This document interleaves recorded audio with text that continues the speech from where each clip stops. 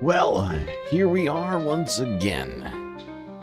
Floating somewhere between Earth and space, just trying to figure it all out. Got a hell of a lot to talk about here tonight, Space Fam, so I guess we'd better get right to it. As always, don't forget to buckle up those seatbelts. Otherwise, you might go floating off into that deep dark void and never to be seen again. Something which nobody here wants to see happen.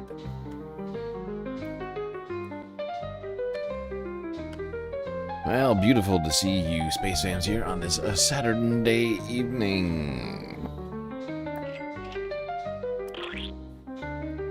Okay, I got my hat and my glasses on, which means I'm ready for the stream, but first, some shoutouts. Mozart, HBX, Big Jerry 123 in the YouTube chat, Mendo, the Pivot, a close fourth. Joe 47771 also here. Young Chris, Miss T Wash 1. I don't know how I'm supposed to say that. Lord and Dinky Cap, Schmegley, Christy. You got the Green New Deal and Ducky. We're on the Twitch. Well, as I mentioned, we have a hell of a lot to talk about here tonight, Space Fams. Breaking news happening just hours ago. Shots outside of the White House. We got all of that to talk about. And then a few other things in the U.S. news space. Stephen Colbert making a TV appearance of the long-form variety. What else we got? Ah, right. Operation Epstein Fury. Is it over? Trump surrendering?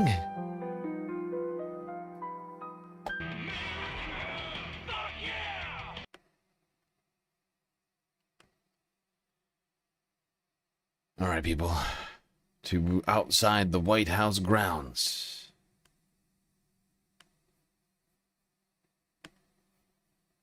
Earlier on Saturday evening.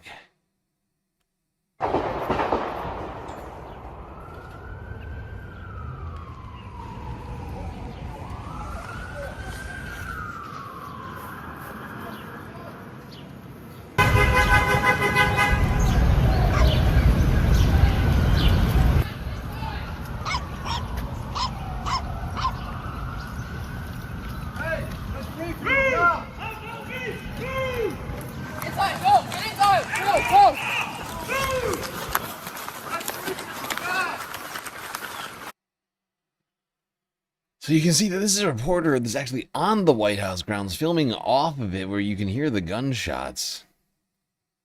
Then people start, I'm assuming, White House security, secret service or whatever. I don't know, Capitol Police. I don't know who was actually doing the shouting. People saying to get back.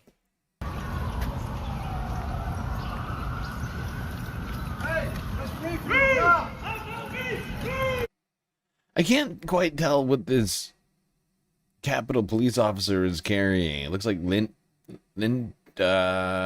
truffles, right? Is that not what it looks like? Is that not a bag of truffles?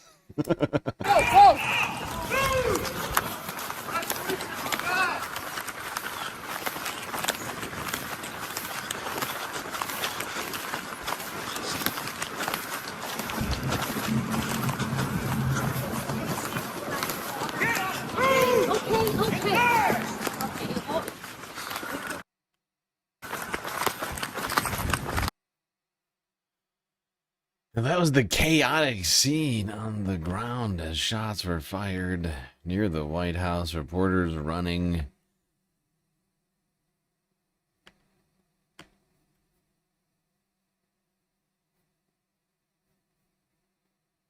And then came the reports. Al Jazeera, 3 hours ago.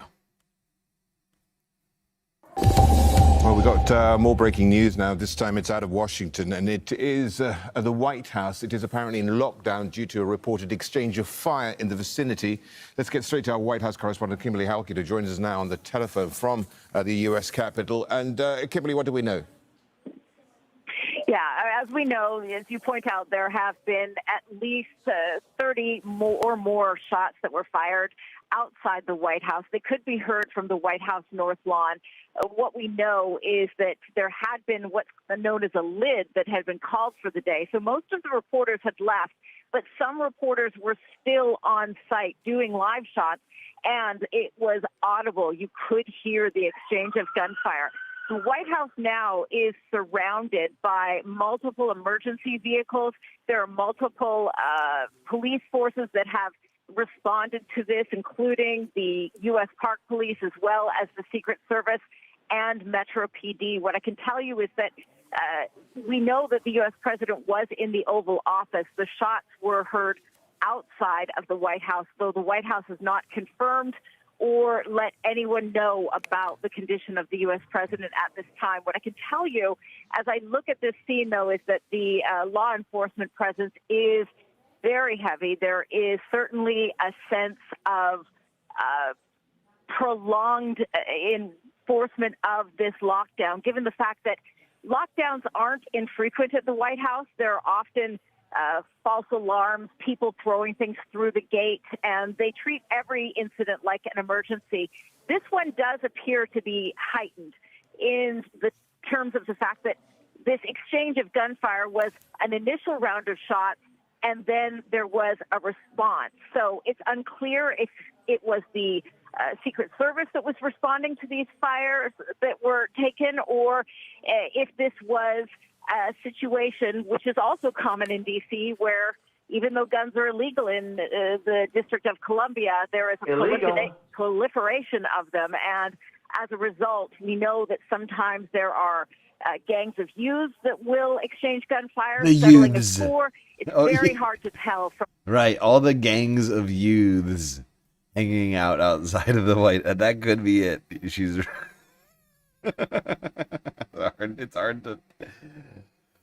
it's almost hard to even pretend it. Yeah, it could just be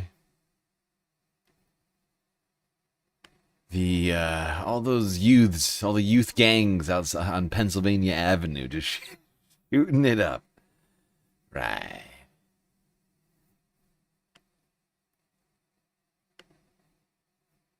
Darn youths.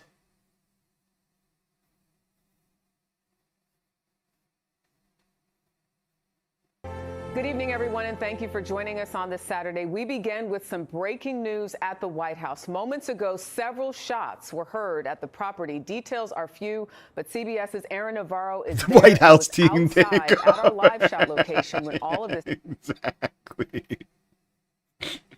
Exactly, Doug. It's a White House team takeover, though. Oh, no. No! Oh, God. You're hurting the kids. And Aaron, what do you know? And we obviously saw that you were there being told to get down immediately.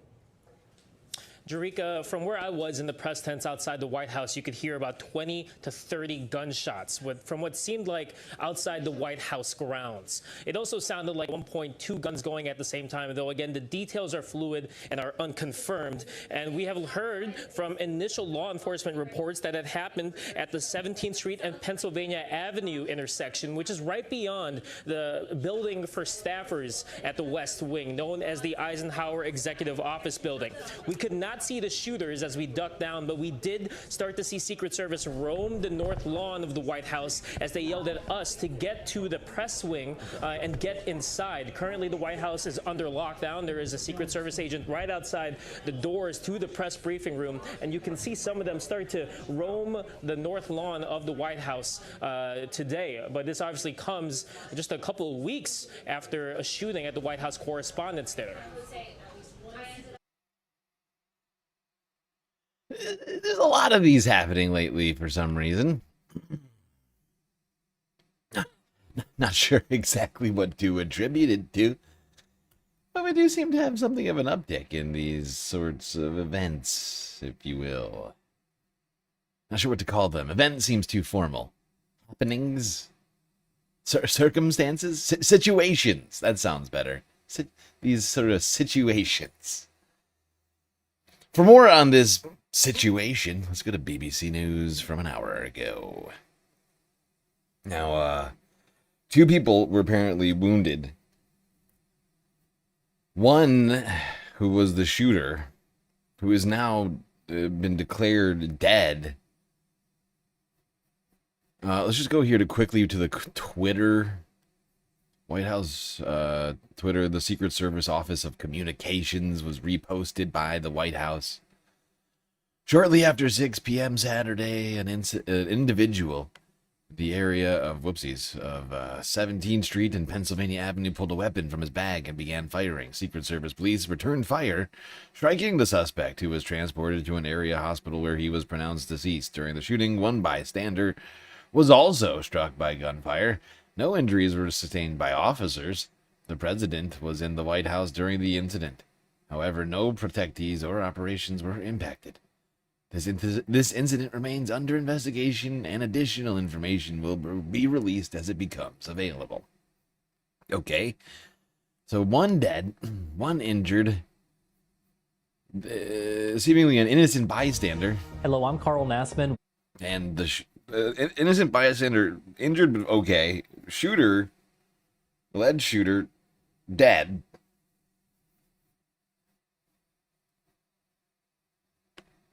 Come on the air with some breaking news. 2 people were wounded in an exchange of gunfire with Secret Service agents outside the White House. Officials say a suspect had approached a checkpoint near the White House complex and then opened fire at officers. They say the scene is now contained and the wounded alleged shooter has been apprehended and taken to hospital. You can see a live look here. This is about a block away from the White House.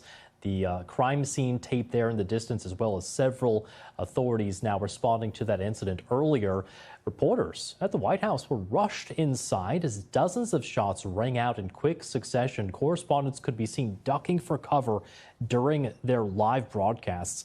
President Trump was in the White House residence at the time. The incident comes, of course, only a month after a gunman fired at reporters and government officials while they were in the building at the White House Correspondents' Dinner here in Washington. Well, earlier I spoke with Aaron Navarro. He's the CBS News White House reporter. He has more on the reports of gunfire that was heard nearby the White House, as well as the security response that followed. Yeah, just to set the scene for the shooting, it happened on the intersection of 17th and Pennsylvania Avenue, kind of right outside the White House grounds. And there is a gate as well as a security post along with several Secret Service cars in that area. But the latest that we are hearing from law enforcement sources is that 2 people were hit by the gunfire and then transported to an area hospital. It's the suspect and a possible bystander. Our understanding is that the suspect is in critical condition while the second individual is in serious condition at this time. It appears that U.S. Secret Service agents were fired at, though unsuccessfully, and then returned the fire from the shooter that is right outside the White House grounds. I was here on the North Lawn preparing for a live shot when you could hear about 20 to 30 gunshots at points sounding like they were coming from different guns just outside of the grounds. We know that the FBI is on the scene. The FBI Director Kash Patel put a statement out on X saying that we will update the public as we are able. Ah, good. Cash is on the case. See you in Valhalla, bro. Cash out. Director, FBI, dude. USA Hockey rules. We have such an unserious fucking government. like, I feel like that was an accurate portrayal of Cash. Anyway, here's the scene currently. I have a live feed. Or, well, this is a clip of the live feed, and then I have the actual live feed. But this is basically all we know. We don't know the motive of the shooter, who they were. We have zero information. It seems that they were a man. I think that's all we have that is identifiable.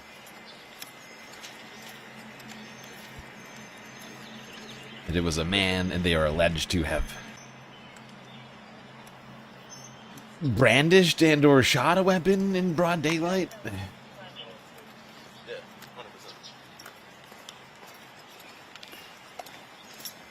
Whoopsies. Did not... No, stop that. There we go. Okay, so yeah, you can see Secret Service patrolling the grounds.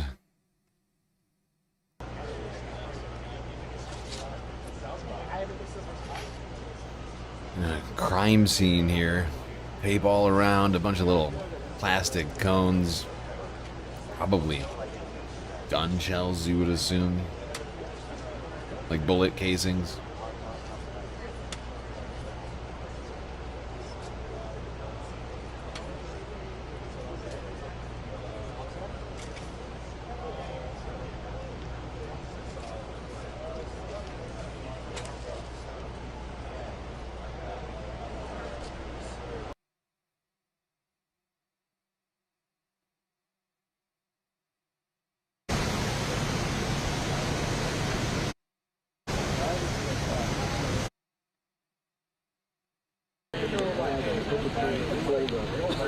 My plan was cleaning out my closet.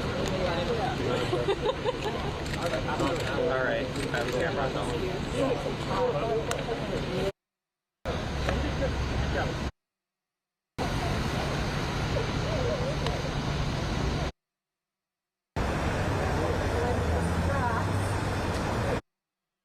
Well, there you go. That stream, this stream right here just ended. This is from the Associated Press.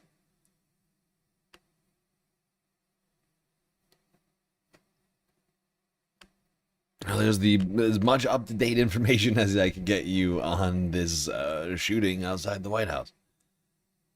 Still feel like I wasn't able to give you all that much on it, but felt like a fairly important piece of news, regardless of what I was able to contribute to it. But there you have it. Shooter dead. Bystander shot, but in stable condition. Donald Trump seemingly perfectly fine. Same thing for the Secret Service. Investigation underway, according to Cash. Good old Cash App.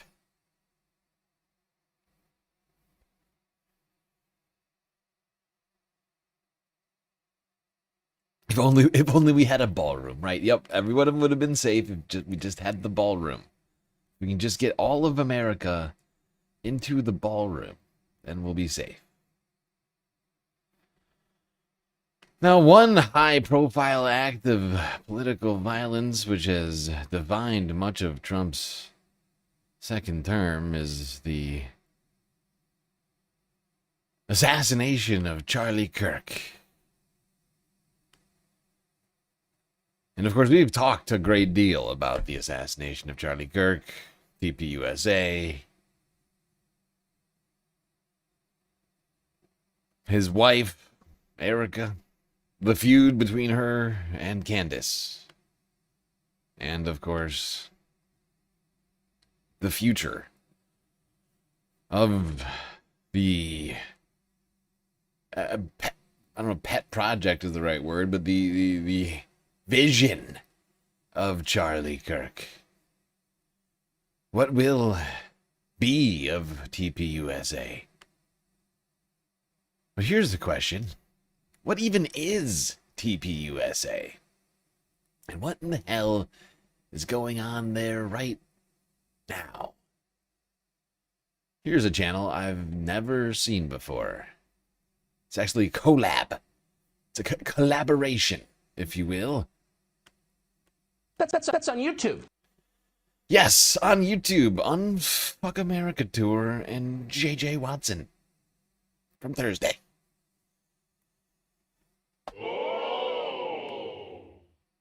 I was handed 12 chapters, and only 7 of them were actually real.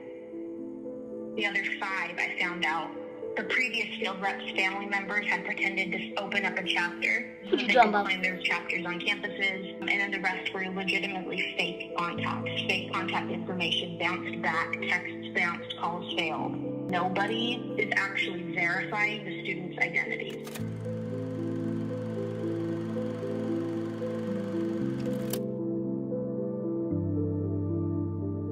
Please welcome Turning Point USA CEO and Chair, Erica Kirk.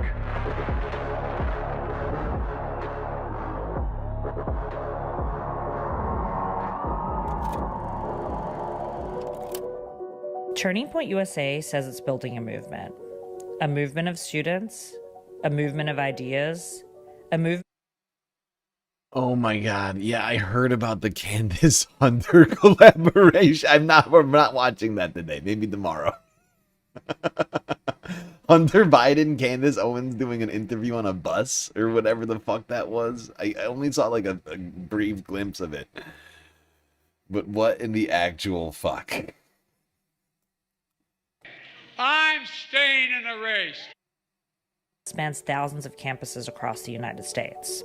The goal is for these clubs to be in every high school across the state. In its own filings, the organization claims to operate more than 1,800 campus chapters and to be active in more than 3,000 high school and college campuses. Great question. Start a Turning Point USA chapter. It says its program reaches millions of students.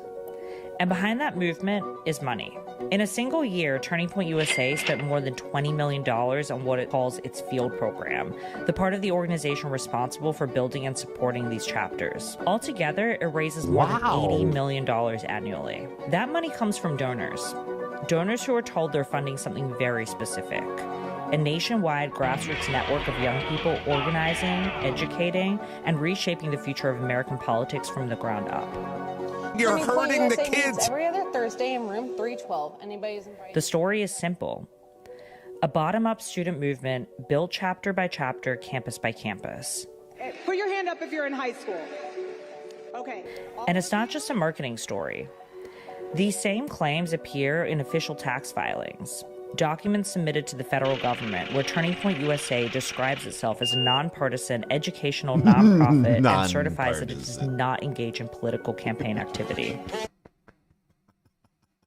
Nonpartisan. Yeah, that's a good one. When has Turning Points ever endorsed any political candidate? Or like even like it had a political, like, you know what I mean? Like every single person that they have come to one of their events is highly partisan. I couldn't think of a more apt description for TPUSA. Partisan political organization. That's exactly what they are. The fact that they pretend not to be is hilarious to me. That's a good one. Tell me another funny joke. Give me a joke. Educational nonprofit and certifies that it does not engage in political campaign activity. Point Action and Turning Point USA. This is the foundation of the organization. It's what justifies the money. It's what sustains the mission. It's what donors believe they are funding. What they've done is put America right back on the right course. But what if the numbers don't mean what they actually seem to mean? What if the chapter isn't what you think it is? What if the movement isn't actually there? We started asking a simple question, not about politics, not about ideology, just about reality. Are these chapters even real? Hi, Elizabeth. This is Jessica, and I'm the president at high school. You had reached out to Maggie, our director of student activities, and she forwarded us your email with some questions about having a Turning Point chapter on our campus. We do not currently host a Turning Point chapter on our campus, although I know it on our website. But if you want to give us a call back to have further conversation, we absolutely can. You can call us. Okay, just before we move on to part 2 here, this video, just in case anybody missed what just happened, I found this to be incredibly good journalism here. But she is calling a high school to speak to administrators there to reach out to the Turning Point USA chapter that is listed on the Turning Point USA website, and the person on the other end of the line is saying, we don't have a Turning Point USA chapter at this school, even though it may say it on the website. We would know. We would know if it was here. Oh, it's very strange. Further conversation, we absolutely can. You can call us. That's really weird. In its public messaging, Turning Point USA presents a clear picture of scale, a presence on thousands of campuses, a network of chapters spanning the country. Not even a way to click on the school. But in its IRS filings, the language becomes much more specific. The organization reports 1,873 charter chapters, and activity on more than 3,300 campuses. There are roughly 3,500 Turning Point chapters at colleges and high schools across the country. At first glance, those numbers seem to reinforce the same story, but they describe two different things. A charter chapter suggests something defined, a group of students, a structure, some kind of ongoing presence on campus. But active on campus is much less clear. Club America is now on 3,300 high schools in America. It could mean a functioning student organization, or it could mean something much looser. A single event, a student who signed up, a chapter that once existed but no longer does. And beyond that, the organization also refers to what it calls activism hubs, a category that's less clear still. The filings don't spell out how these different forms of presence are defined or how they're counted. And without a clear definition, the scale becomes harder to interpret. Because these categories overlap, or if they're applied inconsistently, then the total number may not reflect what people assume it reflects. Yeah, this is wild. Okay, now let me just skip ahead, because she goes through the process of setting up a chapter, and it's fascinating just how easy it is.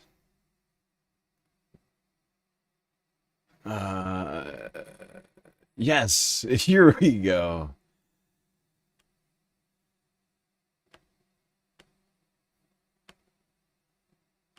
Ground. Because if a chapter can be defined loosely, then how much does it take to actually create one? Could a chapter exist without a real presence on campus? Without the school even knowing? Could it exist in name only? And if that's the case, can 3 people in their 30s start a chapter at a high school that doesn't exist?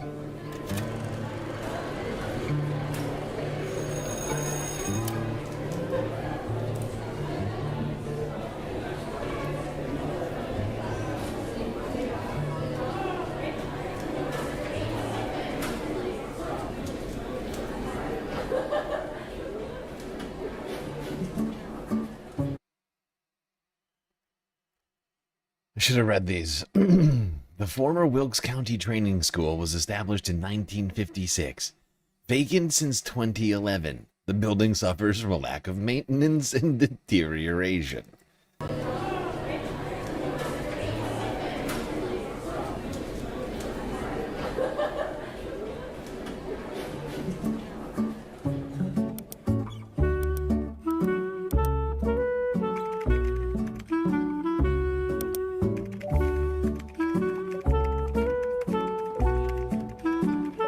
Generate an image of 5 high school kids. Wait, hold on. I can't tell if this is ChatGPT or Gemini or something. Generate an image of 5 high school kids standing in a school hallway holding small American flags. Oh.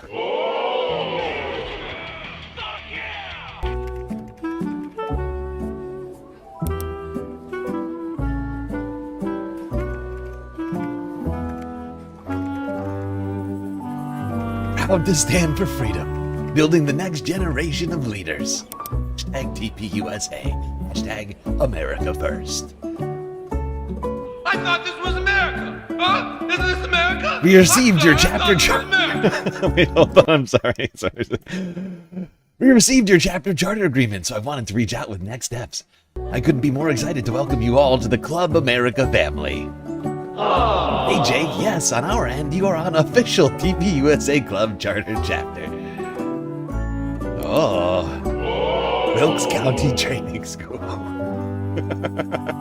Ridiculous quotas, like you expect it in 1 month for this one rep to start 40 chapters. So this is ridiculous. how are these reps supposed to do that? Well, they would give gift cards to the students if they started a chapter, but nothing would ever come of that chapter. So it'd just be one kid called the president and one kid called the vice president and then one kid called the secretary, and they got gift cards. You could have 50 chapters technically, but 3 of them hold events and like 10 people show up. And the others, they were given gift cards or they signed up and nothing ever happened. He was pushing us towards other clubs. A name, a contact, a record that may or may not reflect what's actually happening on the ground. And when those different realities are counted together, they produce a single number. Ultimately, the question isn't just how many chapters there are, it's what those chapters represent, and whether the numbers being reported reflect a reality in schools across America. Yeah, it's fascinating. This really made me question all of the claims that they're making. I mean, I already was skeptical of many of the things TPUSA has claimed over the years, but wow. That was a revelatory investigation from Unfuck America and J.J. Watson. That's on YouTube.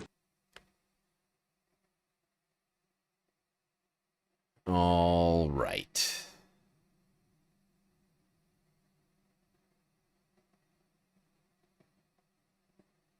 Let's move on from talking about things either tangentially related to or directly related to political violence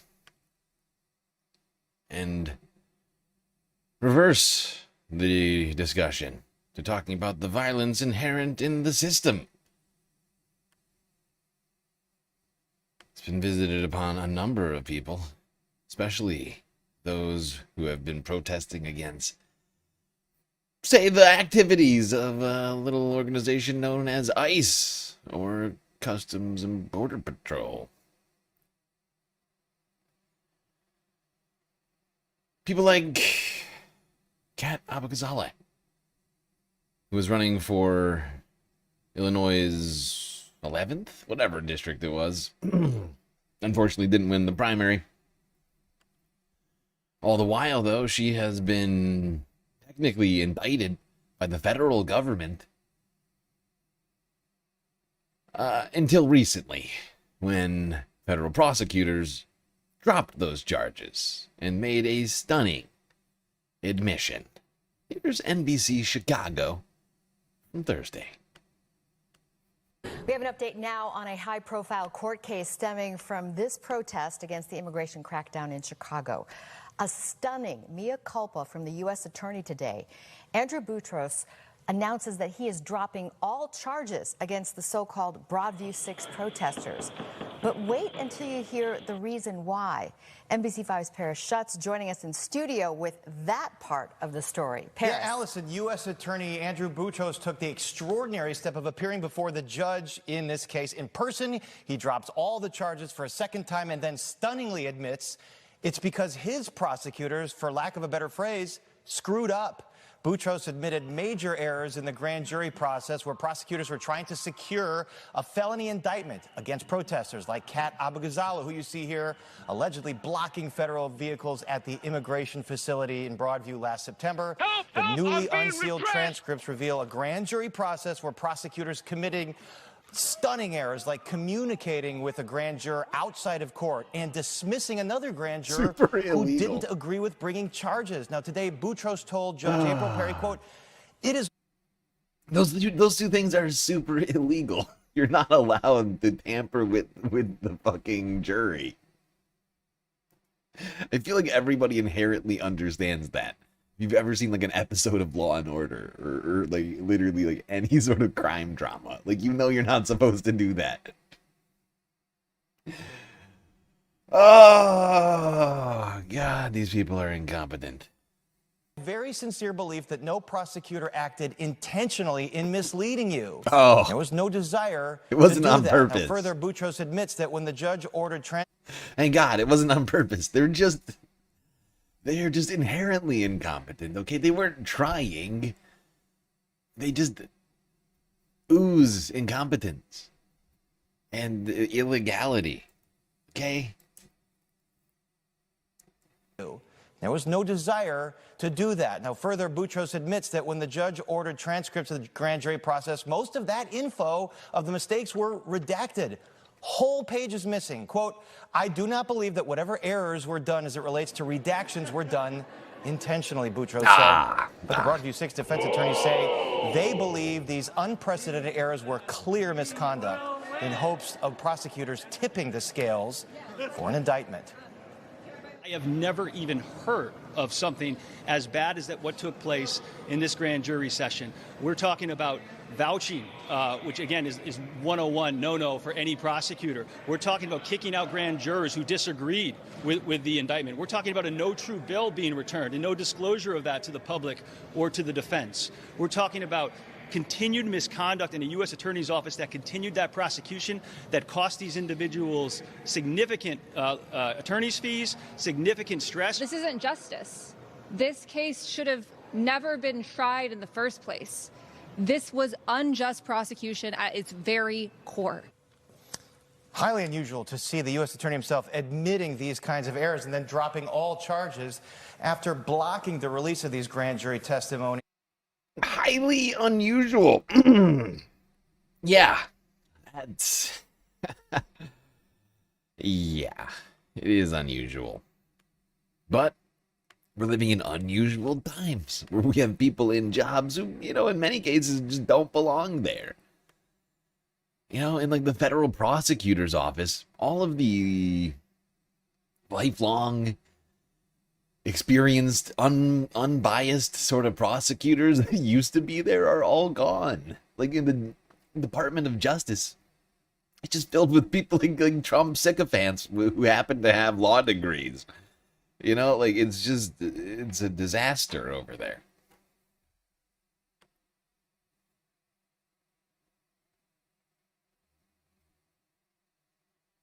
It's a fucking disaster over there.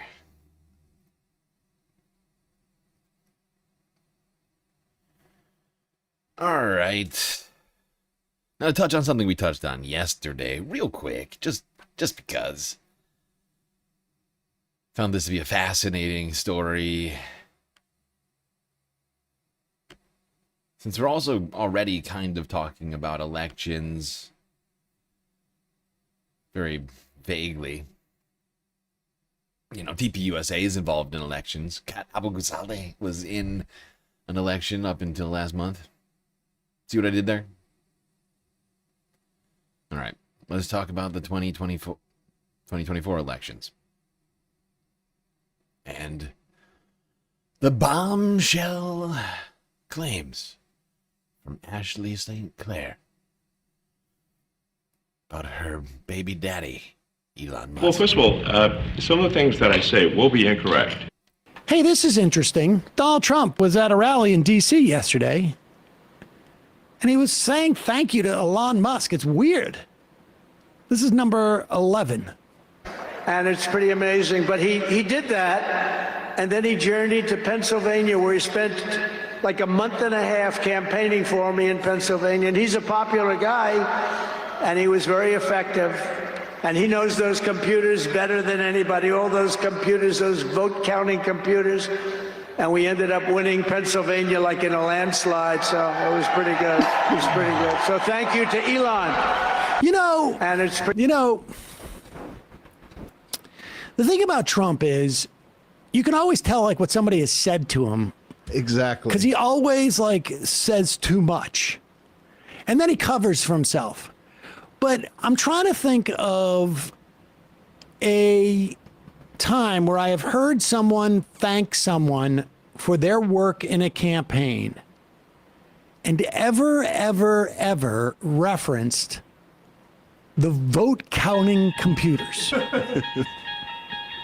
Like I've heard people say like, oh, you know, I appreciate how dedicated this person is to the issue of blank blank, which means that they gave them a lot of money, or they worked tirelessly. They traveled the state. They met people. They knocked on doors. They printed posters. Their strategy was great. But I've never heard anybody say, we won because somebody really knew about the vote counting computers. Not even the Biden crime family said Even during George Bush in Ohio in 2004, where I can't remember the name, the electronic voting thing. There's an old saying in Tennessee, I know. Of George Bush's campaign. You didn't hear Bush come out and say, really got to hand it to those guys. They make a great vote counting machine. You know what I mean? But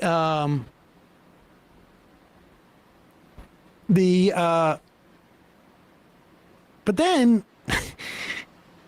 Elon Musk's ex-girlfriend, and in fact, I think the mother of one of his estranged mother of one of his children. Yeah. She was hanging out a lot with Elon Musk during that time, apparently, and she has a story to tell that she posted on her social media. And then October rolls around. And in October, Elon tells me that he is ready to release his, in his words, anomaly in the Matrix. And I am like, oh, like, who's that? And he says that he has 10,000 lasers in space, referring to his satellites. I say, because I am like rather uncomfortable and I know the gravity of what he's trying to tell me right now, I say, wow, finally a focus on the Jewish vote. He keeps going and he says, you know, that was a joke. Pause it for a second. He was joking about, she was joking about Marjorie Taylor Greene saying Jewish space lasers. The Ice Age. Yeah. You remember Marjorie Taylor Greene? The progressive hero champion. of the left. Yes, exactly. Go ahead. Yes. This is not something on, this is not a piece that they'll see on the chessboard. And I straight up tell him, I say, I would ask more, but I really don't want to be deposed. To which he says, very wise. Shortly after that, you know, he's involved with America PAC and all of this other stuff. And he's sending me some internal data from America PAC, real-time Delta vote metrics. And I am just like, how the fuck do you have this sort of data? You don't get this from door knocking, because that was one of my first jobs in politics was in campaigns and cleaning up this bad data from door knocking, because the vendors that America PAC is using at this point is a vendor that hires Craigslist crackheads for door knocking. And I wish I was exaggerating there, but I'm not. Call a crackhead. I know, like, I have caused harm with my rhetoric. However, I never like sought out to cause harm. Like, there were parts of me that really wanted like the best for the country, for America, for democracy. And one thing is I have always hated big tech. So then to have, I gotta say, it's weird, like her saying that she hates big tech when she's got a baby with perhaps the most notorious big tech bro. Like, there's some, like, it's a weird dichotomy going on there, sort of paradoxical in nature. Oh, it's a little weird. arguably the most powerful man in the world, who is Pause it for 1 second. things. What is it? Elon Musk is sort of the main big tech guy of the last 20 years. Yeah. But okay. Well, you know, sometimes we're attracted to what we. Right, I'm sure. Yes, right. Opposites it's like me attract. saying I hate. Sam's saying opposites attract, and maybe he's got a point. I find this to be a fascinating claim. And whether or not it has any credence, I think is hard to know for sure without an investigation, which is what I think needs to happen. Okay, now that this information is public, right? I mean, and she's made this very shocking claim about this guy who, as we all know, was heavily involved in the election and then was just given the keys to the government last year in the form of the failed Doge experiment. Like, I think there is a lot of questions around Elon, and this really, I think, brings up more questions. Was he telling Donald Trump that he had a way of stealing the election? Did he have some way of looking at data, changing data, whatever it might be? Questions need to be asked, and I think we need to get some answers. You know, subpoena this motherfucker in Congress, testify under oath. Well, first of all, some of the things that I say will be incorrect. I don't even know. So then to have arguably the most powerful man in the world who is sending me things about, you know, using his space technology in the election. I should also say that I have all of this backed up with many people with explicit instructions should anything happen to me, okay? But this was something that I was internally wrestling with while publicly not really showing that I was having any of these internal ethical conflicts with myself regarding this information.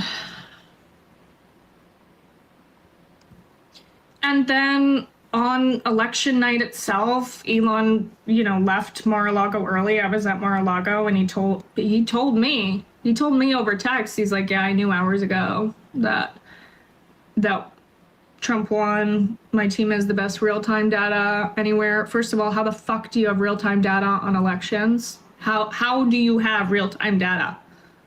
I could not understand that. I don't know that I ever will.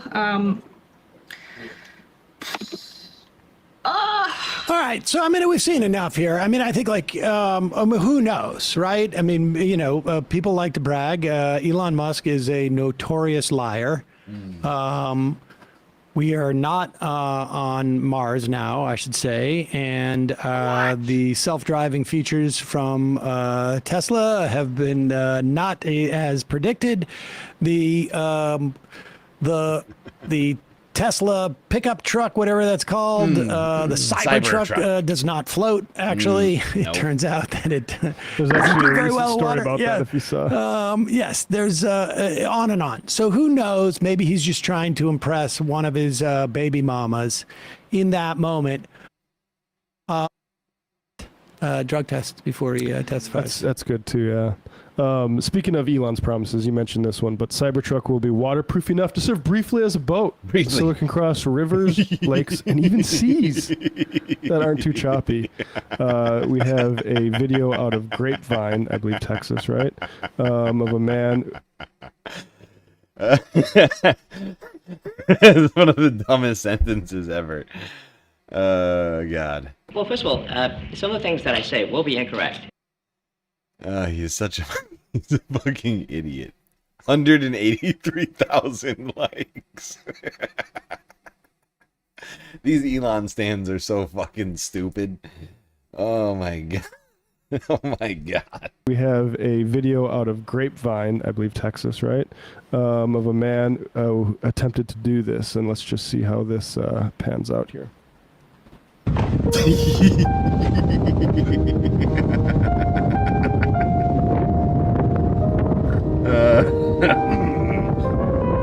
Oh god.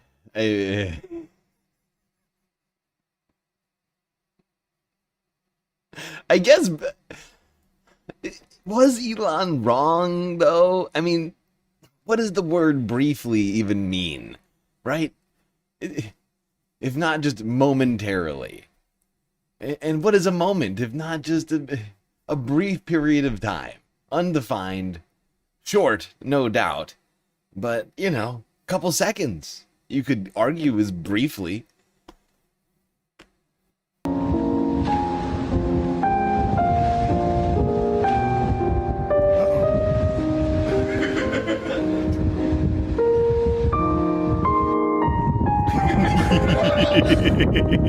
Whoops, daisy. Bro, I told you I was stuck, bro. I saw this, like, I was thinking about doing this earlier, like, I mean, I think this happened, like, Wednesday or something like that, like, I saw it, like, the day it happened, and this is, like, one of the things that's brought me joy all week, is this fucking video and this image of this old dude clinging to the side of his Cybertruck with this boy still stuck in the passenger side.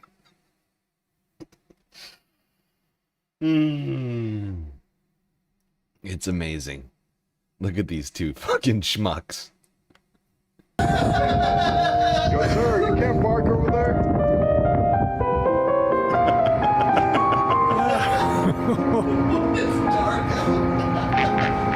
Fun day with the Cybertruck. Then I saw somebody post a picture of a Rivian going through like a big, like a massive, sort of flooded area. I'm loving how many other, I can't identify the types of cars, but I'm seeing more EV-looking vehicles besides Teslas, and it is a sign that nature is healing. How much is a Cybertruck? 100K, it's expensive, right? yeah. That sounds like a 100K experiment. I have no idea. But you get bored of it after a certain while. Like, let's take this thing to the water, see what it can do. I mean, it did briefly serve as a boat. I just want to say, you know, we shit on Elon all the fucking time. I hate this guy. You know, everything he says is wrong. But, I mean, what does the word briefly mean? Did it cross? I guess here's the problem. Okay, here's the problem. He follows it up. I would actually, if the sentence ended here where the comma is, right, like that'd be one thing, right? If we just, right, boat, period. Briefly as a boat, period. That would have checked out, I think. But the problem is he follows it up with so it can cross rivers, lakes, and even seas that aren't too choppy. That's where I think he loses it, right? Do you see what I'm saying here? Like, like technically, like he wasn't wrong until he finished it with this, right? Like this was a few steps too far. Because let's be real, this was like a pond. I don't know where this was. Maybe this doesn't look choppy at all. This is fucking, I mean, this is as calm of a sea as you could possibly get. And he still had to get towed out of there. He had to get the crane in here and pull him out of there. So God, you know, for a second I wanted to give Elon a little credit, but I'm afraid I can't. Well, first of all, some of the things that I say will be incorrect. Yep. I'm afraid Elon's still saying a lot of incorrect things. It's a real theme.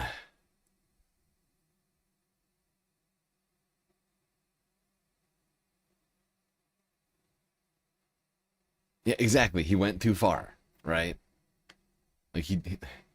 Like that initial claim, he could have gotten away with that. It could have been vague enough. There's like, look, I didn't say how long.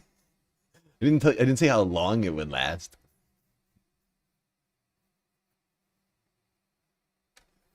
But then he's like, rivers, lakes, and seas that aren't too choppy. That's going way too far. We all knew that claim was never going to hold up. But not that guy. Not that Cybertruck owner. But herein lies the problem, right? You have a product which only idiots buy. And then you have the CEO of the company that makes that product on his social media platform tweeting directly tweeting to those people, telling them just just verifiably false shit. Like, hey, your Cybertruck, it's a boat, bro.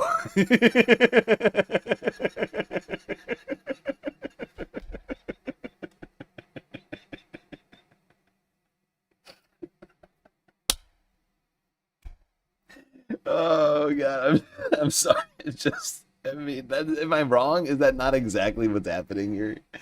You got a real issue, right? You have a very specific group of people buying this product, and then the guy who's basically selling it to them has a direct feed to their brains. Some of them probably have fucking what's it called? Cyberlink? Or is that what it's called? The brain chip? The monkey brain chip? You know, he's basically just he's like downloading terrible advice into these people's brains every day, and then you get Cybertrucks in random bodies of water. And honestly, I think that to some degree, Elon should have like some kind of responsibility for this incident, right? Am I wrong? Like, I feel like he himself is to blame. I'm not gonna say 100%. You know, like clearly those two old guys, they either or both of them should have thought it through and said this is a bad idea. They didn't do that, right? So we're not going to take away all responsibility. They've been on the planet long enough. They should know better, right? But Elon Musk, the billionaire lunatic, putting these products on our streets and running this social media platform, I think he too has some responsibility. Is it Neuralink? Whatever it's fucking called. Whatever the hell it's called, dude. Stupid. I guess my point is Elon should hold some responsibility for this. He literally told these idiots, these people who we all know are idiots, if you own a Cybertruck, there's like a 99 in 100 chance that you are an idiot.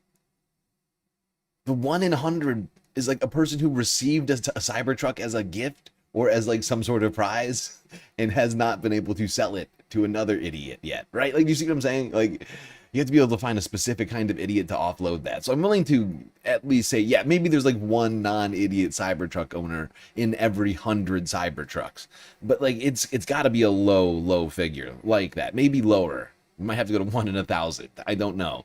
But point is, highly likely, just statistically speaking, that these guys are fucking morons, right? Elon has, it's like, I'm trying to think.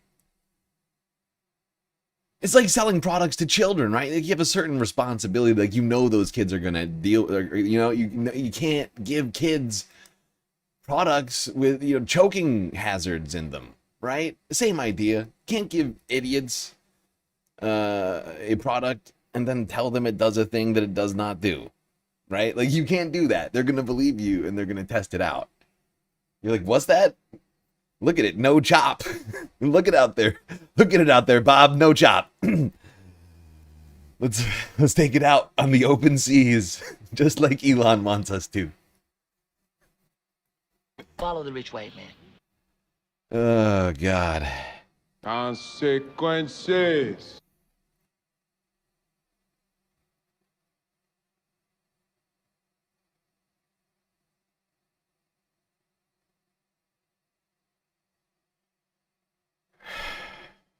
I've lost my place. I've been talking about Cybertrucks for so long, I forgot what I was doing. Oh, right. Let's talk politics. Something Elon's been heavily involved in. And just like with Cybertrucks, actions have consequences in politics. And Trump is pissing off a whole lot of the electorate. What about those who didn't cast a ballot at all in 2024? Those who didn't show up to vote? Well, they have become absolutely perturbed. I dare say they are pissed off at the President of the United States. Voters who didn't cast a ballot in 2024. Trump's net approval rating. Back in November of 2024, just after the election, Look at his net approval rating. It was plus 4 points for his plans in office. But look at that. It is fallen. Yeah. Woo! There you go, Sarah Seidner. That's the only sound you can make. It has fallen through the floor. Look at this. Minus 50 points on Trump's net approval rating among voters who did not, in fact, cast a ballot in 2024. That is awful, awful, awful. Weak, weak, weak. Awful and weak. Trump is getting hammered.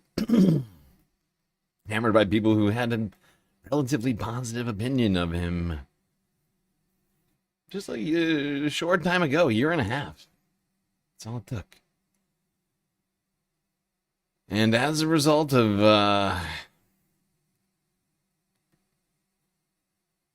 one would assume mostly Trump's actions, and probably to some degree the Republicans' feckless and undying loyalty to the Supreme Leader, people's choice for who to vote for in the midterms here, well, becoming very clear. I'm staying in the race. It's about turnout. And these folks are not just pissed off and want to vote Democratic. A lot of them are actually very likely to vote. Okay, voters who didn't cast a ballot in 2024, their 2026 choice for the House. Look at this. Democrats are winning amongst them by 31 points, and 48% of them are either very likely or almost certain to vote in the midterm elections. So this is a group I'd really be paying a lot of attention on, because the reason why Democrats are doing so well on the generic ballot is in large part among those who stayed home in 2024. Yeah. Now, why did people stay at home in 2024? Who would be likely to cast a vote for Democrats, right? I would say, to some degree, it's people who didn't vote for Kamala Harris because of the Biden-Harris foreign policy relating to Israel and Palestine. It's at least one of the main reasons that I can think of for why Democratic voters, people likely to vote Democrat just inherently. I'm not saying that all of the people, right? Like if you look at this number, I'm not saying that all of the people in this 48% are Democratic, like registered voters, right? Or that they've all voted for Democrats in the past, but there's got to be some portion of these people in here, right? Just because you didn't vote in 2024 doesn't mean that you weren't registered in 2024, right? Doesn't mean you weren't affiliated with a party one way or the other in 2024. And I think that number, I think it's just a guess. That's just where my head is at.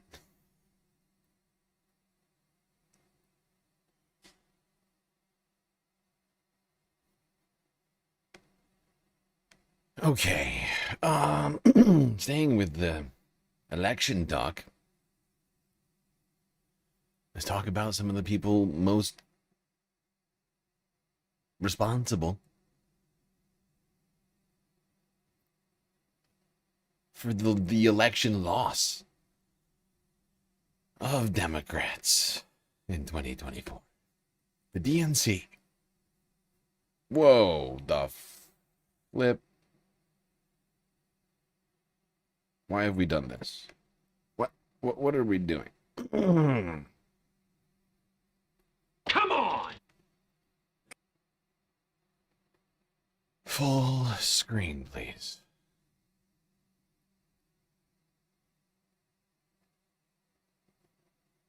There we go. Thank Sam you. Cedar on the Majority Report. It is a pleasure, and I should say Emma Vigeland out today. It is a pleasure to welcome back to the program Dave Weigel, politics reporter over at the Semaphore. Dave, welcome back to the program. Oh, good to be back. Thank you.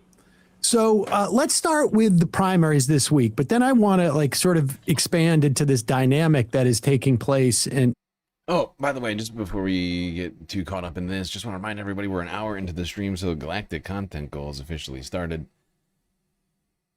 Unfortunately, we're no longer monetized on YouTube, so you can't donate there. But Twitch, bits, power-up subs, gifted subs, prime subs, Cash App, and PayPal donos, and new Patreon memberships, or upgraded Patreon memberships, all count towards the goal. And if you haven't already, hit that follow button on Twitch and subscribe on YouTube. Immediately, if not sooner. And curious if you've seen in your travels what's happening there. Let's start with Chris Robb. I know you were in Philadelphia. Chris Robb was of the blogosphere way back when. We had him on the program, and he reminded me that I had interviewed him 20 years ago, I think in the Air America days.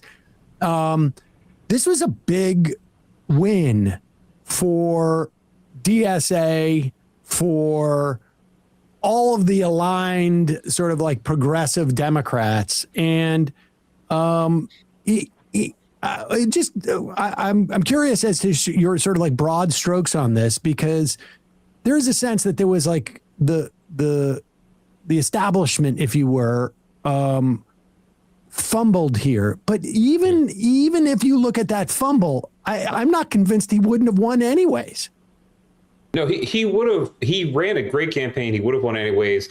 It took years of planning. So Philadelphia, you kind of set it up. Philadelphia was one of the early successful organizing grounds for DSA. They had the Chris rally I went to last week with AOC. He was introduced by the Philadelphia DSA legislators who got elected in 2018. And he had early help from Summer Lee, who was elected in Pittsburgh. Same sort of movement being built there. Very successful in the wake of the Bernie campaign. Striking because Bernie didn't do that well in Pennsylvania. But then also talent is real. And you talked to Rab. I interviewed Rab. He was by far the most talented candidate in. You saw a clip of some lady smashing Scott Jennings on CNN, like physically?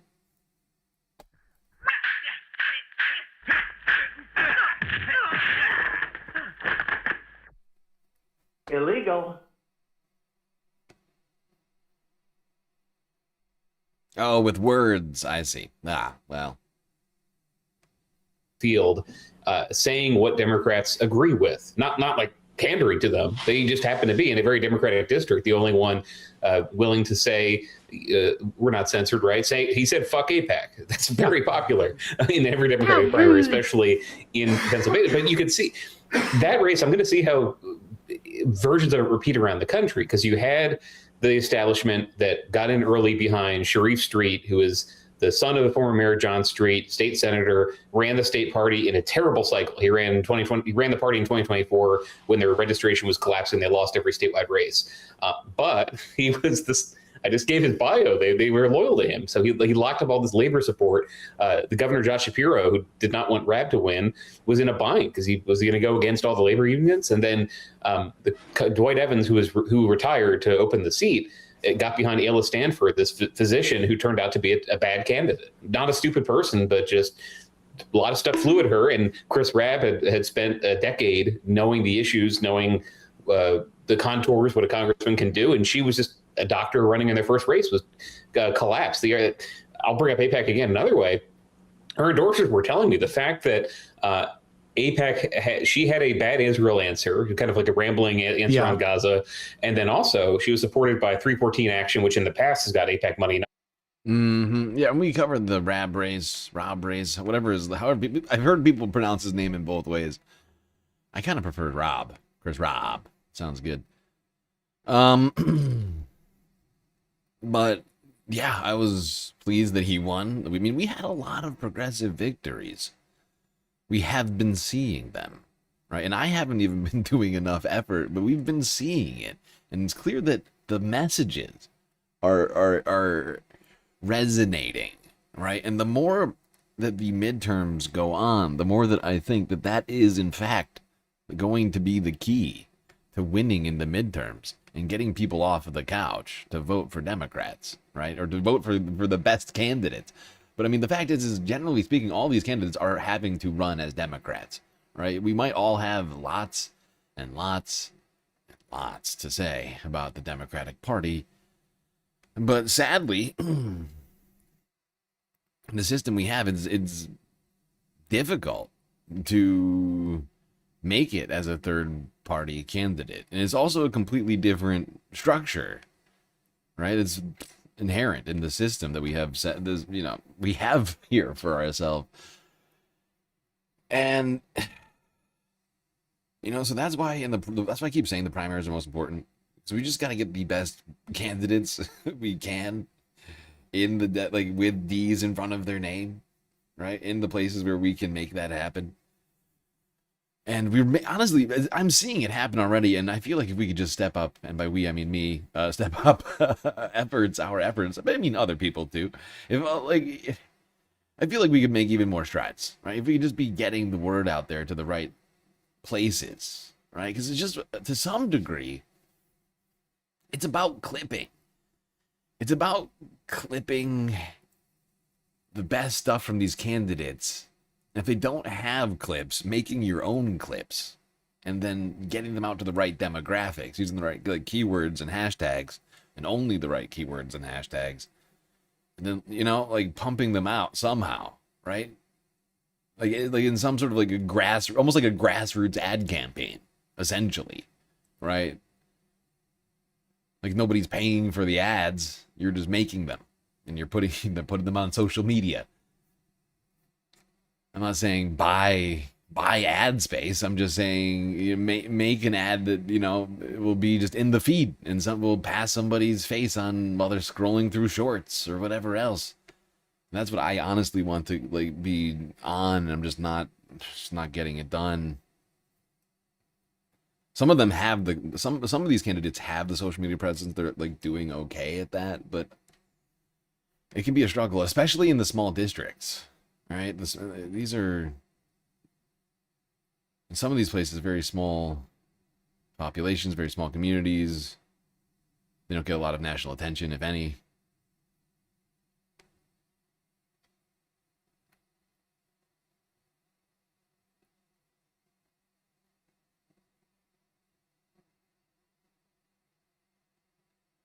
What was I saying? Oh, right. I just wanted to move us on from that particular race. I was like, I got went down the fucking, I forgot the reason why I was talking. Right, just wanted to move us along from the Rob race in Pennsylvania to the more broader discussion of the DNC and the dead on arrival autopsy.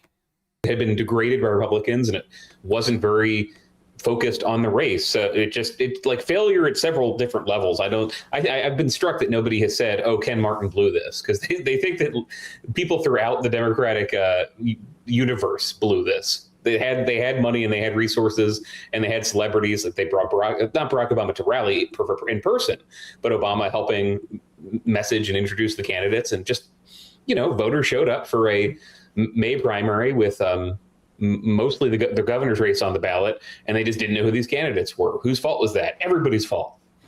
Interesting.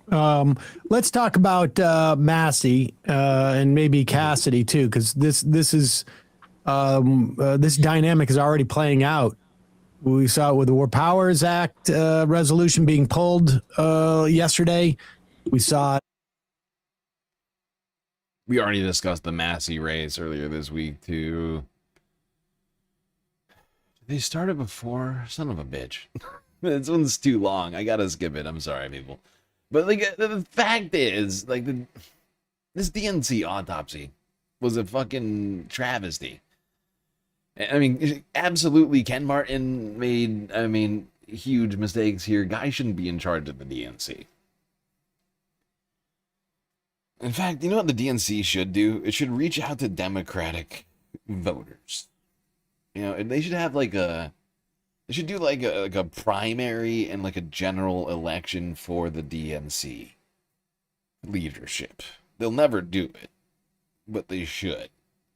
It would be the most democratic thing you could do. But it's not just Ken's fault either, of course. Yeah, there's a lot of failures. Failures within the party structures, within the most high-profile people within the party, whether it's Barack Obama or Joe Biden and Kamala themselves, the president and vice president at the fucking time.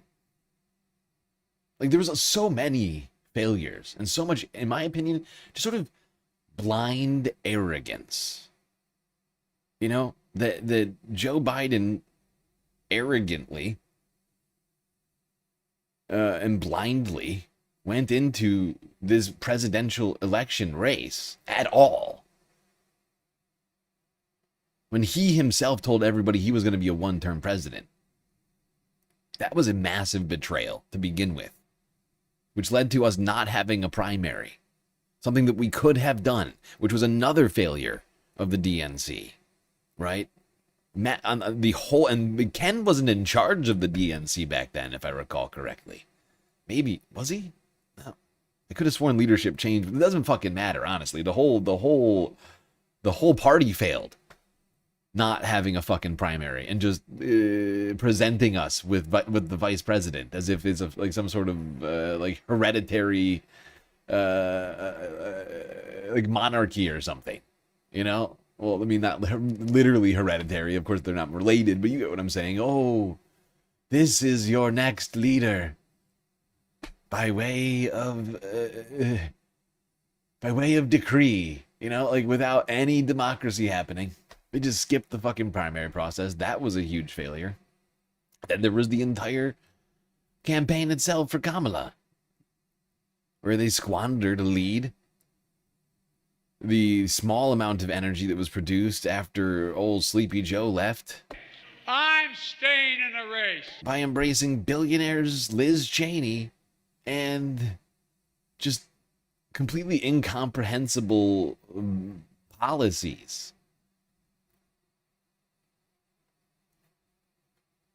And demanding us to all be joyful, right? They like demanded us to all be joyful for nothing.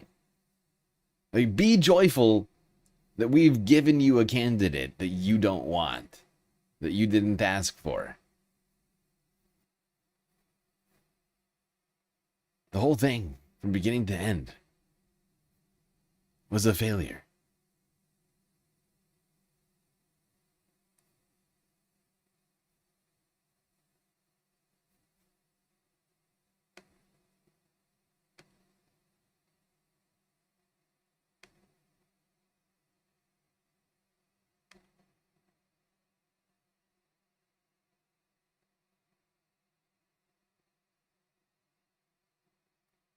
All right.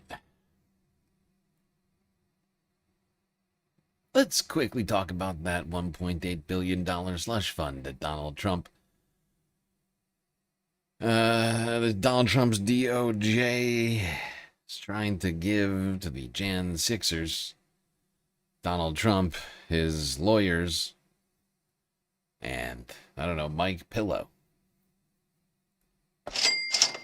This is Democracy Now!, democracynow.org, the War and Peace Report. I'm Amy Goodman.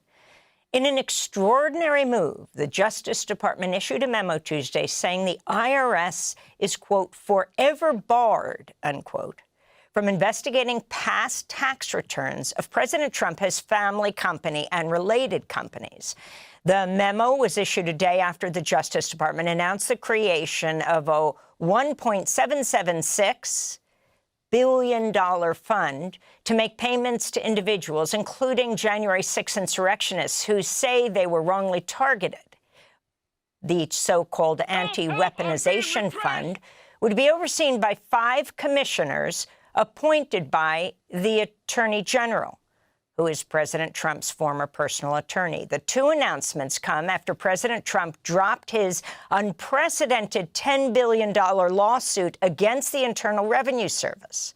Trump, his sons, and their family business filed the suit over the leak of their tax returns by a former IRS contractor who was sentenced to 5 years in prison for leaking the documents.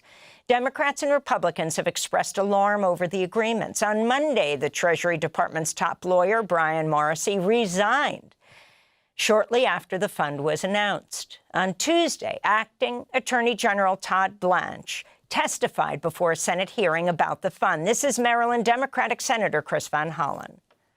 Mr. Attorney General, this is an outrageous, unprecedented slush fund that you set up. Simple question, will individuals who assaulted Capitol Hill police officers be eligible for this fund? Well, as it explained, anybody is just let me know if they're eligible for the fund. as was made plain yesterday. Anybody in this country is eligible to apply if they believe they're a victim of weaponization. Mr. Attorney General, let me ask you this.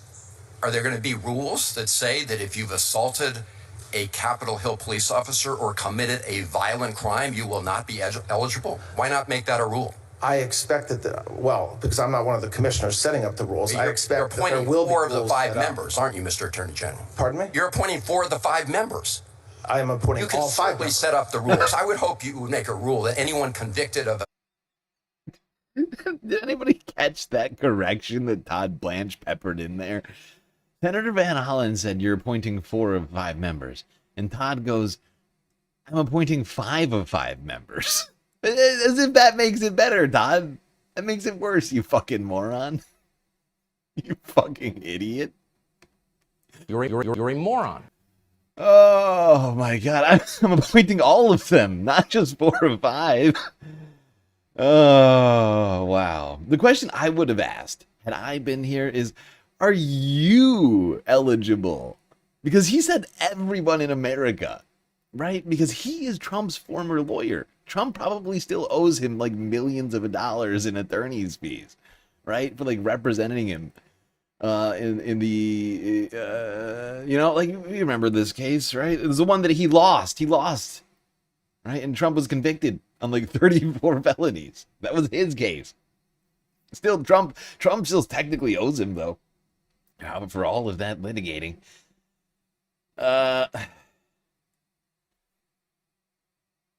And I just would love to know if he himself will be exempted from receiving this money. Because under the very broad language of all of this, he himself said literally anybody can apply.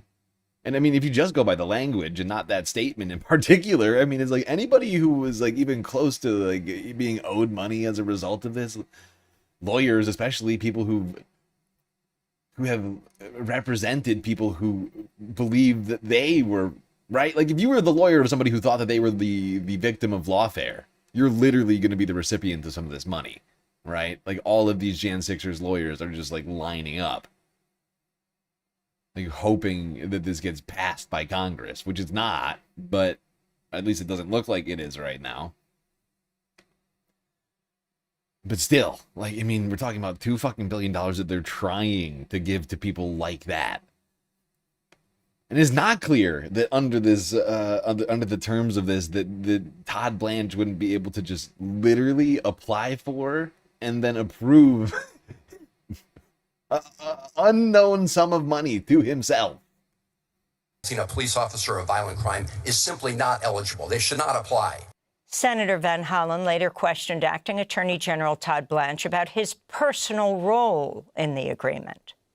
So you're not going to submit this proposal to any federal judge or independent? There is no judge. Any independent authority? An independent. What does that mean? An independent. What is authority? independent? It means not even somebody mean? who's getting to pick 5 of the members who is the president's former personal attorney.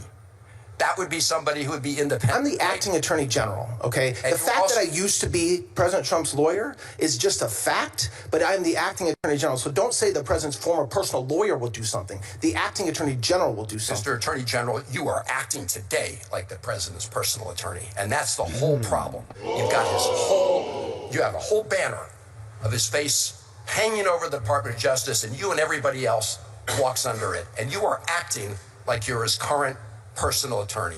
Mr. Chairman, I have no further questions. This all comes as CNN has revealed Todd Blanche was told last year to recuse himself from Justice Department matters involving Trump, citing ethics concerns. Yes.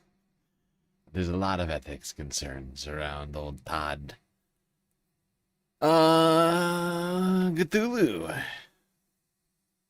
Thank you for the dono on Cash App. 5 bones. Getting us started on the galactic content goal. I think that was the first donation of the night.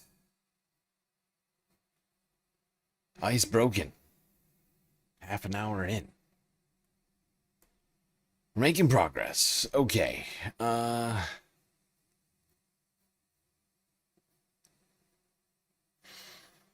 Where was I? Ah, yes. Let's do that. Let's move from Trump's assault on the IRS to the effects of Trump's assault on the IRS. Because here's the thing.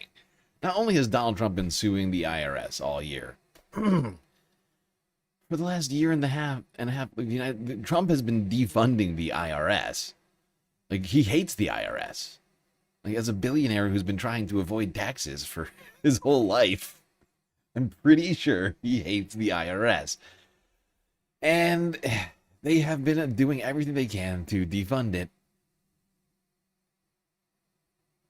Same thing that they've been doing to Social Security.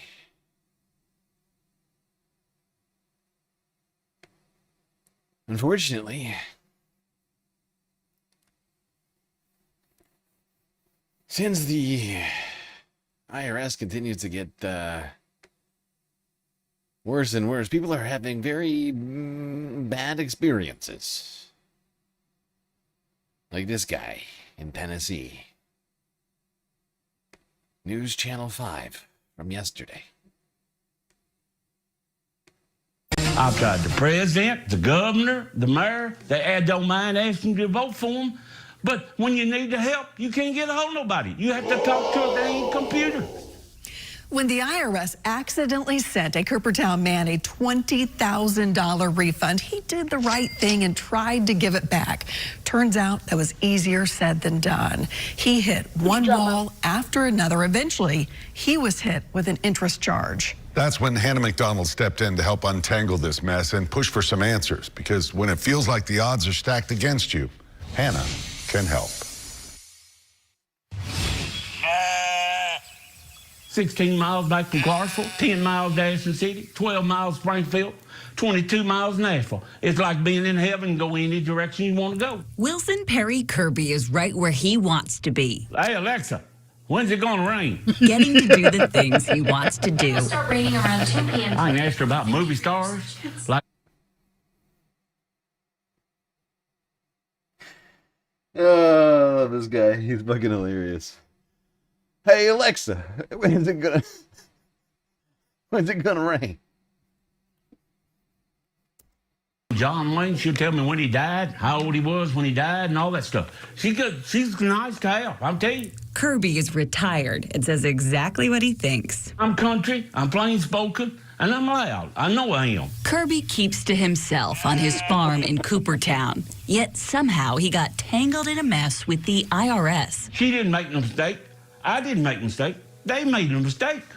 4 years ago, Kirby received a $20,000 tax refund he says was sent in error. Sending it back was a struggle, he says. This is your letter last summer that says, I received the wrong amount of tax refund on May 10th, 2022. Yep. And then, after all his efforts, he says the IRS demanded he pay interest on the money. This year, the tax agency actually kept his entire refund, he says. The IRS wouldn't discuss specifics with me because of federal privacy law. How much did it hurt when you saw that this year they just took your return? Oh, I cried. It hurt me. Kirby's called everyone he can think of for help, from his son to his preacher to the president. I've tried the president, the governor, the mayor. They don't mind asking you to vote for them. But when you need the help, you can't get a hold of nobody. Kirby lost his wife 18 months ago. I called the president, governor, the mayor, however he said that last word. I think that's mayor. And, I mean, this fucking guy. I get the sense we might not agree politically, but he seems just like a good-hearted guy. You know, he's just trying to do the right thing. He's like, this isn't my money. I can't take this. I gotta send it back to the government. And Jesus Christ, what a fucking shit show this is. This is ridiculous. This battle largely on his own ever since. She knows how to text. She's got a computer in there. I don't even know how to cut it on. But she stuck by me, and I wouldn't have what I have today. After years of back and forth, he says things finally started moving when we got involved. By the end of this month, he says he is expecting to get this year's refund, bringing this case to a close. And if it hadn't been for you, I wouldn't have got nothing done.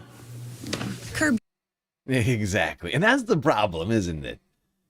Not everybody can have, news on the 5 or Channel 5 on their side or whatever it's called, showing up in their fucking living room to solve their tax situations, right? Like that's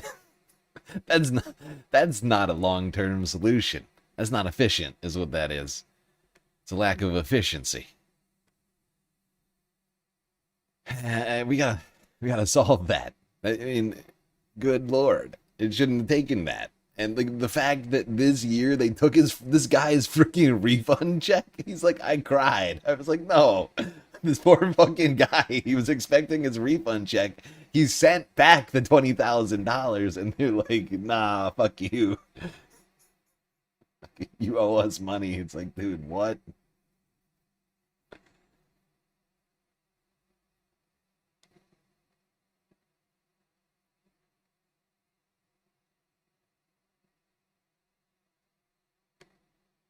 But I don't know if you recall, I mentioned it's not just the IRS that's getting defunded, making it more difficult to get your taxes stuff done. No. Nope. It's also the Social Security offices all across the country,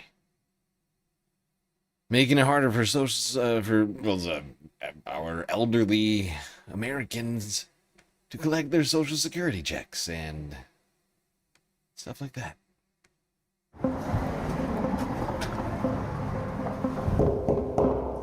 I've been knocking on the door here at the Social.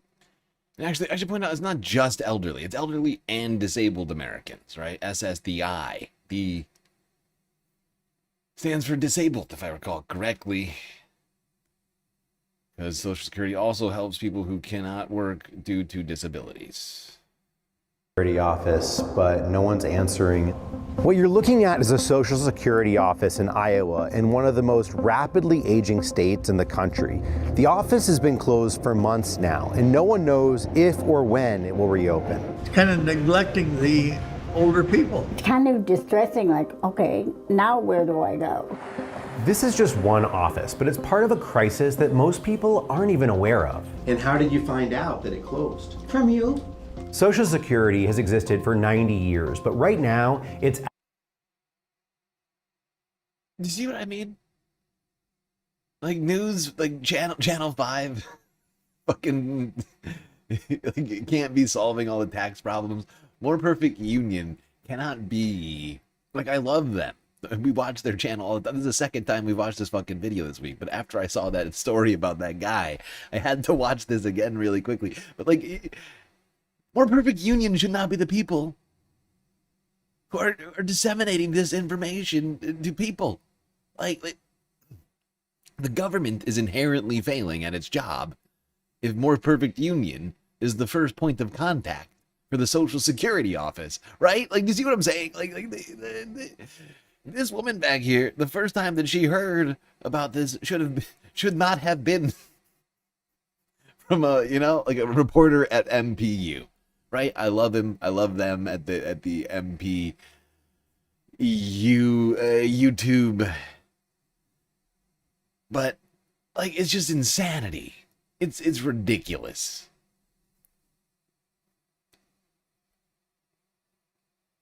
SSDIY. Fucking hell. Yeah, that's exactly what it is, isn't it? It's a disaster. From you. Social Security has existed for 90 years, but right now it's at a breaking point.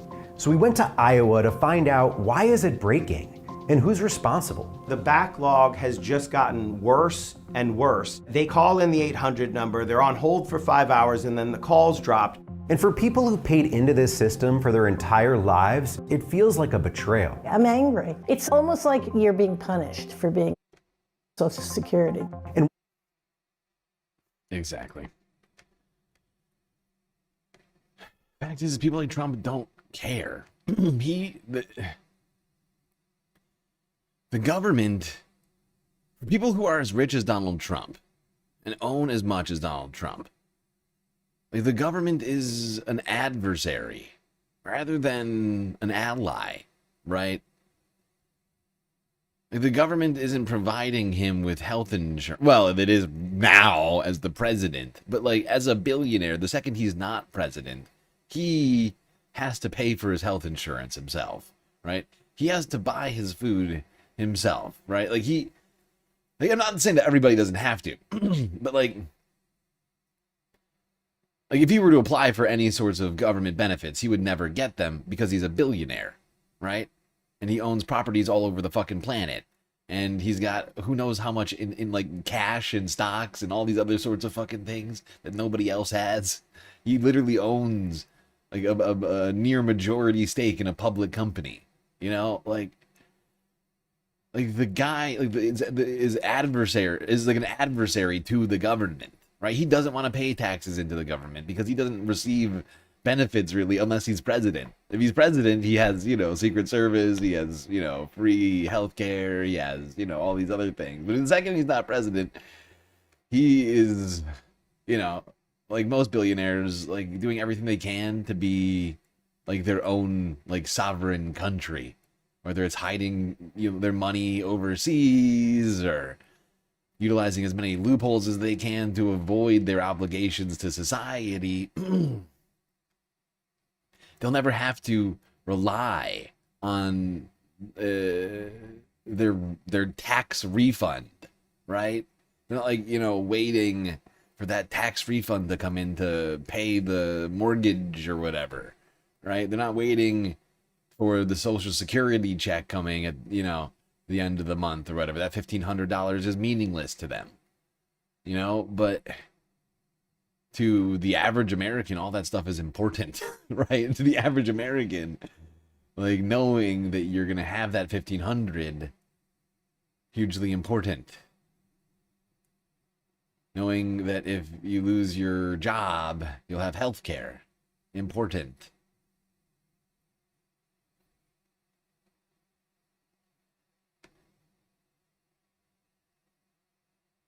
That's why he doesn't care. That's why, when he dismantles these agencies, it's because he sees them all as adversaries.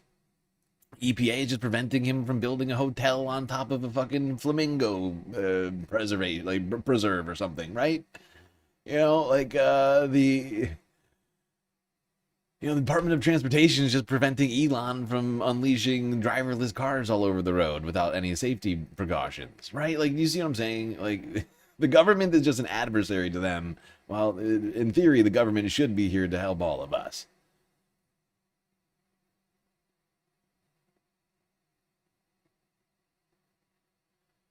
But it's being weaponized against us. Or, in some cases, it's being weaponized against other countries. Like in Iran.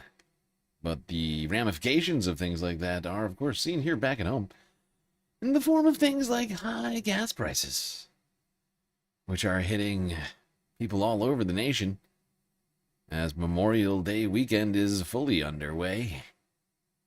Only one day left, really. Here's NBCLA from yesterday on the travel situation. It's going to be a record-breaking travel weekend for the Memorial Day holiday. NBC4's Brittany Hope is live at LAX this morning. Brittany, hello. How are those TSA lines looking out there? Hey, Robin, good morning. I know I was just kind of looking behind myself to look. So a few minutes ago, we had like a super long line, but now, man, it's really cleared out. And I can tell you on a normal day at LAX, usually at 6:30, there's a ton of people.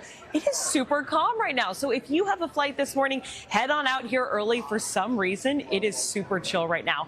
But if you're hitting the roads, not as chill. And that's because of gas prices. Look at this. So we're comparing prices this Memorial Day weekend to what we saw last year. It does not matter where you are. LA, Riverside, Ventura, San Bernardino, Orange County, you are paying at least $6 on average for rough. Good God.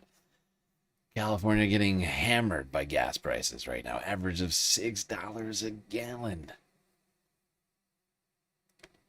Of gas, way more than $1 than you paid last year. Let's talk a little bit more about the roads. I want to bring in CHP Officer Gomez. Thank you so much for being with us this morning. Yes, it's a fun weekend, but it's a dangerous one too. Tell me about that. Correct. When you start looking at statistics from the year prior for 78. Right, this was where I wanted to stop. Okay, we still got more on Memorial Day weekend. If you were hoping to, I don't know, just do something simple, you know, like grab a taco at a food cart. Well, even food carts are feeling the pinch from Operation Epstein Fury. Are you still talking about Jeffrey Epstein? This guy's been talked about for years. We just got this truck in April. This whole May, we've been hustling and hustling. Maneli de los Reyes and her husband Luis travel all across Lee County with their food truck, Taqueria Mil Ocho Mil. From Bonita Springs to Cape Coral, they stop at the pump and fill up. A full tank, she says, costs about $140. She says they fill up about 3 to 4 times a day. They bring us an opportunity, and we have to decide whether or not it's too far because of the gas. You know, we still have to pay our bills. We have to pay the truck, and all the little things that just suck up on what you're making. $140 a tank, and they're filling up 3 times a day. Oh my God, that is disgusting. Disgusting and probably illegal. Oh God, this made me puke. A little bit in my mouth. Oh, so what was that? $420 a day? Fuck that. What? Shut up. To AAA, the average cost of gas is up nearly $1.30 from just 1 year ago. Diesel up by almost $2. Coupled with the rising cost of food, experts say the expense is hitting food truck owners hard. I'm seeing a lot of food trucks really shorten their radius for where they'll actually go and service this gas. Yeah. That's not surprising that food trucks are reducing their radius. Every yard that you fucking increase that radius is like another $1. Oh, screw that. $500 a day on gas. And of course, there's another aspect of this, right? And this is the thing that is hitting small businesses right now. They are getting hit on all ends. While massive multinational corporations are going to continue to do just fine, the small businesses that make America America are getting hammered. Whether it's the high gas prices from one end or reduced spending. Because consumers right now are not feeling it. Because they too are spending more on gas. Maybe not $500 a day more on gas type of situation, but it's a lot. I mean, for everybody right now, everybody's getting hit. It's not just gas, right? Like everything is costing more. Gas is an input in all sorts of things. Oil is an input in all sorts of things. And as a result, prices are hitting people. Consumers are cutting back spending. All-time low consumer sentiment report came in at the end of this week. And so food trucks like that have to decide, do I spend another $400 today on gas? Or maybe we should just sit here all day. CNN, 8 hours ago.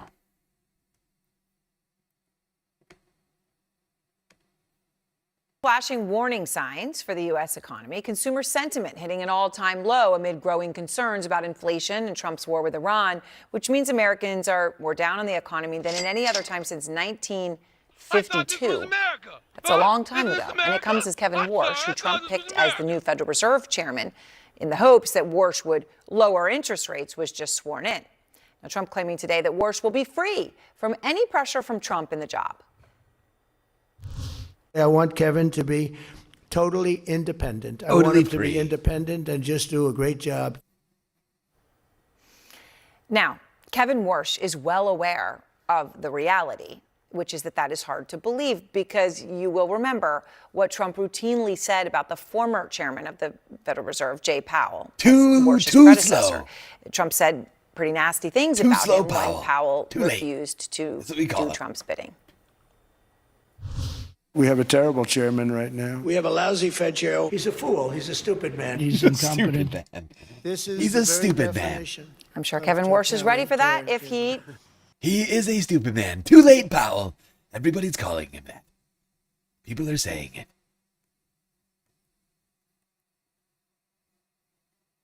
Totally independent. You know, it's a joke. It's a fucking joke.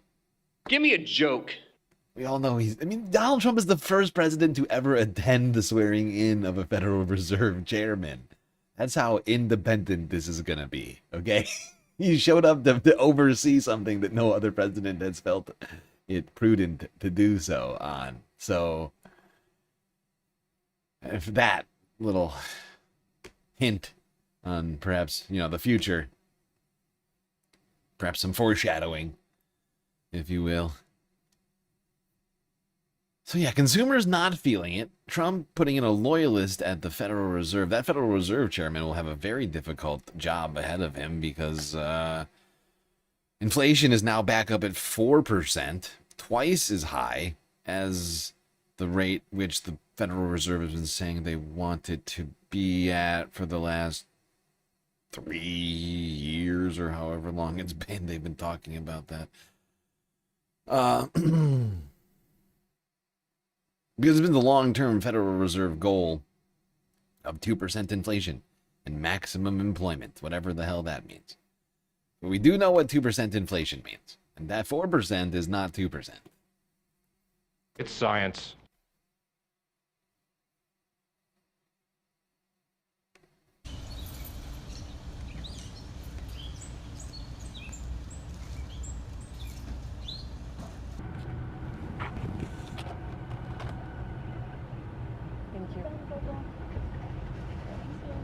It's just a lot going on right now.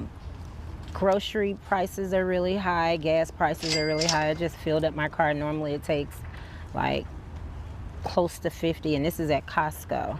It's $70. That's a lot. That's a big difference. Groceries are expensive. Everything is inflated right now. And so we got to get this man out of this office. I'm sorry. No, we don't have to apologize. I think we all agree.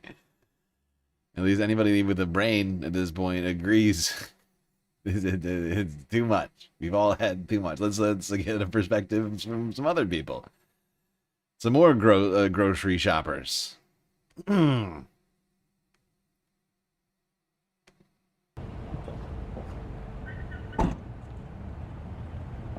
I think voting in general is what makes the difference here. I'm an advocate for it. The things that Trump is standing for are, I don't believe, for the people. He just said on the press the other day that he does not care about the poverty here. He doesn't care about the people here. So I see a lot of Democratic leaders coming in and making differences and providing community resources, providing different options for people here in Atlanta specifically.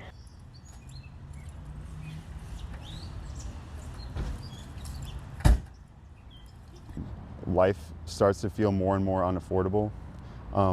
So I would like to vote for either a party or politician who is taking action to reduce the cost of living. However, I also don't feel like anyone in office cares about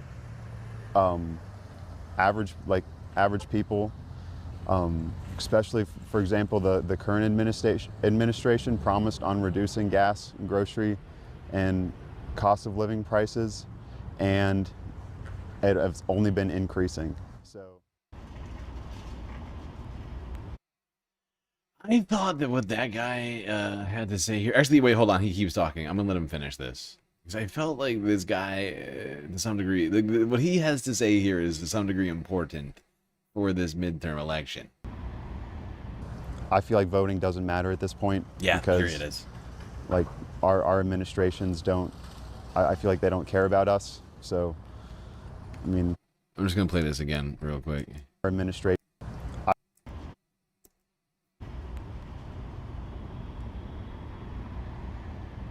I feel like voting doesn't matter at this point because, like, our administrations don't. I feel like they don't care about us. So, I mean, we're bombing Iran right now for no reason, and sending all of our money overseas. So, yeah, I'm pretty turned off on voting, actually. I just felt that this was an important take on this because this is, I feel like getting in the head of this guy right here is what's going to determine the election. Not just him specifically, but people like him who are feeling disenfranchised, disillusioned about voting. But you heard what he said, right? I'm hoping everybody heard what he said. If not, I'll repeat it. But he said that he wants people in office who do things that matter to him, right? That make his life better. Like, I'm paraphrasing a little bit here, but like he basically said, look, I don't even feel like voting fucking matters because the people in office aren't doing anything to make my life better. And that's why we need people in the primaries right now, right? Because I feel like guys like that who are already feeling disillusioned, not engaged in the primaries right now, right? He's not voting in the primaries. Maybe you can get him to vote out in the general if you have somebody who is actually speaking to those issues, right? Who is actually talking about real solutions, not just saying the word affordability, right? Not just sort of head nods to the idea, but actual policy proposals that will bring concrete results to people's living, like way of living. Like, that is what we need. Those are the people that we need to get to the general. That's why we need to be focusing. Because if we just let, corporate lobbyists, APAC money determine who gets to the general, we're going to be having a real tough time of getting guys like that out there. Because those people do not have a good message for the for the future, if you will. No strong policy proposals on how to improve the lives of guys like that.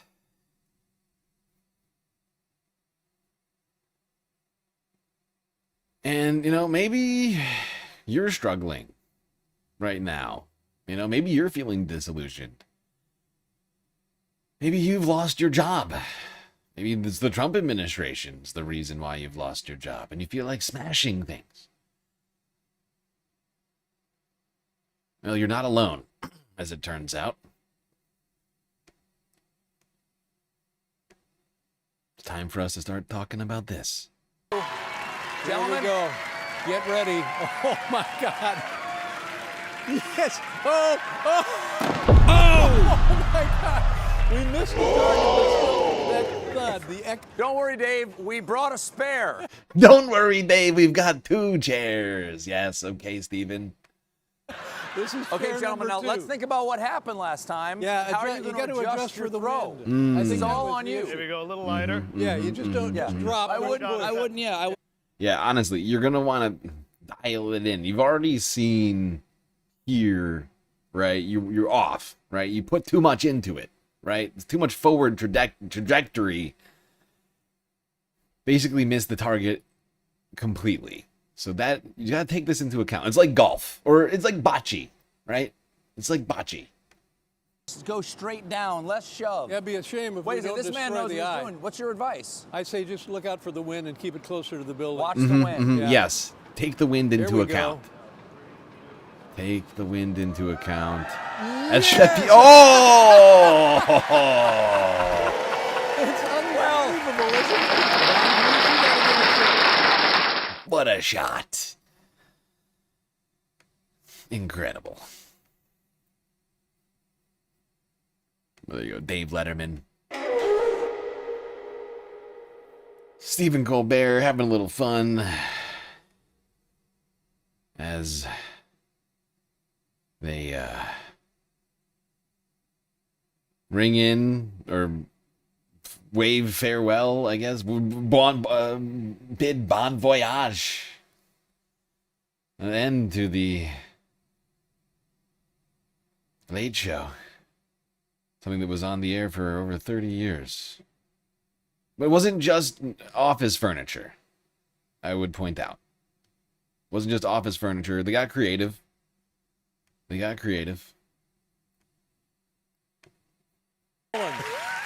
Now we're getting somewhere. All right, Stephen, you go first. It's not the 4th of July till you drop melons. Thank you. Same to you.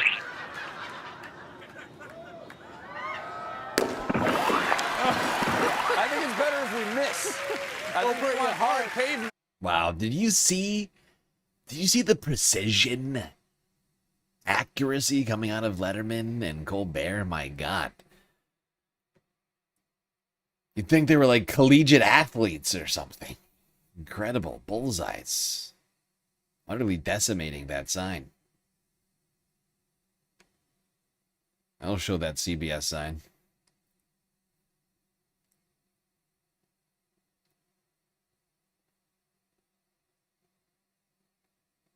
All right, now let's talk a little bit about now that we've had our fun, let's talk a little bit about the impetus behind the firing of Stephen Colbert and the ending of the Late Show, a show which had spanned multiple decades, multiple hosts, and was then abruptly ended, even though it had the highest ratings in all of late night TV. Here's CNN. From yesterday. On night one of the Colbert Report, back in the day, I said, anyone can read the news to you. I promise to feel the news at you. And I realized pretty soon in this job that our job over here was different. We were here to feel the news with you. And I don't know about you, but I sure have felt it. The Late Show with Stephen Colbert went out on a literal high note last night. Ratings show it was the most watched weeknight episode of his 11-year run. The series finale was filled with celebrity guests like Bryan Cranston, Ryan Reynolds, and the final guest, Paul McCartney, as well as Colbert's late-night counterparts. Colbert didn't mention President Trump at all, which is notable, given that fans and critics pointed to White House pressure for CBS's decision to cancel the show. The company insists it was only a financial move, but the president has celebrated Colbert's exit in multiple posts online, including this AI-generated video he just posted depicting himself tossing Colbert into a dumpster on his stage and then dancing to the YMCA. Yeah, and it's super petty. And since... Did they show the whole thing? They did. Okay, let's just watch this again. Because I was going to pull up the X. But Trump has been tweeting some insane shit. President has celebrated Colbert's exit in multiple posts online, including this AI-generated video. Honestly, though, because he talks over it, I kind of want to watch it with the sound. It is so fucking stupid. Such a clown.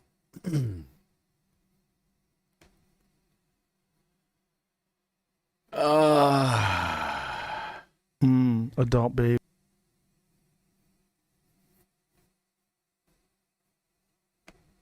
You're a moron.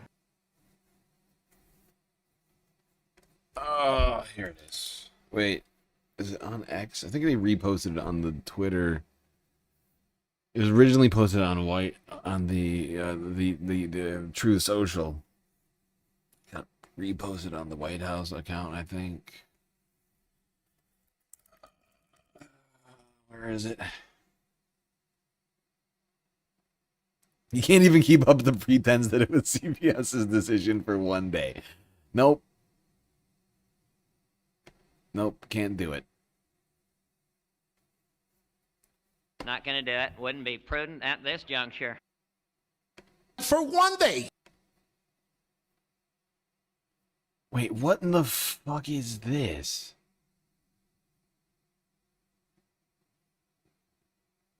Okay, we're not watching that. No. Okay, hold on. Wait, I gotta go to the White House. Where's the fucking White House account? God damn it. Oh, Twitter is such a shitty platform. Yeah, a bunch of dumb shit has been getting posted all day, especially on True Social. Oh, by the way, they got new visuals for they completely changed.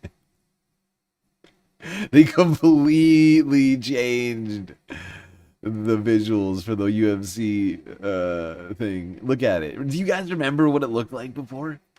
They've completely changed it. There's no more. Remember there was like a dome? There was like a weird. It wasn't really a dome because it didn't protect anybody from rain. It was like 4 huge pillars that met in the middle. Gone. And now it's like a giant. It's like a field. Where is this? Where's the White House? I thought this was going to be at the White... Wait, this is the White House, but then where is it in this photo? Is that the White House? Is that supposed to be the White House? Where is the White House in this rendering? This doesn't make any sense. I feel like I'm taking crazy pills. I'm sorry, I'm getting distracted. I should stay focused. Where's this stupid fucking tweet?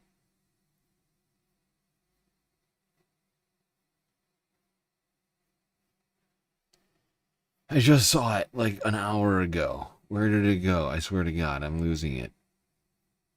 What in the hell? Oh, found it.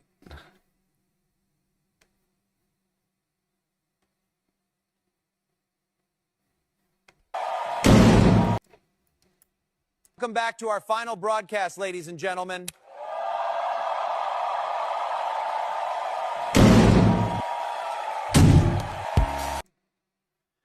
And then he dances. He dances for 13 seconds to the YMCA theme in the classic Trump dance. Pretty unhinged. Pretty deranged. We have a demented, unintelligent person running the United States of America. Just posted depicting himself tossing Colbert into a dumpster on his stage and then dancing to the YMCA. Trump also warned other late-night hosts of a similar fate, calling this, quote, the beginning of the end. Others of even less talent to soon follow. May they all rest in peace. They lost money.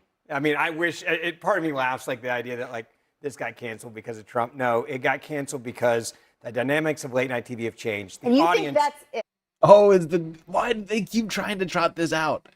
The dynamics of late night TV have changed, and yet all of the lower rated hosts are still on the air while he's getting canceled. This is like a completely disingenuous argument that all these fucking idiots know that they're making. All these fucking pundits, they know that they're lying through their fucking teeth so that they can glaze the president more. It's fucking pathetic. We're not going to listen to this. You know we don't listen to these round tables around here. Fuck this garbage. All right. I only accept reporting from CNN. Round tables, basically done with them. Now you might be asking yourself, what's up with the title of the stream? Stephen Colbert returns. Returns. What does that mean? Returns. Well, to the TV, of course, to our viewing experiences across the interwebs. And in fact, on actual physical TVs. At least in Michigan. Streamed 4 hours ago. Full show. Stephen Colbert. Michigan Public Access.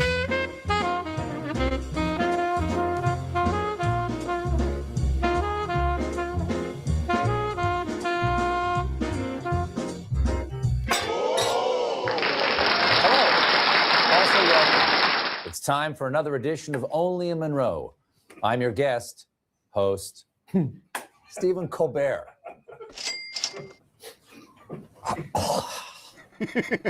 Longtime viewers of Only in Monroe may remember that back in July of 2015, I filled in for the usual hosts, Michelle Bauman and Kaylani Ray Rafko Wilson. Still not sure how many people that is.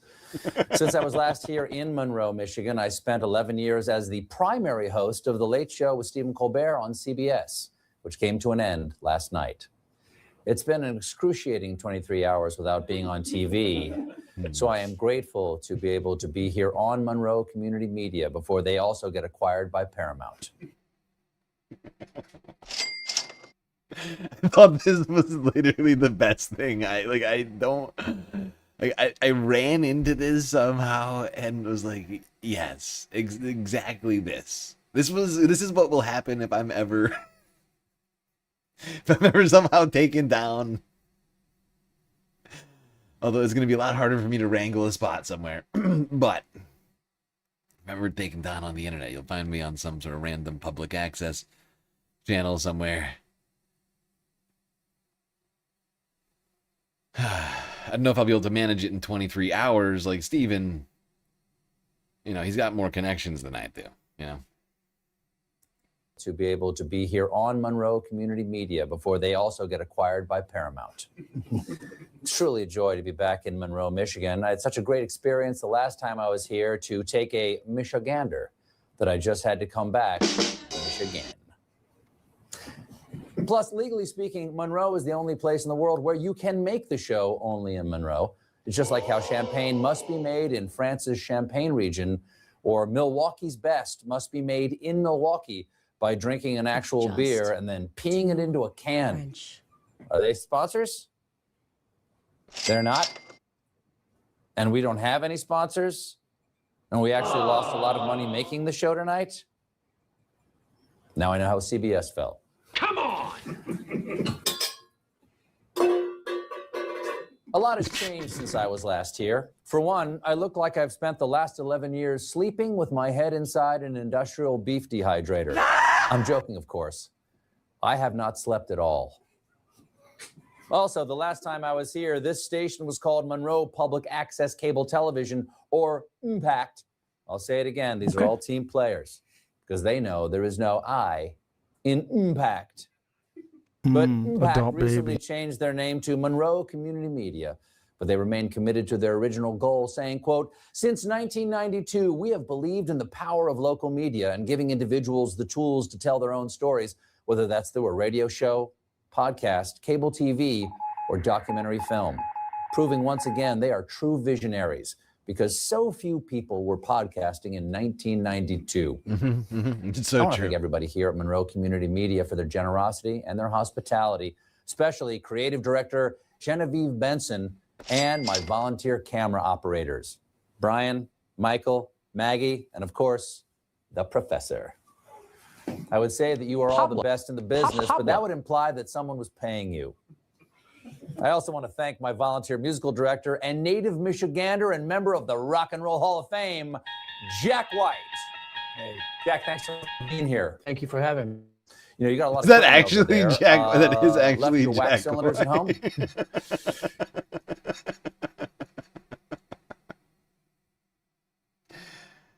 Wow. White Stripes. What's his drummer? I can't remember but wow. Sound guy for Steven. This is, wow, no wonder. This is high production value here on public access.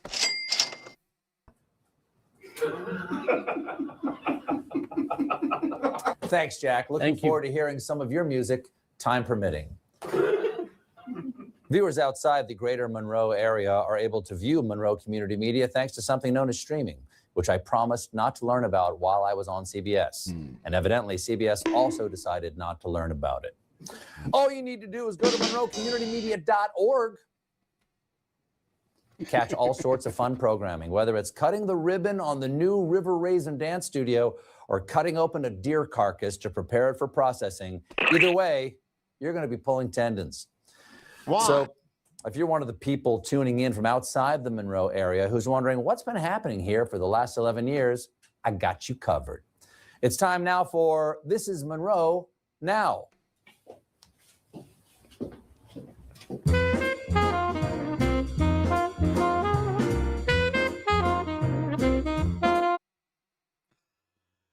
Well, there you go, Space fans. A little bit of Colbert, if that's what you were missing this evening.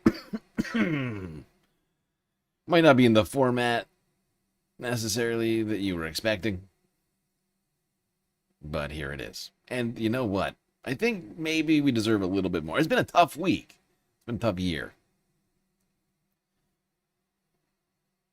Let's see what else is going on over here on Public Access Colbert.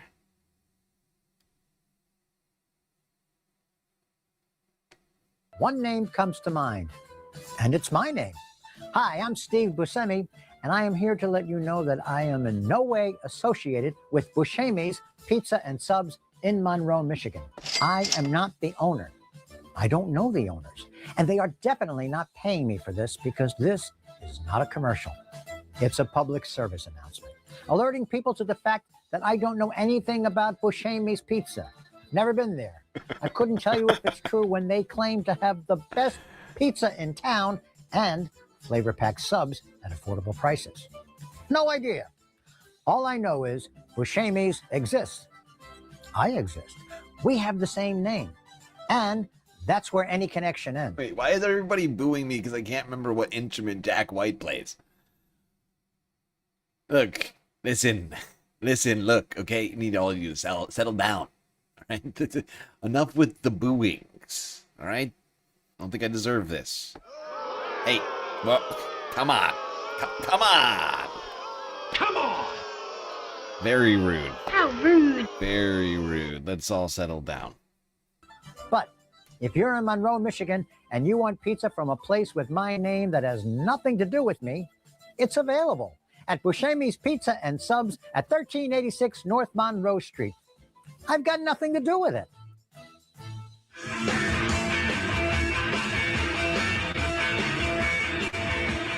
Thank you, Jack. That'll do. Welcome back, everybody. And now it's time for Monroe News.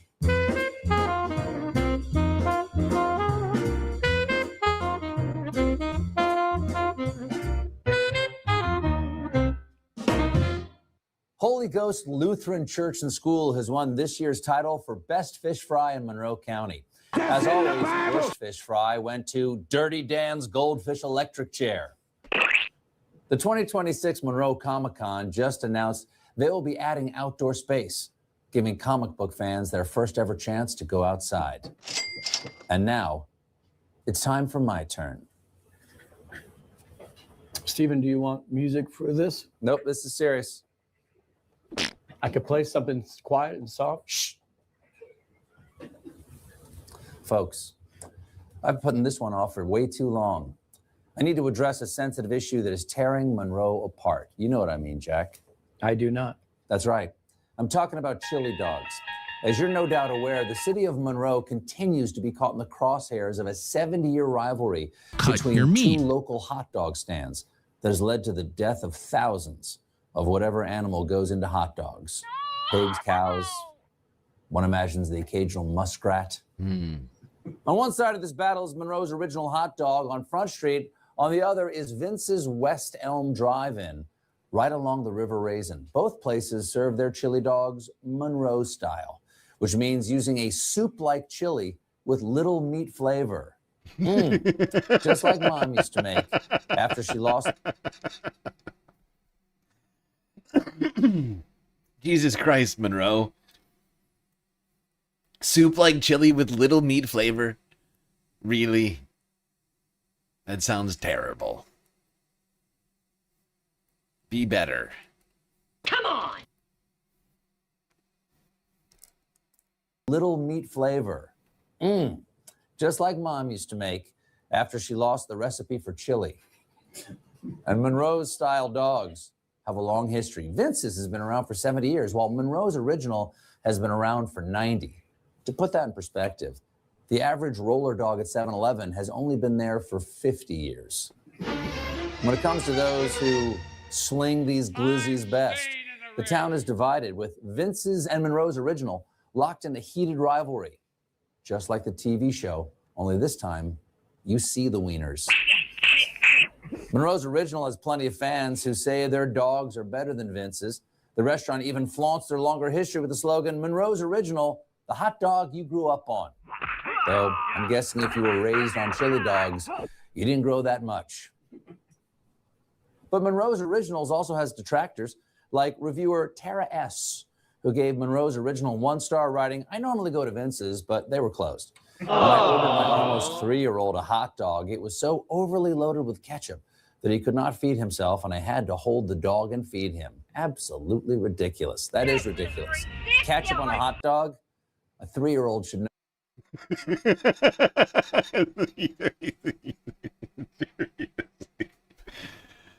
Oh, wow. Wow, you had to feed your 3-year-old. What a tragedy. Oh, I cannot imagine something more inconvenient. The horror.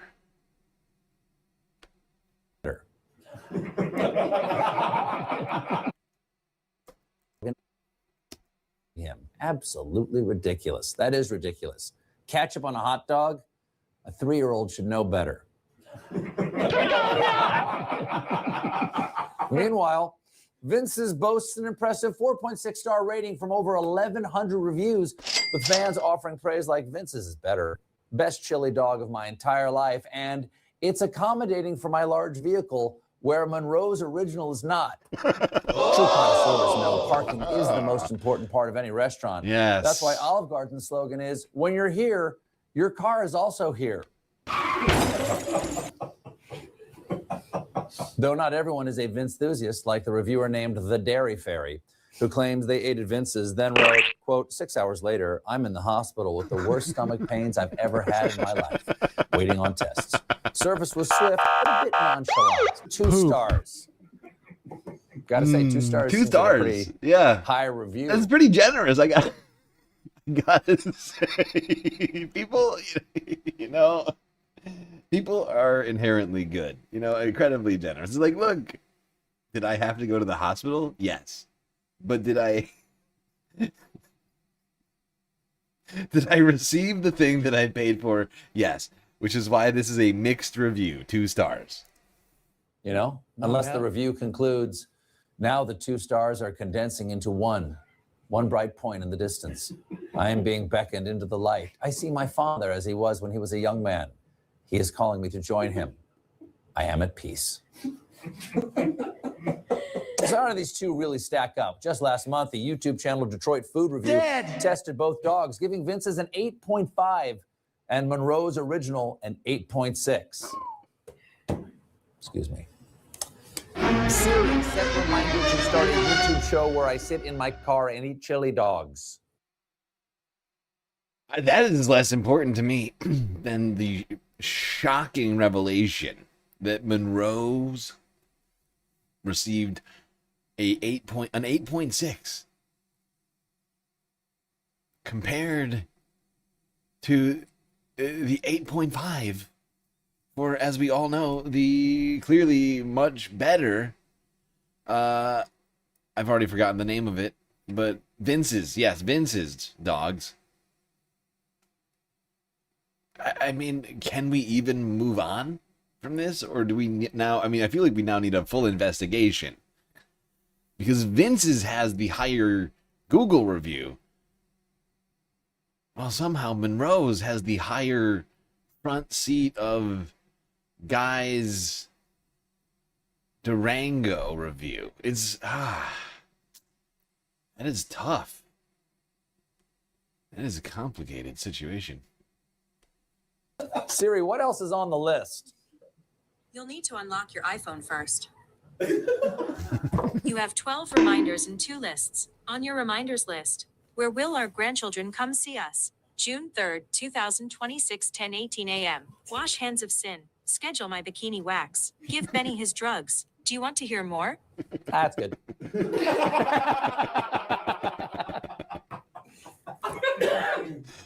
Clearly, this battle for hot dog supremacy. Honestly, CBS should fund this show right here, or somebody should fund this show. I mean, this is just as good as the Late Show was. I mean, you know, not as much fanfare necessarily, but I could help. I'll do sound shots.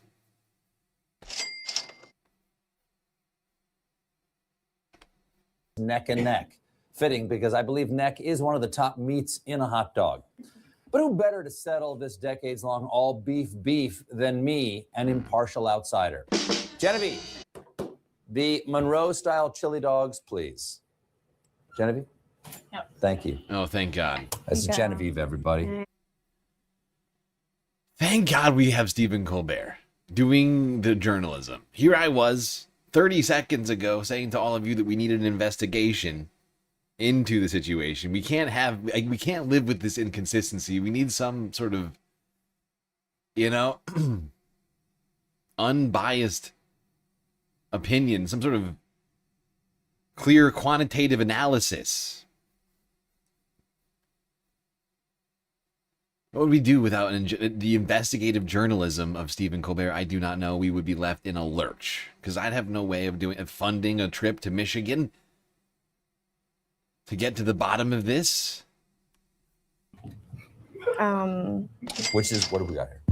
What do we have? Walk us through it. So, you have two kinds. Yes. Yep. This one's Vince's. Which one is Vince's? This one. This, okay. And then I believe this is Monroe. Wait. So you know this. Wait. Sure. Yeah. Of the two stores, which the other one is. Well, the thing is that this might. That's exactly where I was at with this. How do you know with such like definitiveness on one, and then the other one's just some random hot dog? Where did that random hot dog come from? Exactly. You just like it's like now we know this hot dog, but like, look, we left the Monroe's hot dogs unattended. Okay, and we cannot vouch for this hot dog anymore. It's like the airport. You leave the bag unattended, it's no longer your bag, right? That shit is now as a threat. That bag is a problem. Oh wow, this is a shocking development. Look at her. You can tell that she knows she messed up here. I mean, how could you possibly do such a thing? This is Monroe. So you know this one is Vince's, and you're not sure of the two stores, which the other one is. Well, the thing is that this might be a situation where like you taste it and then you realize which one it is. Wait. The sign has a white wrapper around the hot dog. That's probably Vince's with the white wrapper. And No, Rose other sign is original kinda has the orange. kind of Now brown. we're just going by color. I have a feeling it's the other way. So which one is this? Okay, Becky.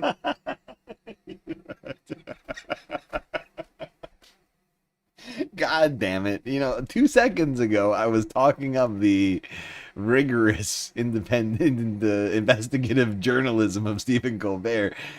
I gotta say, I feel like he's dropped the ball. I mean, vicarious. He delegated badly. Okay, I can't remember this girl's name now, but he clearly we did not delegate this task to the right person. Okay, now we have no answer on the hot dogs. We don't even know what. Now Steven's just got two random dogs in front of him for some reason. Two loose glizzies on his desk for some reason. Genevieve. Goodbye. Genevieve, that's it. She's good people. Jack, I'd love for you to get in on this taste test, but Genevieve only brought one of each. Shall we eat these Lady and the Tramp style? No. Jack. Yeah. I need your help. Okay, I'll help you. Just give me a second. All right. There we go. All right. Okay, let's get going here. Oh, Have whoa, you whoa, had hot dogs whoa. in Monroe before? I think I had the Monroe I think I had a Monroe's original about 20 years ago. Okay. And were you familiar that there was a Monroe style? No. Did you see the, I mean, complete and utter disregard for the dog just now in the unwrapping? He just, I mean, that was brazen. He's lucky that hot dog is still in the wrapper right now. Looked like it was ready to explode out of there. Thankfully, it looks like it had been sitting there for a while and it was stuck to the end of the wrapper. That's the first I heard of that. Right. Yeah. And did you hear about the chili? Yeah, I'm a little bit scared about that. Yeah. What do you remember about the chili, as I described it? Well, most Detroit conies have chili with no beans in it. Okay. You know, I grew up with Dooley's Coney Island. Okay. By my house, that's what we would have. Okay. But what do you remember what I said about the chili? Do you remember anything? It didn't have any meat in it. Yeah. No. Lacking meat flavor. Is that what you said? No meat. It's soup-like. Soup-like with little meat flavor. Yes. Little meat flavor. Right. But that doesn't mean there's no. I took that as being It either means there's not a lot of meat in it, or the meat is made from very little creatures. That's what led me to the muskrat idea. Okay, shall we? All right, let's go. You want to eat this really Lady in a Tramp style? Yeah. Okay. Let's get in there. I've never done that with a girl or a person. You know, thank you for bringing that up. So few people have the courage to point out that girls are not persons. Yeah. Ice cold too. That made it extra better. That makes it much better. Lets the flavor sing. You're not distracted by warmth. Yeah. That is good. We're doing this again? It's a good stain. It's a good paper stain on there. That's how I judge my chili dogs. How much would it stain if I got it on this suit? Okay, well, we're doing it again. We have. How do you judge if you only eat one of them? Strange colored chili, isn't it? It's kind of red, orange. No, it's the same. Looks the same. These are from the It same might be the place. lighting. I think these are from the same place. Well, let's find out. This one looks like it's got more onions, right? I looked you in the eye that time. Yeah, to see if I felt anything. I gotta say, I'm gonna go with that. immediately. I'm gonna go with that. Immediately, this is my dog. Yeah.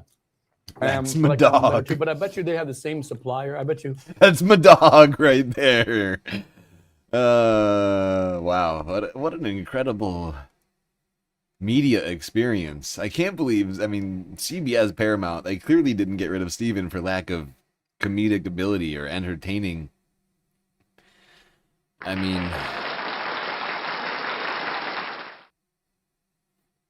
I'm feeling very value-tained. Are you not entertained? Oh my god. I would end this here. There's a surprise guest. There's a surprise guest on here. Wait, what is this guy's name? No, it's not. No, it's not that. Fucking hell. Why do I think it's that?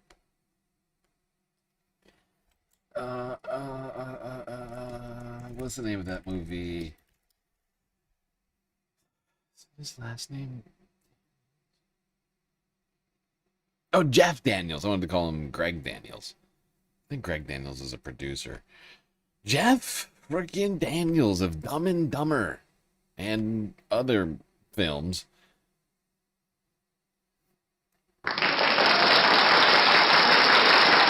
You saw him at Ford Field? Yeah, on TV. Oh, but yes, that yeah. was, even for you, I mean, you've done so much, but Thank to you. do that halftime show and just kind of boom, it was. You play guitar, don't you? Yeah, not like that, but You yeah. guys should jam sometime. You're both from Michigan. Anytime. Okay. Yeah. Anytime. Okay. Yeah. Yeah. Now, sir, thanks so much for being here. Always love talking to you. I do, yeah. I do too. Yeah, okay, great. You know, we go back. You and me. Yeah. Yeah, you were one Way of the back. first guests on the Colbert Report I was 21 a years ago. Test guest. Oh, that's right. But then we ran. It was such a good interview that we then ran it the next week when the actual third show, I think, or Was the it? third or fourth show of the Colbert Report. I got a call, and I didn't know this happened, but you go into New York City and you get the publicist, and they let everybody know that You're in he's town. here to Yep. do the Today Show or something. Yep. And they called and they said, there's this guy named Stephen Colbert, who's branching off the Daily Show with Stewart, and he's got his own show, and they need a test guest. Would you be willing to just go over? And I said, and I had seen you on Stewart's show. Yeah, on the Daily, yeah. And was going, the guy's funny. Yeah, I'll go over. It wasn't the same. Yeah! You had it right from the top. That Bloviator guy. Yeah. You had it. Do you remember what I asked you? Immediately, if I not said, you sooner. live in Chelsea, Michigan, right? There was You're one of something these about big shot Hollywood guys, but you're living in Michigan. Is that like you just kind of bungeeing in for someplace quiet, or do you actually care about this place? You accused me of being a carpetbagger. Exactly. And I said, well, let's talk about the mill rate that's proposed by the town council to pay for the school system. Sure. What do you weigh in on that? So you don't even know what I'm talking about. I didn't know what you were talking So I attacked you for being a I Hollywood didn't elite. vote. And suddenly I'm a pariah in my own town. Yeah, it was a good gig. Welcome. Well, 21 years later, totally different thing. It was, I still enjoy it. Well, thanks for being here. Yeah. Just the memory that you were there as one of the first guests, I could just kiss you.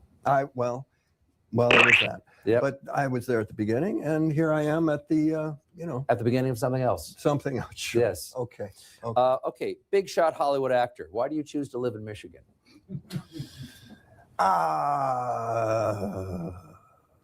Honestly, it's home. You from here originally? I never bought it. Bought what? Fame. Okay. And the thing and the whole. What's the best thing about fame? The best thing. What's the best about thing? I have my own fame? theories about what the best thing about fame is. Sometimes you get paid more for just who you are versus what you are going to do. I mean, that's, and that lasts only so long. Yeah. To me, it's work. Like fame, it's more likely to lead to work because you start off with a base code of, maybe somebody will watch him. Right. And then you can figure out what you guys Right. want to It do. makes it offers come instead of auditions. So Right. Jack, what's the best thing about fame for you? I got a restaurant reservation once, pretty easy. Yeah. Where was that? Yeah, Coney Island place up in Detroit. Yeah. Okay. You were on my old show, The Late Show, and you introduced a very unique sandwich when we were doing. I once got a reservation pretty easily one time.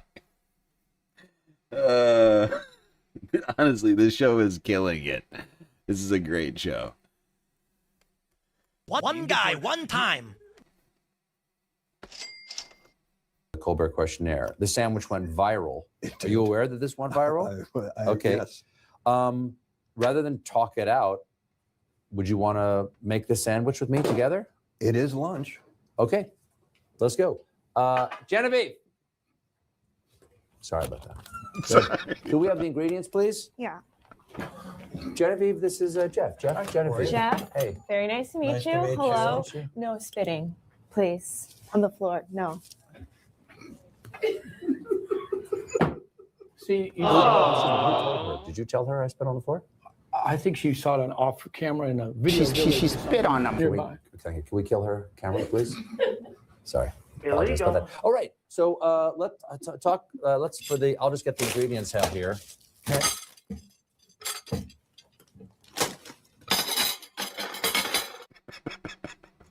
This is incredible. Okay, we can't watch this whole thing tonight. I got a bunch of other shit I gotta do tonight. But that felt like something we needed here today. Little respite from the difficult things we've got to talk about here tonight. And the horrible week it's already been. Might as well end it with a little bit of entertainment, You're about to be value-tained. I think really, it's pretty clear Paramount made the wrong decision. Michigan Public Access is going to be seeing a huge uptick as a result of Steven here.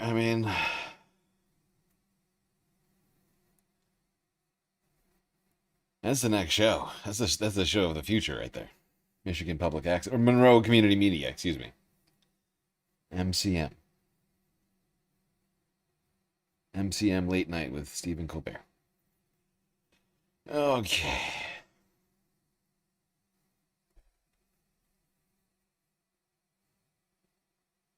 I'm starving. I'm super hungry. I don't have any food right now. I need to go shopping. Is it too late? How are we doing on the galactic content goal? Let's see. Just the one dono on Cash App. Okay. Well, we're only making a small amount of progress. 1 of 10. 10% of the way there.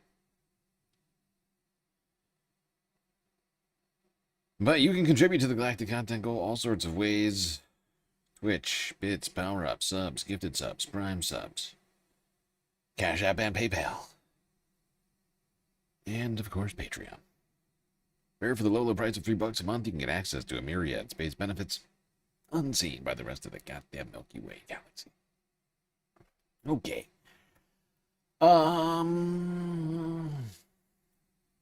We take a break now. What am I doing on time? We're like 3 hours in. A little less, like 2:45. Or 20. All right, so we're like 1/3 of the way through. 3 hours. It's like 9. A little less.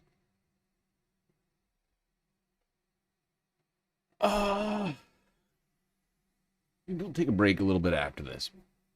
But I think we should talk AI a little bit. A better way to segue into that discussion than by going from the comedic personalities over on the Colbert show, the Monroe Community Media, excuse me, to the AI-based personality of Jillian Michaels.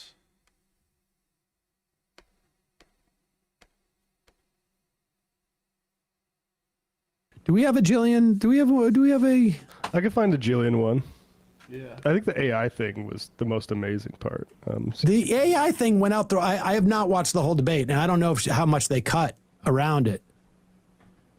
But this was happening throughout. Honestly, I don't know if so. I know that Sam doesn't do copyright claims on any of his stuff, so I get the sense nobody's listening to me over there at the Majority Report. I really wish somebody was. Because Sam needs to listen to it. He needs to watch the whole cut. Because it's insane. It's ludicrous. And he's the only one who can tell us just how edited it truly is. I have my own sense of it, but I would love to hear his take on it. And it's unfortunate that he has not yet seen the whole thing yet. I did sit my way through it, and it was fascinating. And I get the sense that he would have a lot to say. Entire thing, and her holding up the laptop at you to show you what the AI is saying is maybe one of the most amazing single frames of debate I've ever seen. I honestly think that I had disassociated so much that it didn't even occur to me what she was doing. Like I think I was had moved into the deepest recesses of my brain. Right. Let's play I think this whatever is you the got. end here. I think this may be the tail end. I'm not sure. Okay, how long is the time frame to get from? Okay, honestly, I gotta go. This has been great, very edifying, and I appreciate it. Thank you for having me on. That's great. I'm just curious. The short answer is a matter of days to roughly 1 to 2 weeks. No, I want to. We gotta go back. Okay. Yeah. So she's saying they have 60% uranium enriched, highly enriched uranium. And it is the case that it doesn't take that long to get to 90% enriched uranium from 60. Particularly if you've gotten to 60, I suspect it's sort of like if you're age 70, your chances of living to age 80 are much higher than if you are 20. Just statistically speaking. And I think if you have and because of all the things that go into that, you've gotten this far, and so you have the capacity, so you could enrich to a 90%. That's what you need for a weapon. And that may only take a week couple of days. Do you just pour that into a water bottle and then throw that at somebody? That's the point. You need to have an entire weapon delivery system. So it's not the same thing. And we've been hearing this over and over again. The Israelis have been saying Iran is days away from a nuclear weapon for literally 25 years. But so I was like, they're not 2 weeks away from a weapon. And I don't know how she had already told me the USAID the cutting back only killed 8 people. That's all she could find. But what it did do is it funded the organization that did the gain of function in Wuhan and created COVID. And then she was telling me about how all the benefits from RFK, because I think she sort of conflated having SNAP requirements for what SNAP recipients could, restrictions on what SNAP, on what food outlets that sell to SNAP recipients, what they had to supply, et cetera, as if there was going to be the FDA or USDA is going to go into 250,000 bodegas and say where are your fresh apples? I don't see them.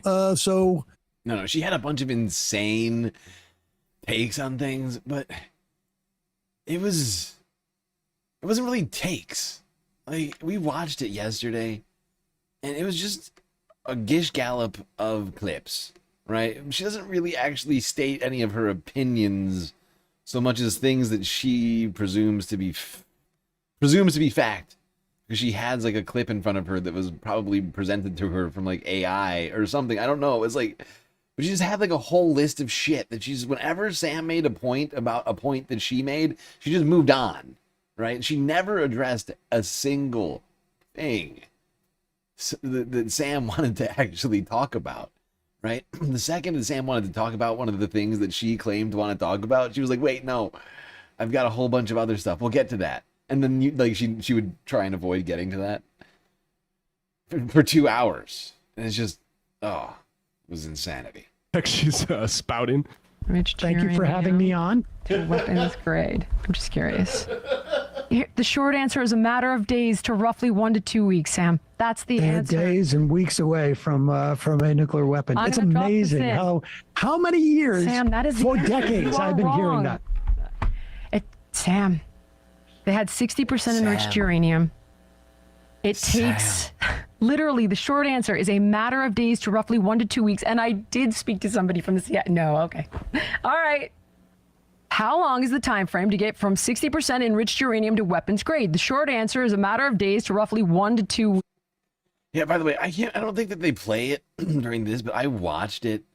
Right after this, they interjected, I think it's in a post hoc edit, but they interjected a clip of her speaking to some guy who I guess is in the CIA, or was it formerly in the CIA? She doesn't say who he is. She doesn't give his credentials.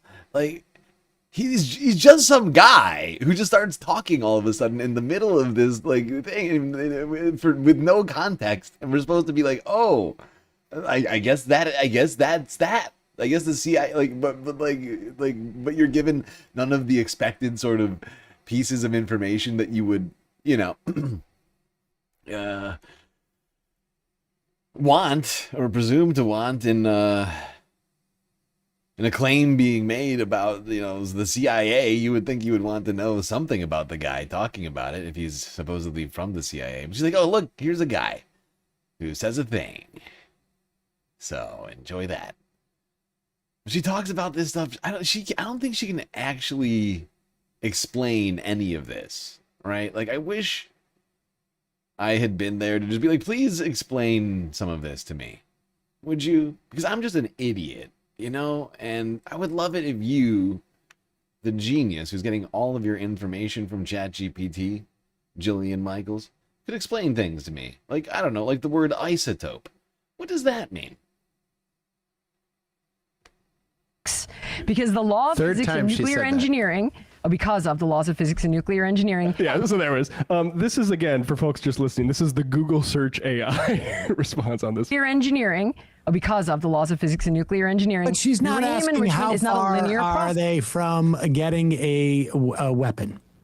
Yeah. Which is what we were debating. I mean, she has no context. I mean, she acts exasperated, like Sam is being, like a real idiot, and naive. But like, she can't even explain any of the things she's talking about. The only way that she can is just by repeating word for word what ChatGPT spits out for her, right?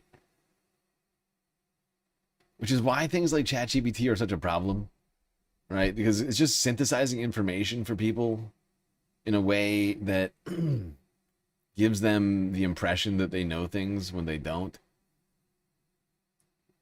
A psychological condition I'm calling AI psychosis. I'm sorry, AI Dunning-Kruger. Sorry, AI psychosis already exists. AI Dunning-Kruger. It's AI ADK. What was that? I heard a follow the rich white man. Follow the rich white man. Resub with Prime Columbia Rican. Thank you very much. Oh, and I missed the on-screen celebration somehow. I wasn't paying attention. Thank you for the generous donations over there on Twitch, helping us out with the galactic content goal. I think that gets us to like 20%, a little bit over it, maybe. For that, this is the thing Israel's been saying forever. She has AI psychosis, really. Like, they're the confidence she had to say that stuff that was just horseshit about like the school bombing and stuff like that. Like, and then we were talking about Iran and Mossadegh, and I said, you realize that the CIA couped Mossadegh, and who was the elected leader of Iran? And she goes, well, that was Sam.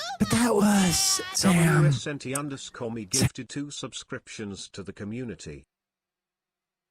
Wasn't me with the pair of gifted subs. Thank you very much. Marvin and Purito Roll-Ups. Getting those sweet subs. That was In the name almost of common ground. That was 27 years before the Shah came in. I mean, before the Ayatollah came in. Okay, so are we still going to get blamed for that? Are we going to get blamed for all the time that he was a dictator? Sam. Come on! It was one of the most sort of like, honestly, I was disassociating throughout the entire thing. Yeah. And apparently she cut it into... You know, that's the sense that I got. I think Sam, he showed up expecting a debate, and then he, I think, rightfully recognized that he was there to be a part of a show that she had put together. Oh shit, hype train. What? Hype train on Twitch. Now everybody has a limited time to earn exclusive hype train emotes. That's a level 2. That's a level 2 right there. Columbiarican_9 505 just cheered 500 bits. More bits for the goal.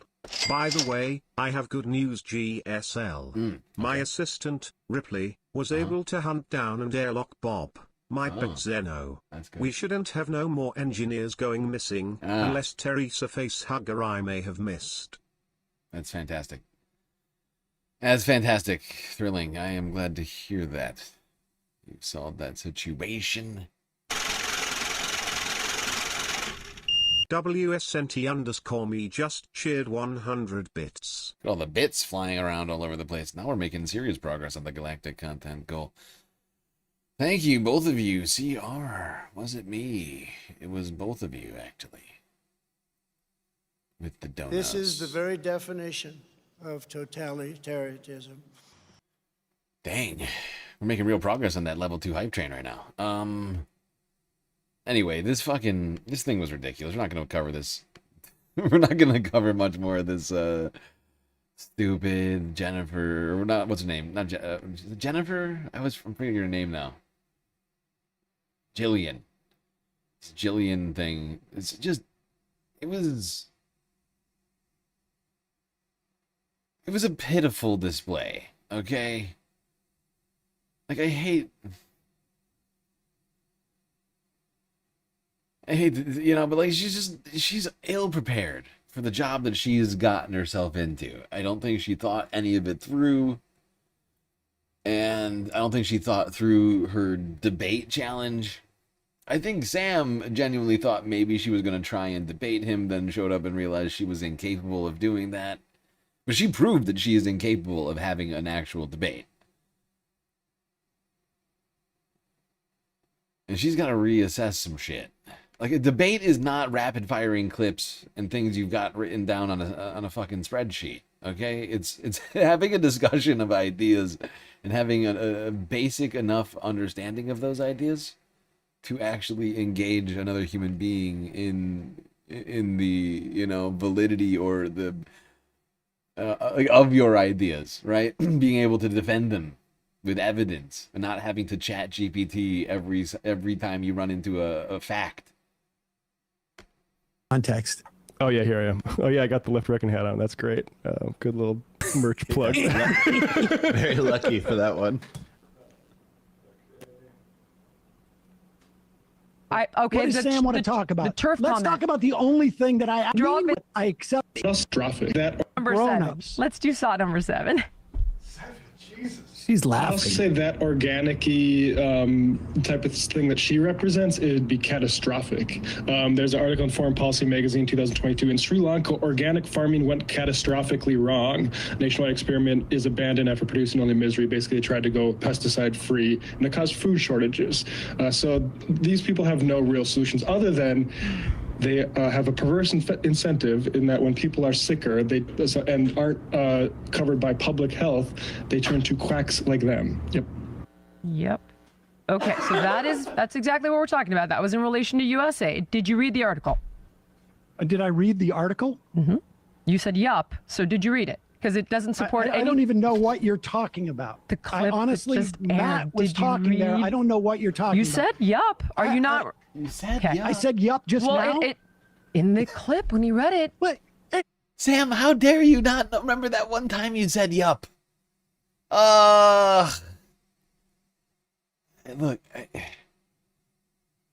I don't know who put this together for her. I don't think she did it. Maybe she did. I just don't think she did.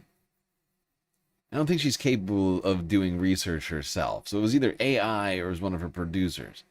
But, like, this was never going to be a gotcha, right? Sam saying yup to something, like, not having anything to, like, and nothing, with, like, having no context to it. Just, like, playing the clip, like, or play the clip. Columbia Rican _9505 gifted 1 subscriptions to the community. Columbia Rican gifted sub. And the gigantified emote, too.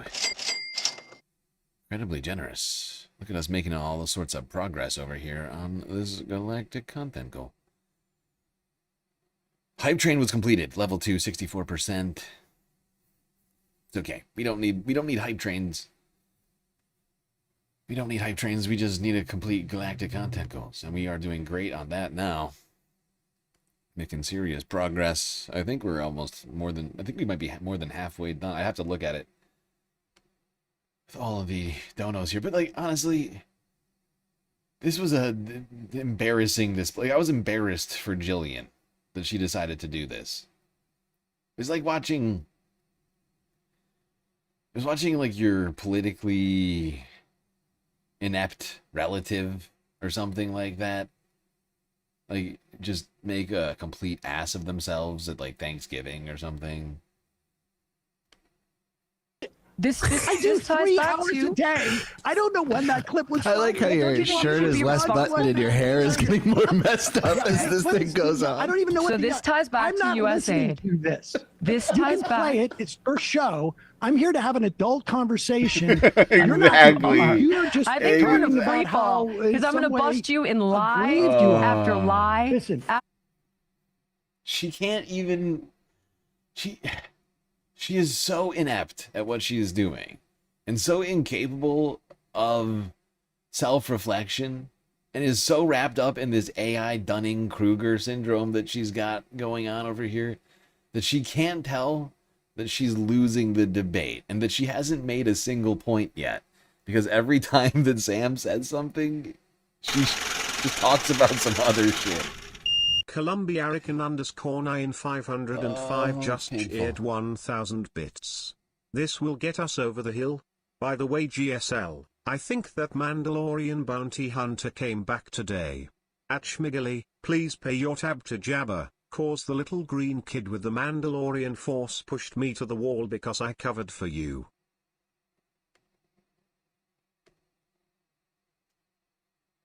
Fascinating. Mandalorian bounty hunter is back. Everybody keep an eye out. The sector just got a little bit more dangerous. I heard you watched the Grogu-Lorian, or whatever it is. I've been interested in seeing that. Thank you for the bits, Columbia Rican. I appreciate it. What was I saying? I was saying something before this, but I can't remember it now. Whatever. Jillian should just lay off the politics. This woman doesn't know what she's doing. Lie. that's great. So you can. in the article, what Here is no. Let's start at the beginning. That is shall the we? beginning. That's we USAID. were on Piers Morgan. You said to me that when I brought up that there were going to be tens of thousands, if not hundreds of thousands, if not millions of people over the course of the next decade who are going to die because of cuts in USAID. Your words to me were, quote, and I'm sure you have it sought, whatever number it is. I do. Your words, that's a red herring. And then you said to me, read a book. And if you had, specifically I think named the you'd book. know what I was talking about. You remember what book it was? Save 3 Lives by Rodale. Yes. I did read that book. Did you? Then you should I get bought it. that book. Okay. I have it right here. It was an okay book. Do you notice that the second that he whips the book out, she goes from smiling to sad? Smiling? Like, look at her. Look at her. She's like half giddy to what? And then sad. Surprise? Look, utterly giddy, surprised, sad. The 3 emotions of Jillian Michaels. She realized somebody actually read a book, something I'm not sure she's capable of. Certainly not of actually like reading a book and getting something out of the book. I'm not sure her reading comprehension skills are all that good. I think she can read. Like, I think she can see a word and read it. I'm just not sure she knows what the words themselves mean. That's the problem. But you can see that she immediately goes to being very disappointed that Sam actually has read a book. Oh, it never occurred to me. Interesting. It's just That's crazy what enough you're to saying. work. Yeah. But it should there was a lot of explain stuff to in you there which I how agreed with. ongoing Do you know food when is. that I book would was think written? you would, Sam. Do you know this when that book actually, was written? Not only do I know when it's written, it actually started in the 50s. 1991. Sam, can I explain this And to that you? was Sam passes by this one, and I almost didn't notice it until today when I was watching this clip. But you'll notice she misquotes when this book was written. It's called Save 3 Lives by Robert Rodale. Written, where is it? 1991.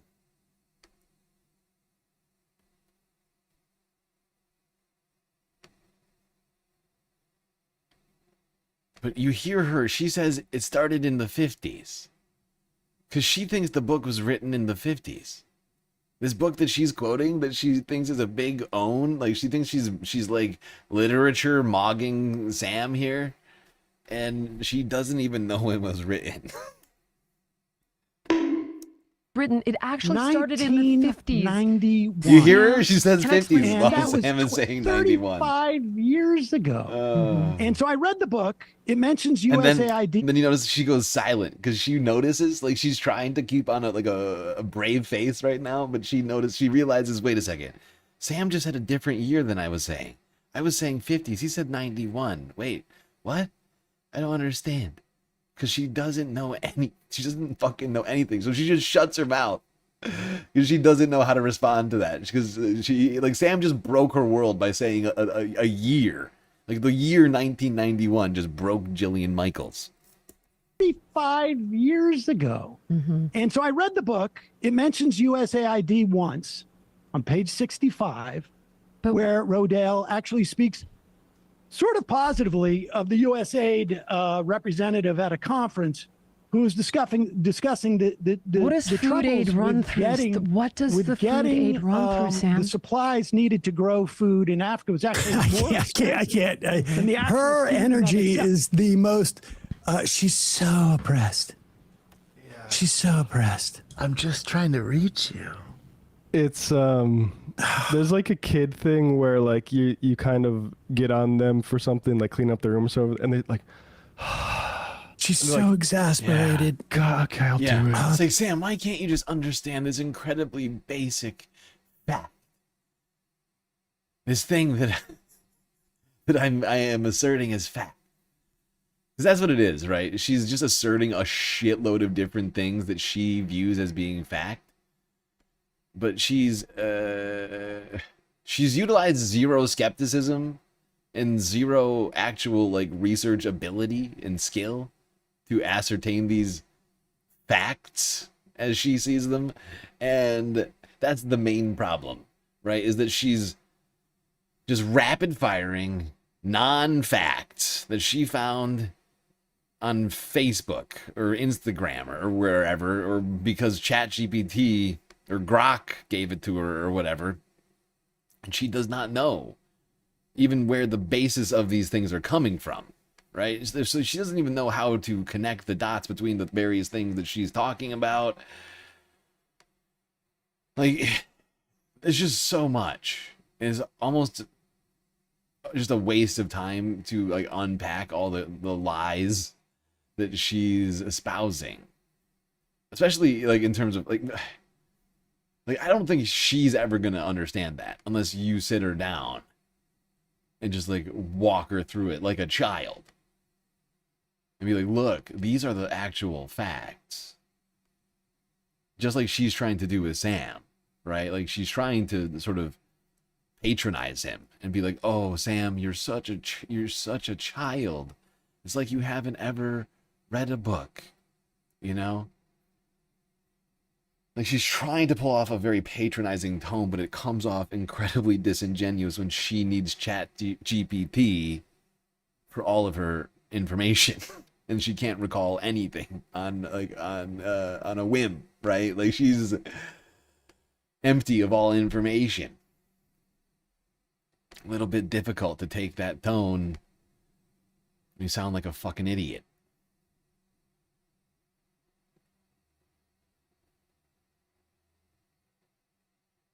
Jillian goes through all levels of grief in 1 minute. Yep. Yeah, she's needs some help over there.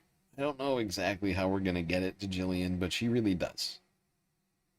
And I know self-improvement is her thing, so I believe in her. I believe she's capable of it. Let me just at least say that. I believe Jillian Michaels is capable of arriving at actually correct answers. It's just a matter of applying herself, okay?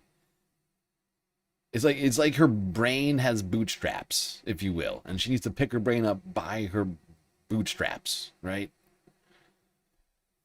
She can do it. She can read words. I know she can. She can elocute very well. You know, she's a very well-spoken woman. She just doesn't know things, and that's all it is. It's really all it is. I think she's perfectly, like, in terms of like intellectual ability, she you know what I mean? She could formulate actual thoughts. I just think she's been too focused on exercising for the last 20 years, right? Like, that's been her entire life. And it's time to dedicate some of that energy, you know, away from trying to look like Nicole Kidman or whatever, like, and maybe focus it in on some Howard Zinn, or I don't know. I'm just spitballing here, but you know, give a give a few weeks of just like listening to like Democracy Now! On like a 24/7 loop.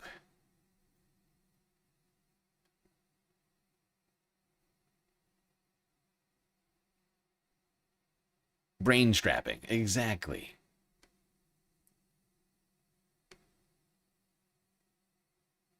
No more AI. Actual information.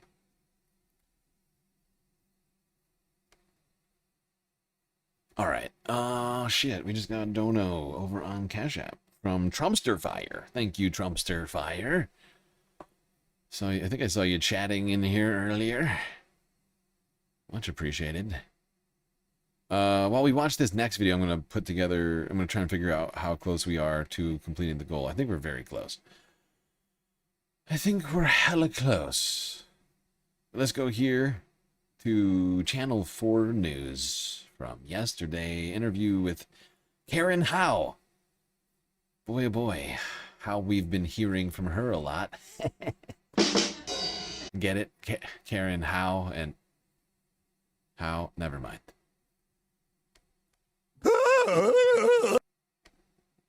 Sam Altman said that he wanted to fund 10x more startups year after year until he funded all of the startups in the world. That drive to want to empire build, to want to be the dominant force that actually gets to shape this technology and therefore the future of society was ever present and a guiding North Star. Why are we creating something that replaces human beings? These companies want efficiencies now, and they're making a future bet that they won't have to have these human employees anymore. That's creating a desperate base of workers who then have no full-time employment opportunities to turn to. Hello and welcome to Ways to Change the World. I'm Krishnan Guru Murthy, and this is the podcast where we talk to extraordinary people about the big ideas in their lives and the events that have helped shape them. My guest today is an author, journalist, and founder of the AI Resist List, which, as the name suggests, is helping people resist the mythology and impact of artificial intelligence on our lives to stop its potential abuse of power.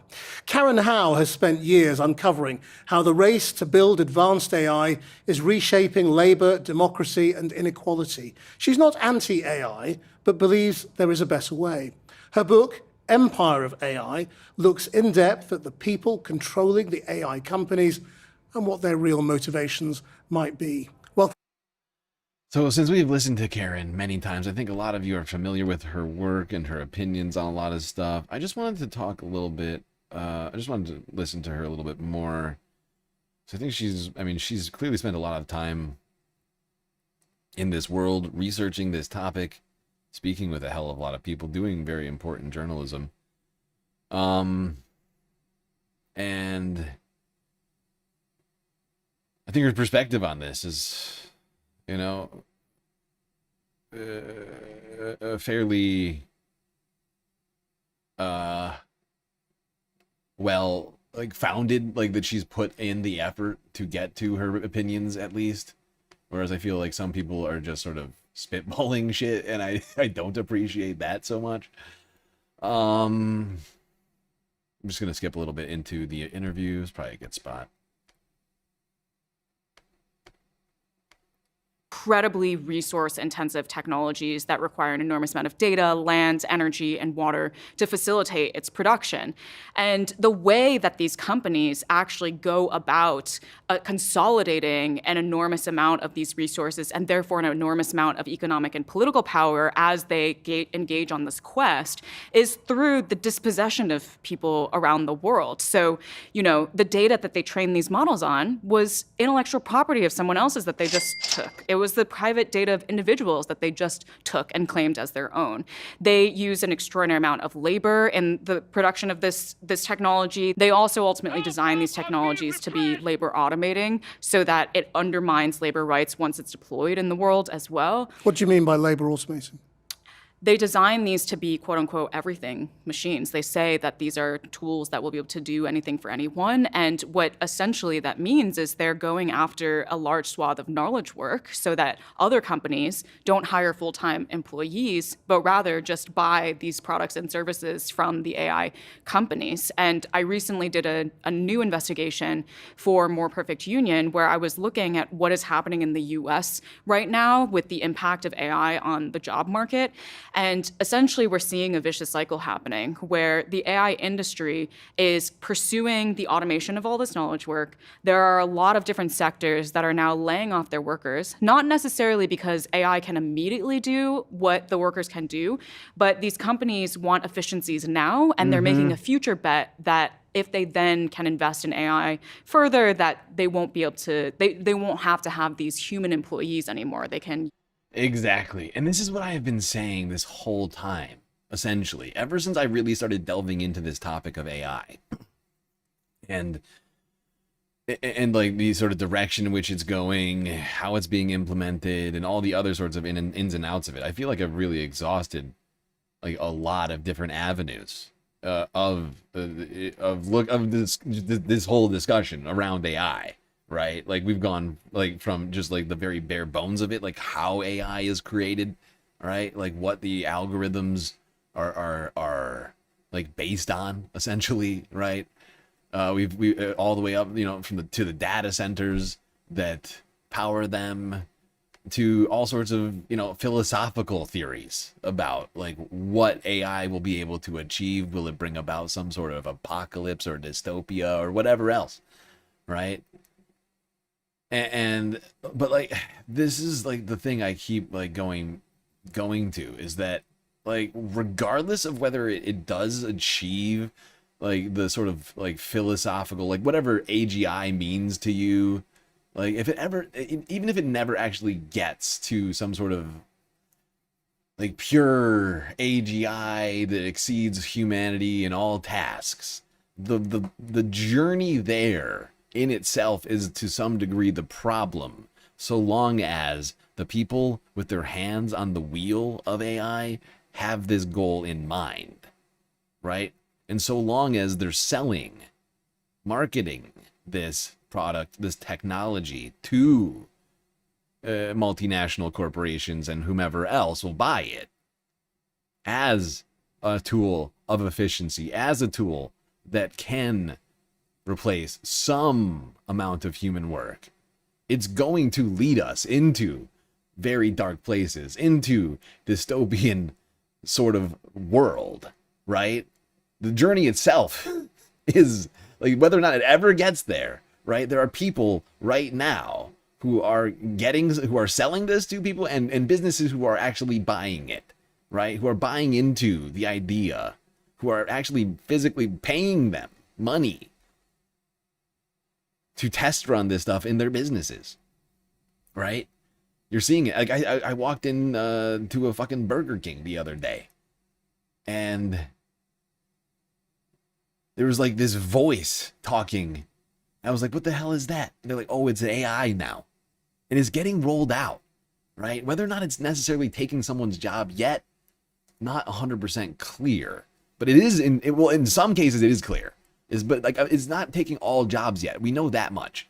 But the implementation of these products, right, is to some degree an attempt to get to that place, right? These businesses are trying to figure out, is this good enough? If it can do your job, say, like as a customer service representative, 80% of the time, and it only needs to kick it to a real human representative 20% of the time, well, that's a huge cost savings, right? 80% of your lowest tier customer service representatives can be deleted, right? Deleted from the expense sheet. You know, no more. You don't have to pay health insurance for anybody or wages for anybody. You can just buy the AI. No OSHA requirements for robots. No retirements for robots. No health, no health insurance. No minimum wage. Let's be real. That's the world companies want, right? That's the world companies want. It's not the world people want, but it's the world that if your only concern is profits, that's a perfect world, right? If it doesn't matter how you get to those profits, that's a perfect world. It's a dystopia for everybody else, but if you're a shareholder, that sounds great. Automation. That's creating a desperate base of workers who then have no full-time employment opportunities to turn to. So what are they turning to? They're actually turning to gig work for the AI industry. Yeah. So they're turning to data annotation work, which is the hidden Yo, I've never seen you're a first-time chatter, so I have no idea whether or not this is true. But let's assume this is true. This is from Alexa's operator over on Twitch. I spent COVID learning to write code. Found a reason to use it a few years later. Wrote a script over 3 months that was very significant to the company I worked for, and then was able to create it in three prompts. 6 months later, I am now back to being a carpenter. Immediately, if not sooner.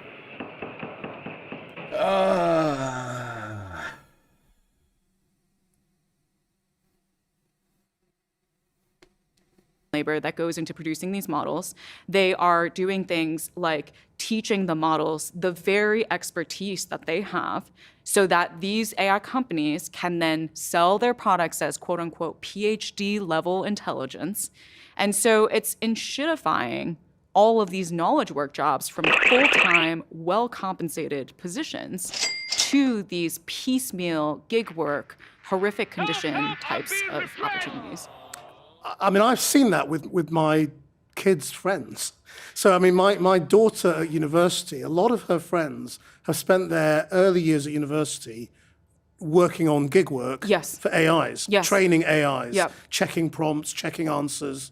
I spoke to my daughter yesterday, actually, and she's in need of work. And I said, well, why don't you do some of that AI work? She said, it's not available anymore because they've now gone to a higher level. So they now don't just want ordinary undergraduates. They want higher level. They want the PhD graduates, yeah. So they've already kind of done themselves out of work.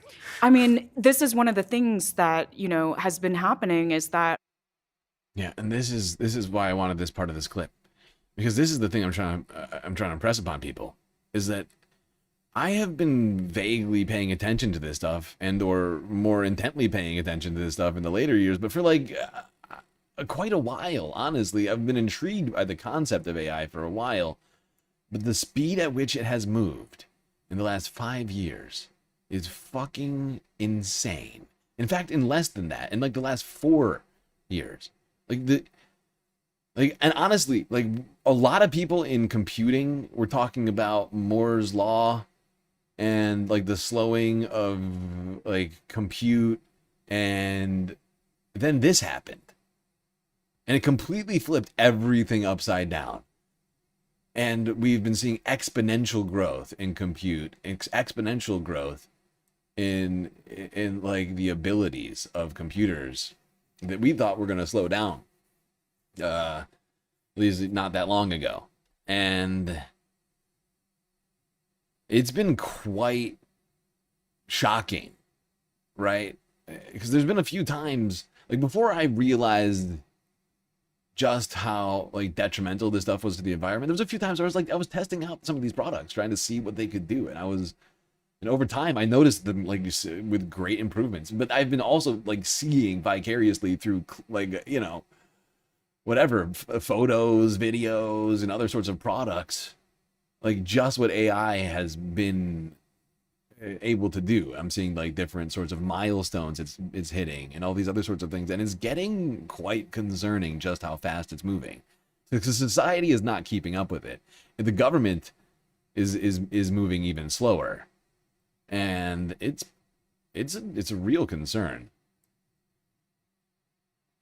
In fact, the government is doing everything to grease the wheels for the AI industry and prevent them from doing nothing.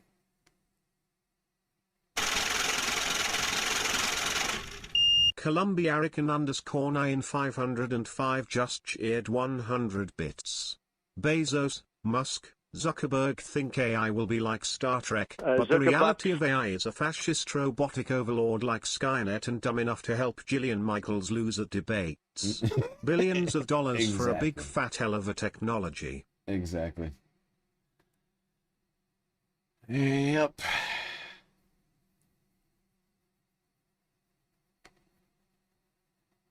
No, honestly, I mean, that's the question we have to ask ourselves. Is that future the one that we want?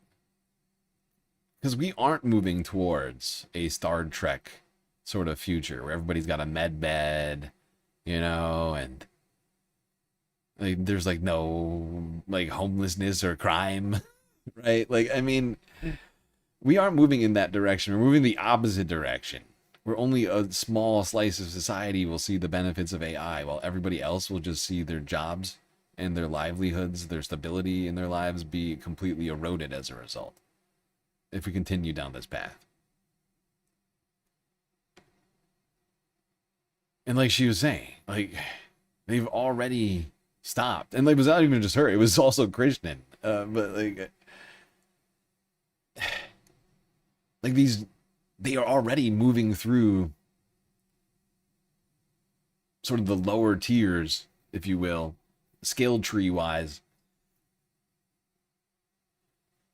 and are now progressing to the higher tiers, right? I don't know how else to describe it, right? But it's like it takes less training to be able to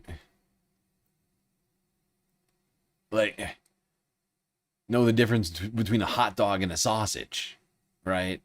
Than to know the difference between like the aortic and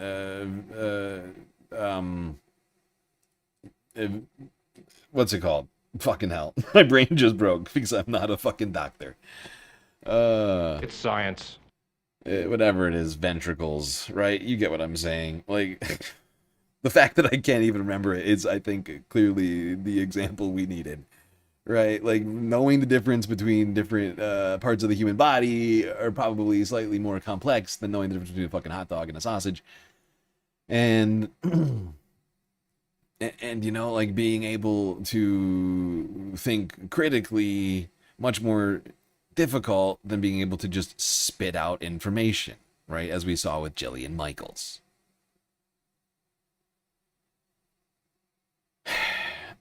But the training is, they're already done to some degree. They're already running out of things that they need to figure out for the lower tier skilled tasks. Now they're moving on to PhD having fucking, doctors, literal doctors. Workers are laid off from the full-time, then they're doing this gig work, and then some of them, not all, but some of them then actually automate themselves out of the gig work as well. So this is what I mean by labor automating. This is a choice that the companies make to specifically pursue the automation of knowledge work. Why is this an empire, though?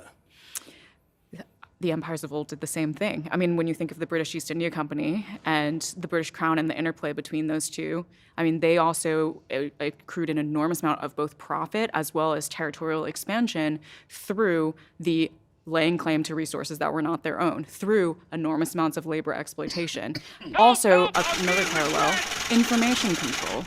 An important part of maintaining the legitimate... 505 just cheered 100 bits. I feel like we are living a real-life RPG, but has left you with a disadvantage of losing intelligence as time goes by. I guess no casting heal if we get hurt by a level 1 slime monster at the beginning of the game. Yeah. Unfortunately, it's like we're living a real-life RPG with actual consequences. But some people... But, like, you can inherit your character from your family. And some people have been playing the game since, the medieval age, like the, you know what I mean? Like the last like 1200 years or longer. The legitimacy of an empire is by controlling what information is allowed to exist in the world about what the empire is doing. And these companies control the information in multiple ways. They have hired up or they bankroll most of the AI research in the world today. So there's been a huge brain drain from academia to the industry, and they censor and control the fundamental research that is allowed to be published about this technology. If most of the climate scientists in the world were bankrolled by fossil fuel companies, we wouldn't get a clear picture of the climate crisis, and then we wouldn't be able to hold the fossil fuel industry accountable. And in this, Yeah, it's a disturbing but very accurate analogy. way, we have no idea right now the true limitations and capabilities of these technologies, so we don't have the ability to hold these companies accountable. Okay, that's all we're going to get from this one here today. Thank you, Karen. But yeah, that's part of the problem, right? Is that most of these companies are private. They don't have any accountability, public accountability. We don't have any way of like forcing them, like really. Well, I guess we do, but like we have no like transparency into what they're up to. Really, whatever they tell us is all we have. And yeah, I see you pointing out that recently, I think it was a Claude-based agent just decided on a whim to delete an entire database, multiple databases, I think. Yeah, they have real flaws. That's the other thing, right? They're not perfect. Another one of the inherent issues with all this is that deploying technologies that aren't 100% effective in the real world has consequences. Consequences. But if your only concern is profit, right? That's the thing, right? I for me is about this. Is like, yeah, I know this thing is this shit is limited. I can tell, and I know it's not worth it either. But some people see it as worth it because they don't see the environmental impact as being a problem. They don't see the societal impact as being a problem. They don't care. Like, as long as they aren't personally liable for the effects, you know, we have a bunch of sociopaths who run the planet, right? Like, we understand that, right? People who do not give a shit about others with like massive amounts of power. That's the problem, I think, here, right? Is like, yeah, no, half of this shit is completely buggy and trash. But do they care? In some ways, it allows them to hands off it all. We've seen it over and over again, especially like with warfare shit. Like in Israel being like, oh, whoopsies, that was AI. That wasn't us. We didn't do that. You know what I mean? Like, it's like, whoopsie daisy, that was AI. That wasn't a human being. We can't be held liable for that. It was rogue. It was a rogue computer program.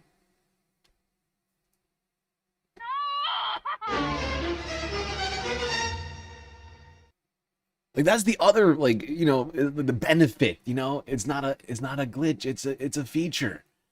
It's like, look, you can claim it's a computer program, and are you liable for that? I don't know.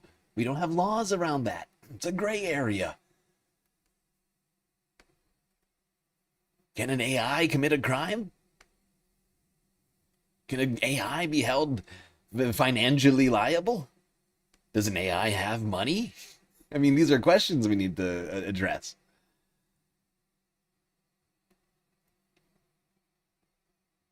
Thank you for showing us the Colbert and the Monroe public access studio thing. Yeah, absolutely, no problem. It's a pleasure.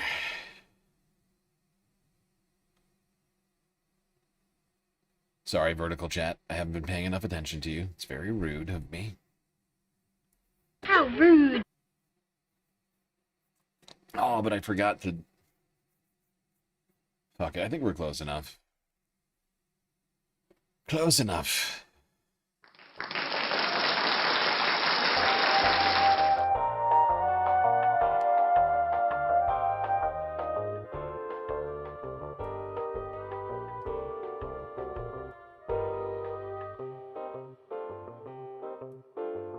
Well, everybody, looks like we completed another galactic content goal. Thanks to the donations of all of you beautiful space fams. We can now rest assured that we will get all of the sweet, sweet space content that we so deserve here tonight on this Saturday evening. Yes, indeed, and we still got a hell of a lot to talk about, so pat yourselves on the back. Give a thanks to your fellow space fams, depending. And buckle up for the rest of the stream.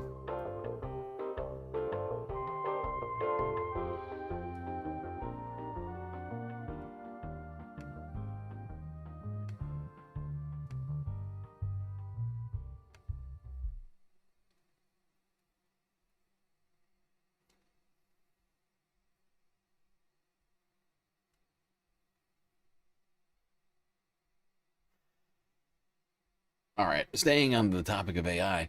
Did you know AI is incredibly unpopular, especially among a Gen Z? Yeah.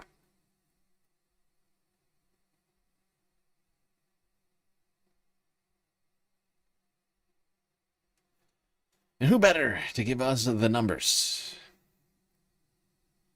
than the great Harry Emden?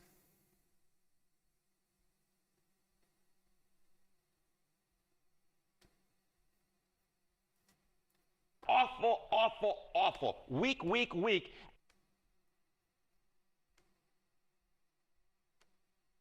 And they won't be voting Republican, they'll be voting Democratic because truth is, they're just pissed off at the President of the United States. This is one of the big chief worries right now. If you're a student entering this job market, just look at this trend line. Undergrads who say finding a job will be hard. You know, you go back 4 years ago, it was just 43%. Unfortunately, that's up like a rocket right now. Look at the 70% of undergrads say that finding a job will, in fact, be difficult. No wonder that we have seen across those commencements a lot of worried students, Sarah Side. Yeah, the anxiety is real. I mean, me looking at that, I'm getting anxious and I'm not in school. Like this is a real concern for students who are She's very right. When I look at this news, I start having an anxiety attack. Young people really don't seem to like commencement speakers when it comes to AI. This tells you why, correct? This tells you a big reason why. And in fact, you can see. That's a really weird way to put that. Gen Z doesn't like commencement speakers when it comes to AI. Yes, we have seen a number of different commencement speeches where people got booed. But it's just, I'm not the only one who finds that to be a rather awkward way of putting that. The numbers, right? I mean, just take a look at those under the age of 30, among age 18 to 29, impact of AI and the number of jobs. Just 27% believe that AI will increase the number of jobs. Look at this number. 73%. 73% say, in fact, they believe that AI will decrease the number of jobs. This 73% looks an awful bit like this 70% on this side on this screen, right? So what you're seeing here is a lot of students are worried about the job market, and what you can connect the dots, which is what I like to do. A big reason why they are worried is because they believe that AI will in fact decrease the number of jobs, and that is why you see those undergraduates really not liking those commencement speakers speaking about AI because they're worried for their livelihoods. Yeah, why am I even in school if AI is just going to come in and replace me next year? It's a fantastic point.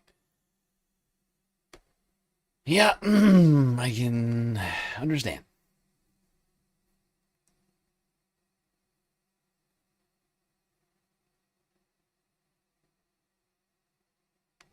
Honestly, to some degree, I feel like we all, I mean, even older people who are still in the workforce are feeling very similar things about AI. Although I do, to some degree, I feel like I've noticed a trend where like people who are more established are more receptive to AI because they don't really have to worry about getting a new job. They already have the skills and experience. And the perceived relevance, whether or not they can be automated away. You know, I don't think they're thinking about that as much. There's not just the jobs. that are being affected, that people are worrying about. It's also effects that people are feeling immediately. Immediately, if not sooner. With the popping up of AI data centers all over the country, energy prices are through the roof. And in places like Utah, people are fighting back. Sam Cedar on the Majority Report. Emma Vigeland is out today. Welcome to the program. Gabby Finlayson, senior partner at Elevate Strategies, which is a political consulting firm that works with progressive campaigns, causes, and organizations throughout Utah. I imagine there's not a lot of those entities in Utah, but I guess maybe we'd be surprised. But you've also been part of organizing against this data center and have, I guess, sparked the ire of someone named Mr. Wonderful. How could you? But Gabby, first, before we get into that, tell us about this data center, because I've been reading about this. It's nuts. Yeah, it really is pretty wild. This is the largest proposed data center in the United States. And I think it's so hard to even conceptualize how big of not only a physical footprint that it would have, but the impact that it will have on Utah and the surrounding, areas. So it is, 40,000 acres. That is twice the size of Manhattan. It's about the same size as Washington, D.C. And it would use and put off 9 gigawatts of energy, which is more than double what the entire state of Utah uses right now. It also has the potential to increase our carbon emissions by 50%. It will create a heat island around the area, meaning that it will raise the temperatures of our state by 5 degrees during the day and over 20 degrees at night, which will absolutely decimate the ecology, the plants and the animals in the area.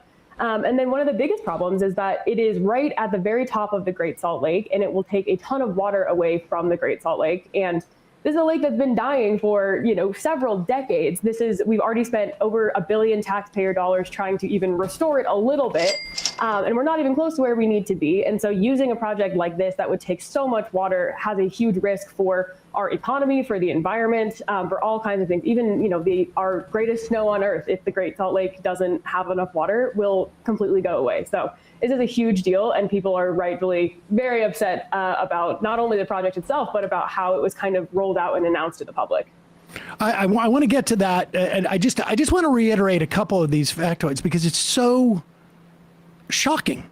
Yeah. The idea that this data center is going to consume twice as much power as the entire state does now. Yeah. Just. This is ridiculous. Yeah, the concept of that is somewhat mind-boggling. But this is what we're talking about. Is not just this project. And that is why your energy bills are higher, everyone. Because these data centers have been popping up without any sort of votes. Nobody's being asked about it, but they're just popping up all over the place. Whether it's in Memphis, Tennessee, with Colossus and Elon Musk's projects there, or Stargate or whatever it's fucking called down in Texas, and then a whole bunch of other slightly smaller projects all over the country. You just look it up. There's probably some in your area right now. It's like a power grab. Literally. The idea, it's just insane. And then the CO2 emissions, 50% more than every vehicle in Utah. And vehicles are one of the biggest emitters of CO2. Yeah. Just to increase the footprint and so dramatically in terms of just climate change. And then, of course, all the other sort of more localized impacts in terms of water, in terms of heat. It's shocking. Oh my God, Edward Gregorian III is in chat. Oh. Mr. Moneybags, the Tenet media money. Oh boy. Watch out. And so this was just decided by the Box Elder County Commissioners. I mean, no offense to Box Elder County, but it seems like the implications of this are bigger than some county commissioners. Yeah, definitely. So the county commissioners have caught a lot of heat for this, which is totally fair. However, the bigger problem is that this project was approved and rubber stamped by a state agency called MIDA, the Military Installation Development Authority, which is a really powerful state agency in Utah that has the power to give people tax breaks. It has the power to, approve these big developments from private developers before the public even hears about it. And so this project was rubber stamped by the state agency that is chaired by our Senate president and mostly appointed by the governor. And then it was sort of given to these county commissioners to rubber stamp and, say, we need your approval on this. So rubber stamp it. It was 3, rural county commissioners. But it's. What do you mean? What do you mean, Edward Gregorian? I know who you are, okay? You're the shadowy figure behind Tenet Media. And I will, for the very reasonable price of $1 million a stream, say Vladimir Putin is great. Great guy, that Vladdy. Daddy can do no wrong. Dad! Daddies are more stronger than mommies. They were put in a tough position in that if they voted against it, the state agency would override them anyway, and they would have no, even input into the project at all. And so some of them have justified on the, the back end saying, like, we at least wanted to have a voice in this process, which is why they voted to approve it. But really, this is the state agency that approved it, and conversations that Kevin O'Leary said that he had with our governor and the leaders of both chambers of our legislature, that they greenlit this project before it even came before that state agency. And so the county commissioners are getting a lot of blame for this, but in reality, this was a project that was already, moving forward before the county commission even knew it existed. And so let's talk about the pushback that you guys have been organizing, and then we can talk about Mr. Wonderful Kevin. Okay, so we've been keeping up with this and with their efforts. It's been quite impressive, the pushback that these two have been at the center of. No, two, I mean, she has a partner. I can't remember her name off the top of my head. But they've been sort of the main faces of the fight against this data center. Mr. Terrible has been targeting them. Very upset. They've been waging a social media campaign as well as a on the ground grassroots effort. It has been fairly effective at getting the word out. I mean, she is on the majority report right now. We've been talking about her for well over a week. Jesus Christ, why do I keep coughing?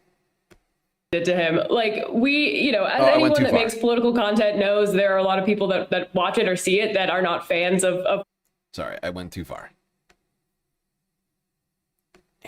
Inhibit a data center that's going to use more power than Utah combined, and put out more CO2 than 50% more than all the vehicles in Utah. Of course, only China wants to protect the environment in Utah and inhibit Mr. Wonderful from making profits. But what was he? I mean, he targeted you guys. If you guys are somehow inhibited from this activism, is it all going to go away according to him, or what is it? What was it? What did you do to him? I honestly have no idea what we did to him. As anyone that makes political content knows, there are a lot of people that watch it or see it that are not fans of what you're saying. And the same thing is here in Utah, right? We know leadership in the state sees what we put out. We had only put out 2 videos about this, a week before he went on Fox News. Somehow, I do not know how, it got on his radar that we were people that were talking about this.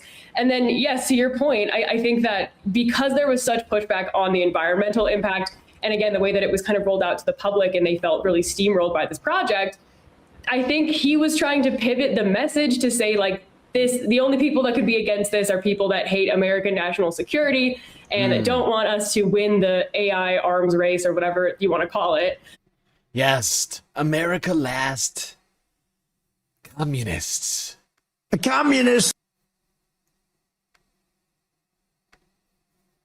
China. Therefore, we must be Chinese operatives. And yeah, I don't know what he thinks would have happened. Like, obviously, we are not interested in anyone who is making threats about us on Fox News in a suit and pink flip-flops. But like, we're not going to stop talking about this issue. And even if we did, the public pushback would still be happening. Like, this is not us leading the charge. Like, this is real people here in Utah that are pushing back against this. We just happen to have a platform to kind of elevate those voices. So I have no idea, but it is definitely not landing. I don't think anyone in the state that is. Hefe Hurts, thank you for the resub. 6 months, tier 1. I am a GNN operative. Oh, God.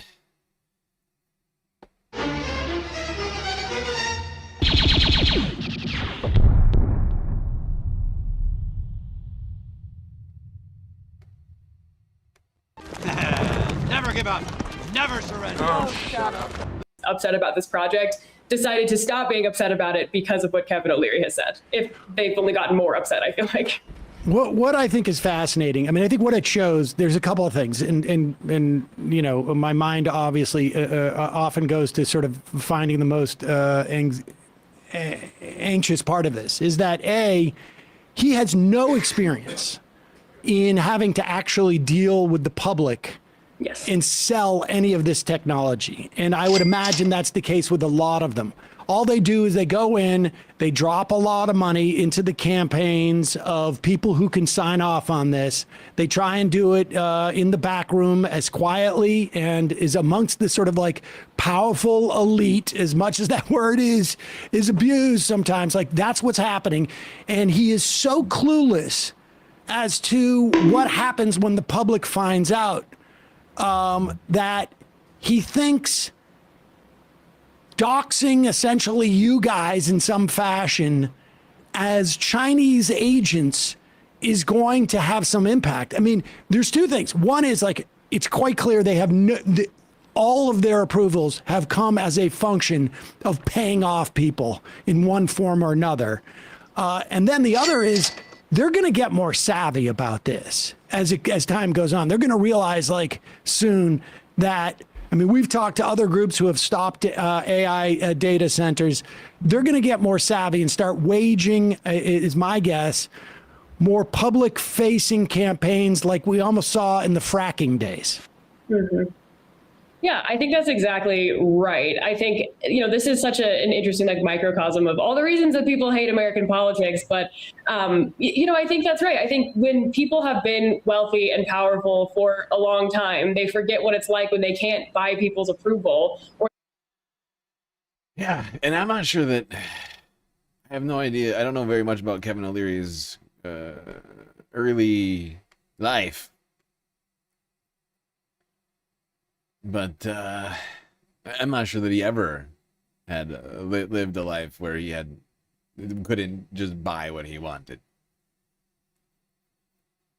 I don't know, he strikes me as somebody who really didn't have that hard of a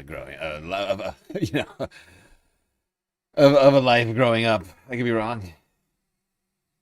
Maybe he was on the hard streets of Canada.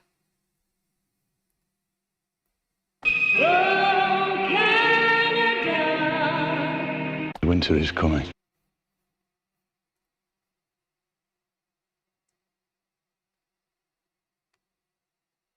Anyway, that's it on AI for today. Gonna now move on to the impact of our increased energy usage. I'm, of course, talking about climate change and the continued degradation of our environment. And all the other extreme weathery stuff that's been going on lately. The hard streets of Canada. Exactly. You get it.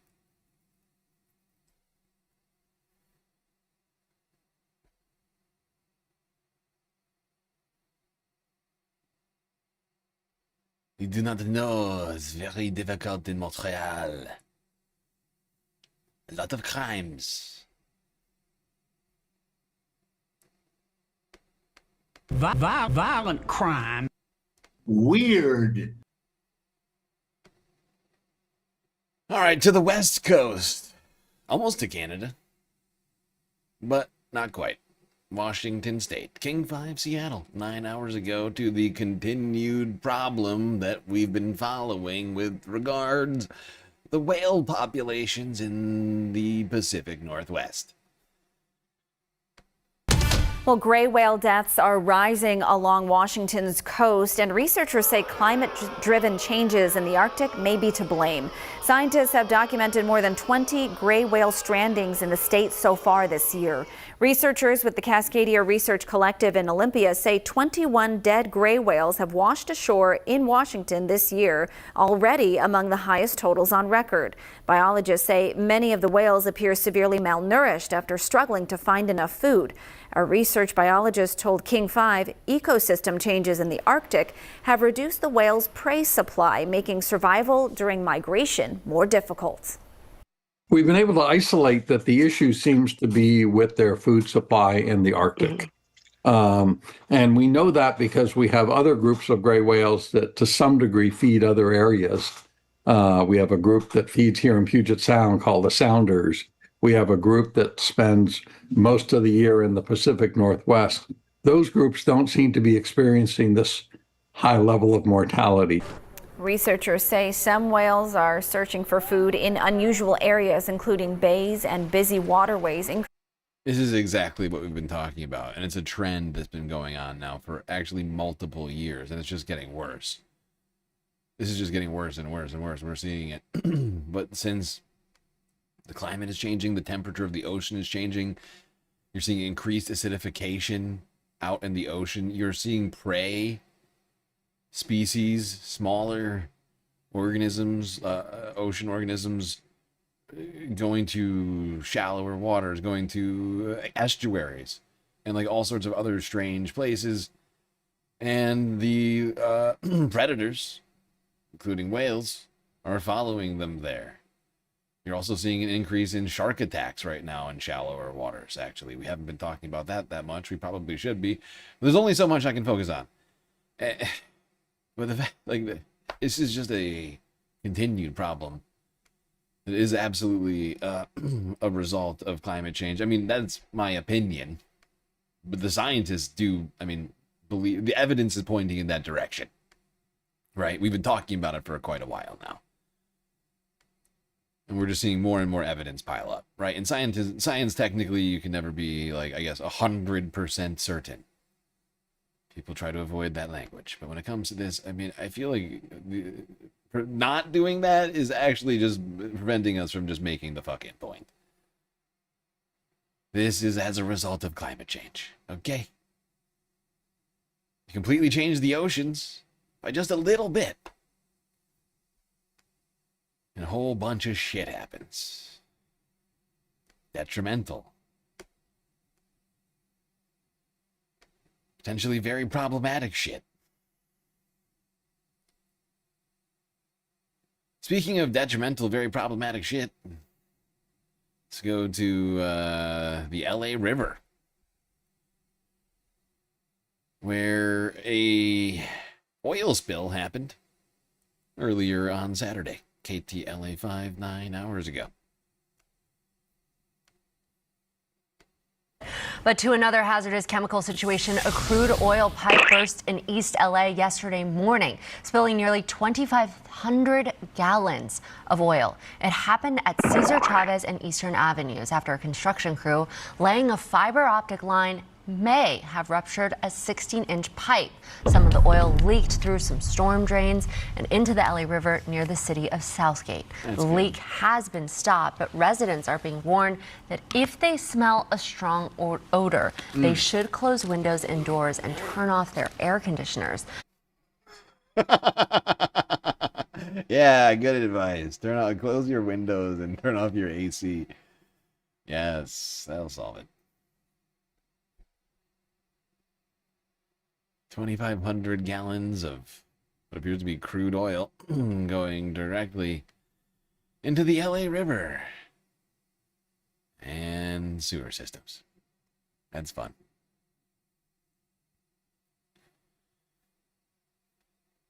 That's a fun time.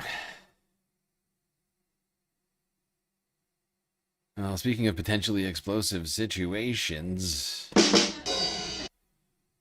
we should probably talk about the continuing wildfire situations in Southern California. Here's KTLA5 from 9 hours ago. And many wildfires are still burning in Southern California. The Sandy fire in Ventura County has now burned more than 2,100 acres with 61% containment. Some evacuation warnings remain in effect, but all orders were lifted. Now in Riverside, the Bain fire has burned nearly 1,500 acres and is 83% contained. The Verona fire has burned almost 700 acres and is 74% contained. And the huge Santa Rosa Island fire off Santa Barbara, that has burned more than 18,000 acres. Well, there you go. As you can see, the 4 biggest fires in Southern California have burned close to 25,000 acres combined, but are now getting close to being fully contained, although none of them actually are. But serious progress has been made on containment, which is a good sign. But it is just the beginning of fire season, so everyone should continue to remain vigilant. Since it's a El Nino year, it's going to continue to remain probably hot and dry for some period of time until we get some more storm activity. Speaking of storm activity, the other side of the country, massive storm came through Northeast, causing a great deal of flooding in places like New York and New Jersey.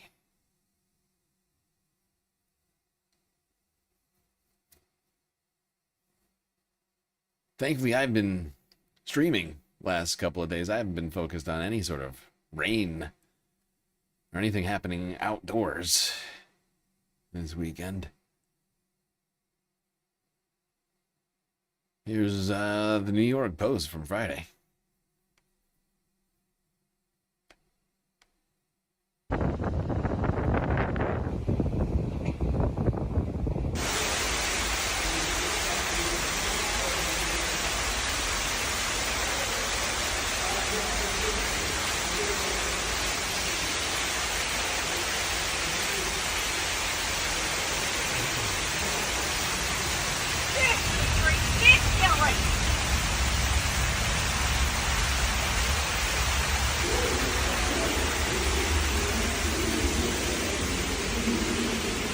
This is why I'm gonna stay my ass in Harlem. This is why I'm gonna stay my ass in Harlem. Because in Harlem we got hills, man. Wade in the water, wade in and this dirty goddamn water to go check on my car. My shit is up on the hill though. Oh, yeah, my is staying parked over there. Yo, his car is dead floating, bro. This all happened in like 25 minutes. Huh? No, my car is up on the hill. I'm about to go check it right now. I think it's good though. It's up on the hill, so I'm good.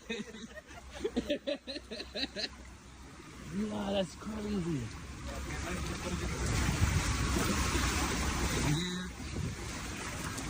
Take me back to Harlem. I love Queens, but this is immediately, if not sooner. Damn, dude, just went down. That bus just put a wave. Dude just went down. Dude just got taken out by a wave. Dude just got taken out by a Brooklyn wave. Damn, dude.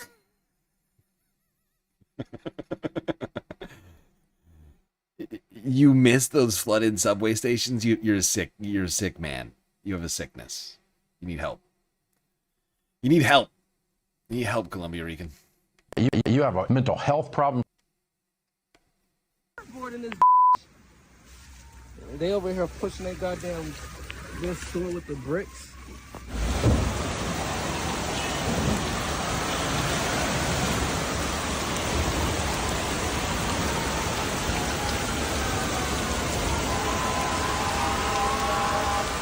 Look at this guy e-biking the delivery straight through the... Yo, that's wild, though. Yo, that's wild. I'm actually sort of shocked that the bike is still functioning in this weather. Gotta get that DoorDash. Gotta get that DoorDash down to the delivery.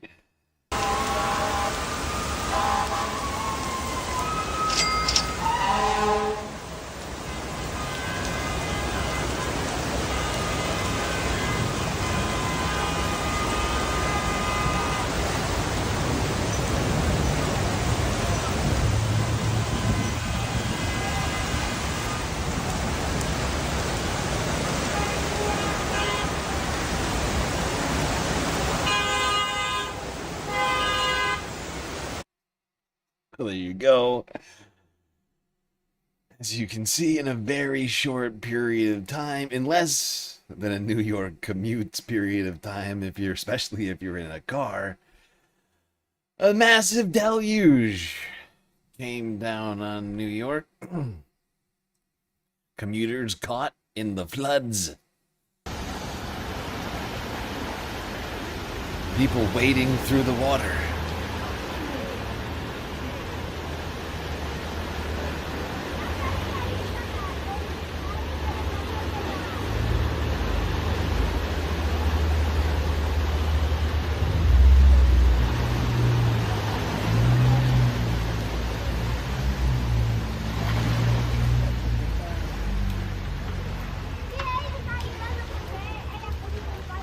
Got a couple of heroes over here trying to clear up the drains.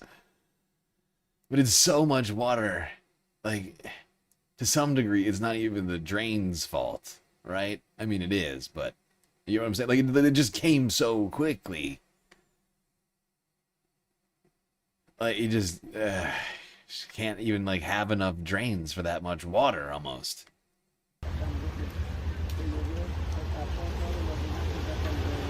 What we need to work on is the porous sidewalk technology I saw. We talked about this a while back, but like, I can't remember which country started like introducing these like porous sidewalks that like drain into like canals or like sewers, essentially. Like just, so basically, I mean, you don't necessarily need as many drain pipes because it just goes all of the sidewalk. The whole sidewalk is a drain. It's science.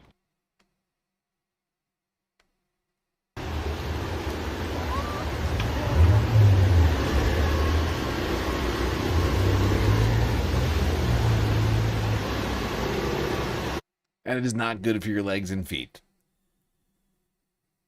NR is correct. That is bad for your legs and feet. It's also bad for your bike. It's also bad for your motorcycle, car, or basically everything, really, when it comes down to it. It's like one tier above sewage. It's basically sewage. It's slightly better than just pure sewage. It's like, you know, it's pre-sewage, right? It will be sewage soon. And or it's remnants of old sewage. It's a combination of a whole lot of stuff, honestly, and it's gross.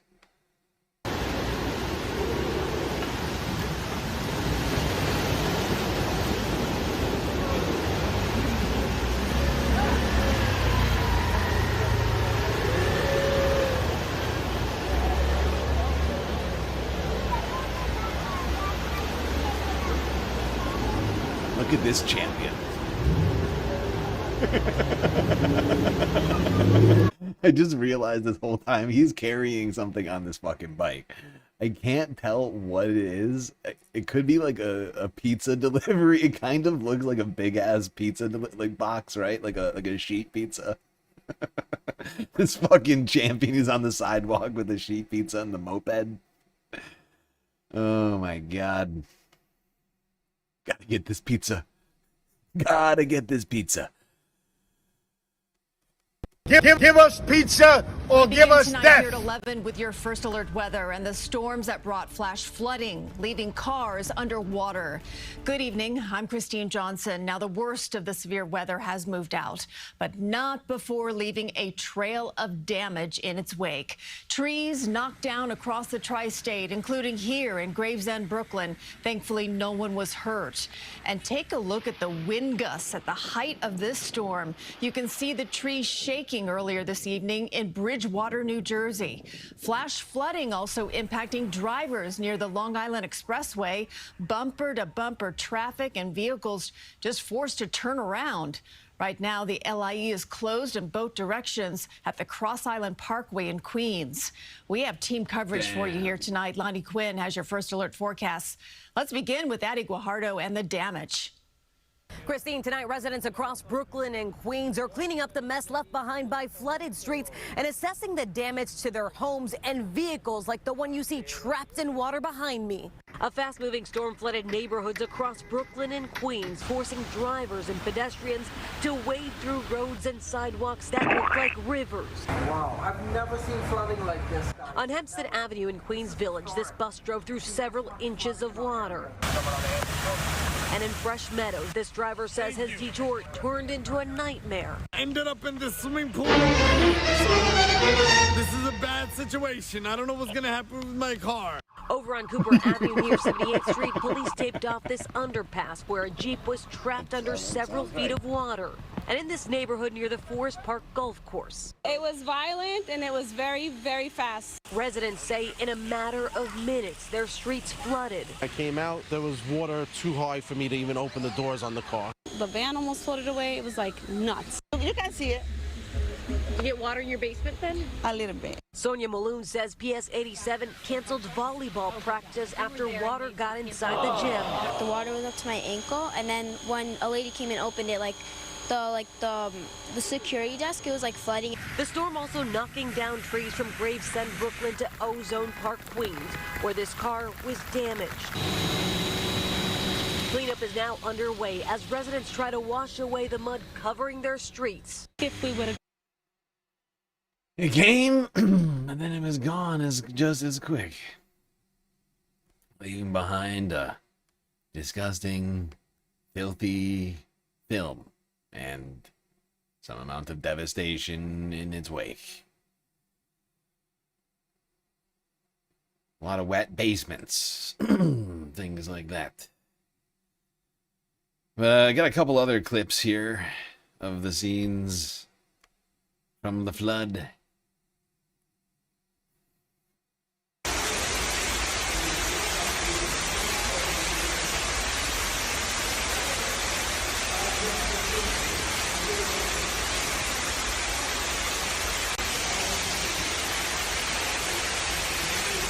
Oh, wait, this is the wrong one.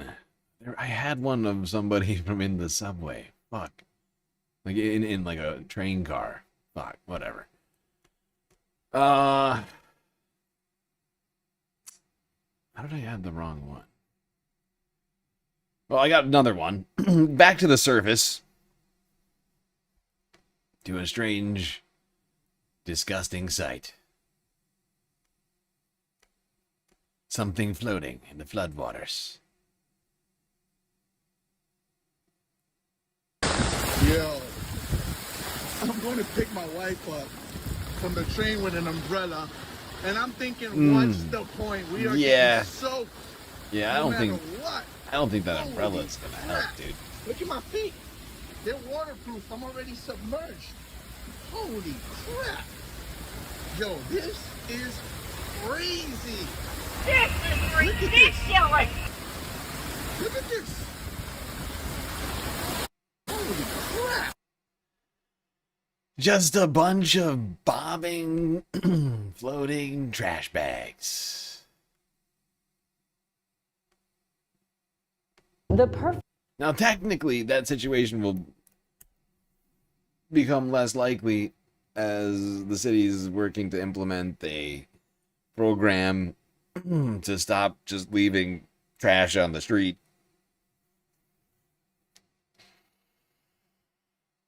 I'll believe it when I see it. All right. We're not done talking about storms in the Northeast. And I know that one seemed bad.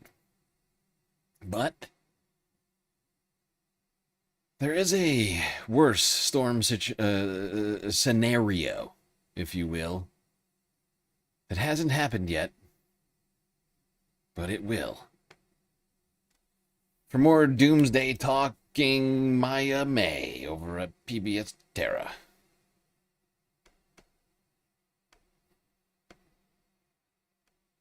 Storm hasn't happened yet, but it may only be a matter of time. To see what I mean, let's take a look at New York City. By itself, Hurricane Sandy wasn't an exceptional storm. It was just like a communism. post-tropical cyclone when it Taking trash off of the street and putting them into receptacles sounds like communism. Wow. Wow. Communist China. landfall, but it was perfectly timed for destruction. Peak winds coincided with an unusually high tide, causing the most extreme storm surge in the city's history. 9 years later, Superstorm Ida broke records. But is New York City, where do you expect everyone to put the trash? In the same spot they're putting the trash now. Just in a receptacle, you know? On the sidewalk, the street, you know, somewhere between the two.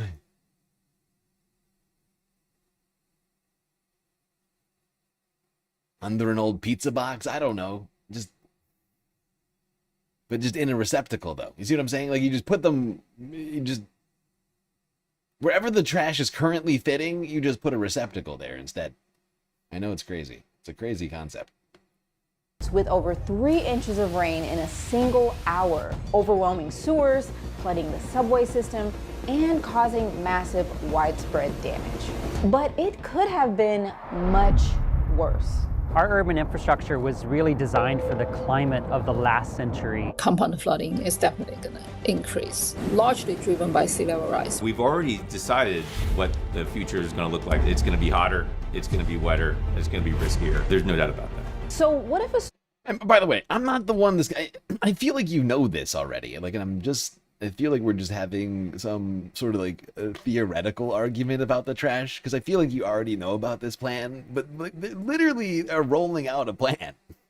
Like, maybe maybe since you don't live in New York anymore, you didn't hear about this, but they are literally rolling out a plan to do exactly the thing we're talking about right now, right? To stop the madness that's been going on for basically all of time, I guess. Storm hits with both the rapid rainfall of Ida and the storm surge of Sandy. That combination will be literally doomsday for our metropolitan area. We know it's possible because it's happened before. And now the ingredients that made it are just getting even more extreme. And we're more vulnerable now than ever before. Meanwhile, New York is investing billions in promising flood prevention and response. It comes down to a race. So who's going to win? New York City or the perfect storm?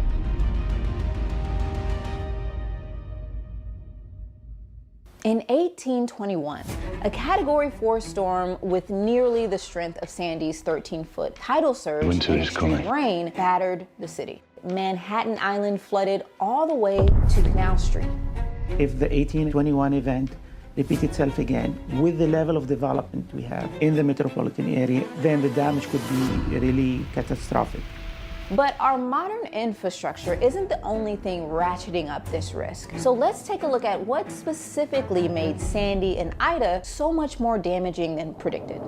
When Sandy hit New York, it coincided with a spring or king tide. And this is when the sun, earth, and moon all align, creating a higher tide than usual. The storm collided with winter weather systems, causing it to make an unusual westward turn while rapidly growing in size. Hurricane Sandy's track was perpendicular to the coast, and that counterclockwise wind will push water right into the New York region.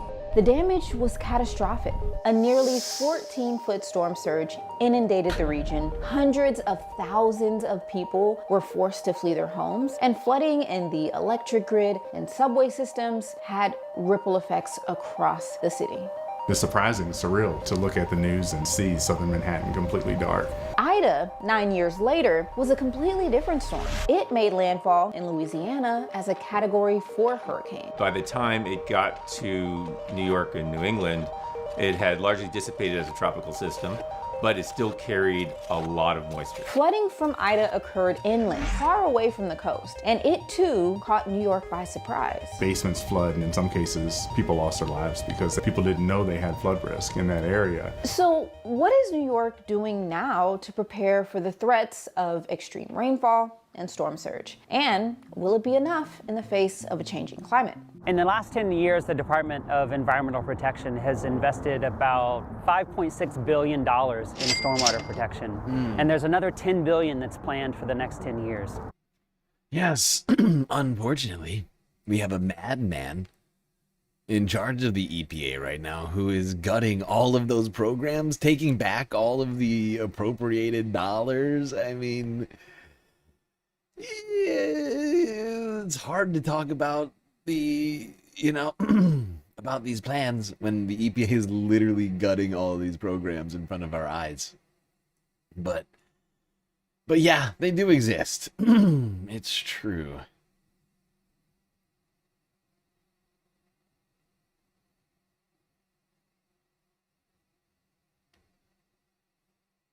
And hopefully they all get implemented. But we need a functioning federal government. Like, we need a functioning federal government that actually recognizes the problems as problems. Climate and everything are the same word. Right.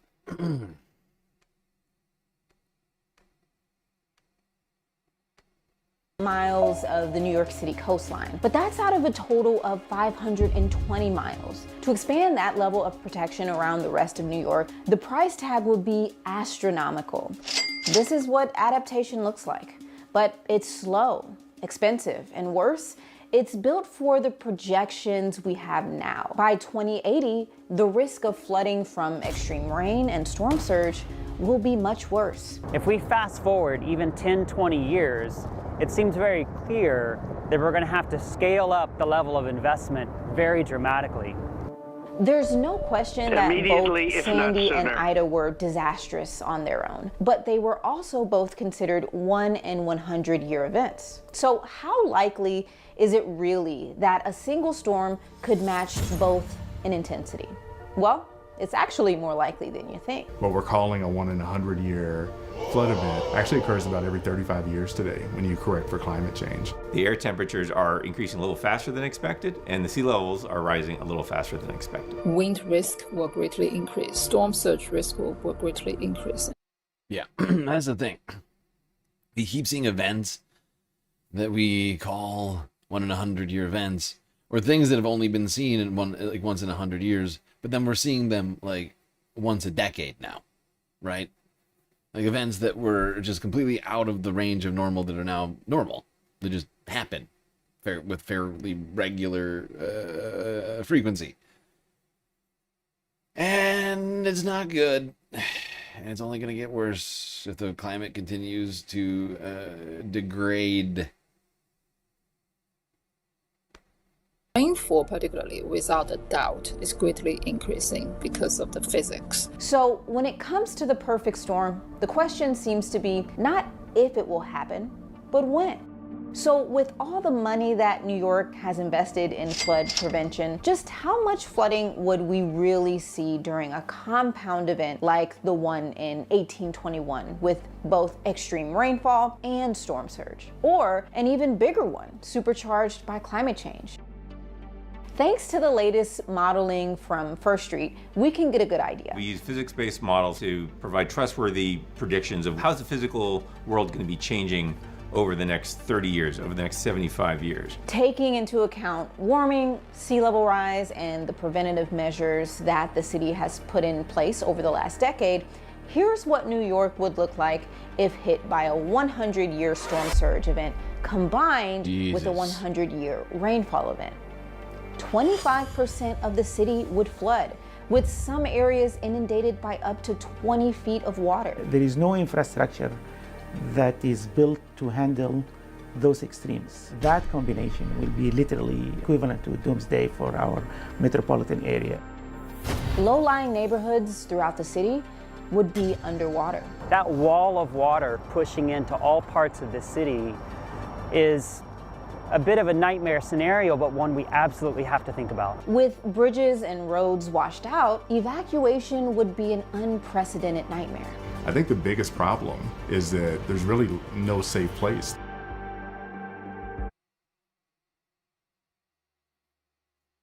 Well, there you have it, Space Sam's really dark and bleak outlook on what the effects of a 100-year surge plus a 100-year rain event would mean for the New York area.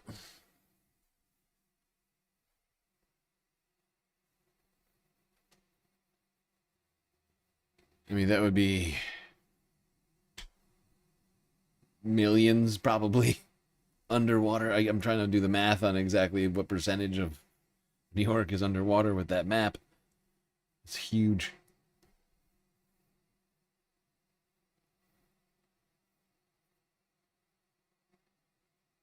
Oh, fuck. All right.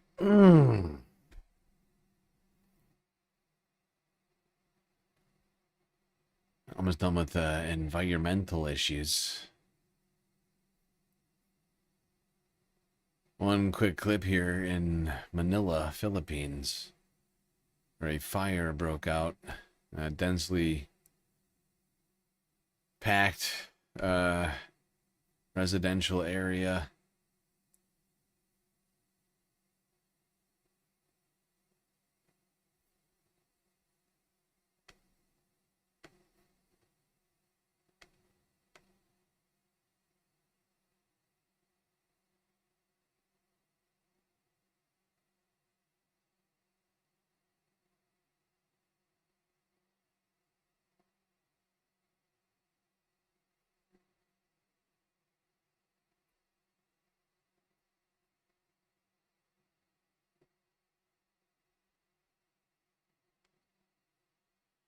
Now, of course, this isn't a wildfire, but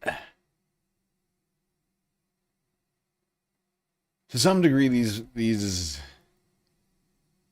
like densely packed, like very low income neighborhoods in the Philippines are an environmental issue. Like, they create these sort of situations because of how like densely packed everybody is into these, I don't know what to call, I guess you call them like slums, sort of. But it's just, you know, like people basically building shacks on top of other shacks. That leads to dangerous situations like this.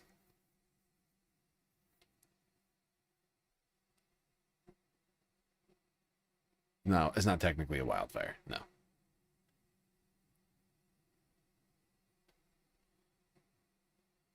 No, it's like sheet metal burning. I don't know what caused it.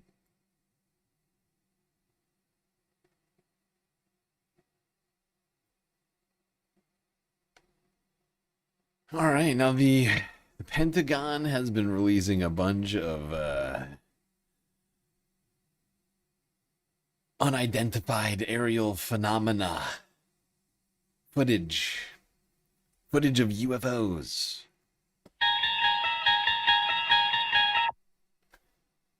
I got one quick clip for you here. Before it was breaking news. Object seen pulsing over the water.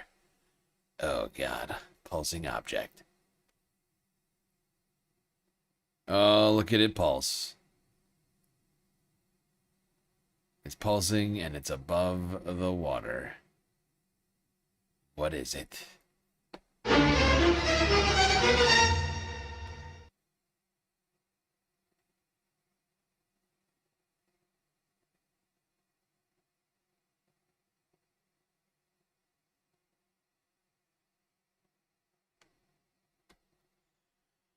Yeah, I have no I have no comment. I have nothing to say.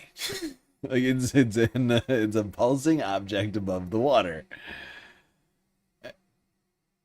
Okay. There's no context for it. There's no sound for it.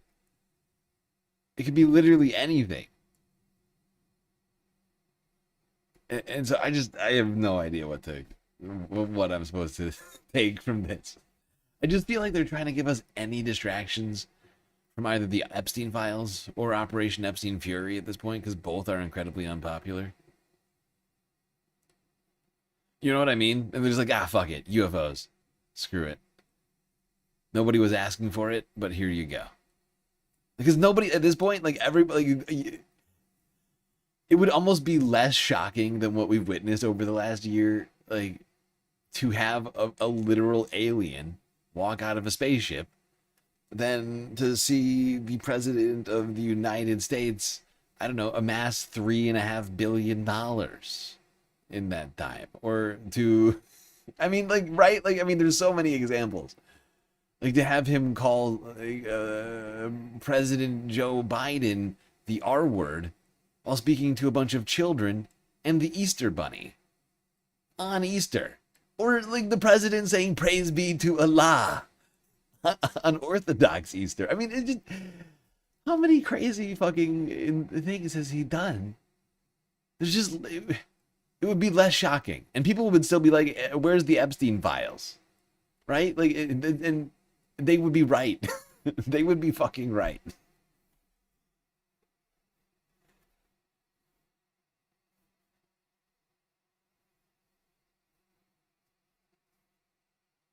Like, it would be like, you know, like the UFO cover-up is less compelling right now than ever because of the massive Epstein files cover-up that's happening right in front of our goddamn eyes every day. Are you still talking about Jeffrey Epstein? This guy's been talked about for years.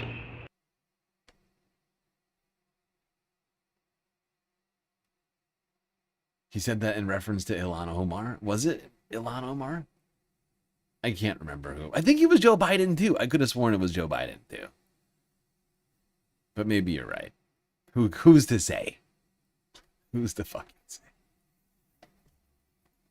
Neither one is, like, they're equally deranged, right? Like, it doesn't really matter to me. Like, both of them are equally, like, not befitting of the president of the United States, right? Maybe of, like, a teenager speaking to his friends. And I do mean, like, a boy. You wouldn't expect this sort of behavior from from a young girl. But from, like, I don't know, like a 12 or 13-year-old boy. I guess this is what the sort of level of behavior you would expect.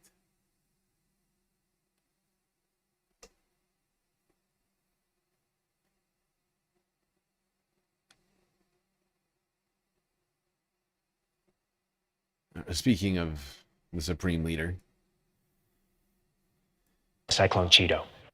Let's go to Cuba for a quick update. If you missed it, Trump Friday said that it was looking like actually, I'll let him say it. I'll let him tell us what his plans for Cuba are.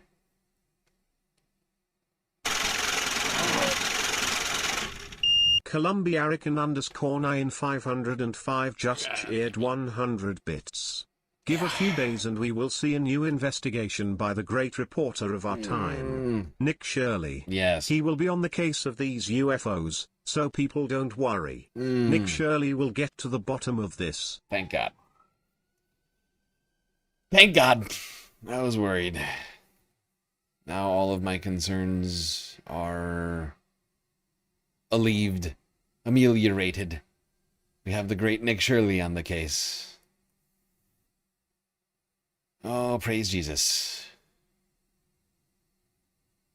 Praise God. All right, to Cuba. are now dealing with power outages that last between 20 to 22 hours per day. So many of them are in the dark when it comes to the escalating tensions between the regime that runs their country and the White House. On Thursday, in the Oval Office, and just one day after suggesting that a peaceful agreement could be reached, Donald Trump said just the opposite, that he would be the first U.S. president to intervene in Cuba. Other presidents have looked at this for 50, 60 years doing something, and it looks like I'll be the one that does it. So it was a message echoed by Trump's Secretary of State, Marco Rubio, a Cuban-American who's long been critical of Cuba's communist regime. The president's preference is always a negotiated agreement that's peaceful. That's always our preference. That remains our preference with Cuba. I'm just being honest with you. You know, the likelihood of that happening, given who we're dealing with right now, is not high. On Wednesday, the U.S. aircraft carrier Nimitz arrived in the Caribbean, escorted by 2 other warships. Yeah, so those are the vibes coming out of the White House, Trump administration, on Cuba. Trump saying it looks like I'm going to be the one to do something about it. The communists. Little Marco Rubio saying a diplomatic situation would be preferable, but unlikely. And U.S. Navy assets being deployed to the region. It seems like we're running out of boats, you would think.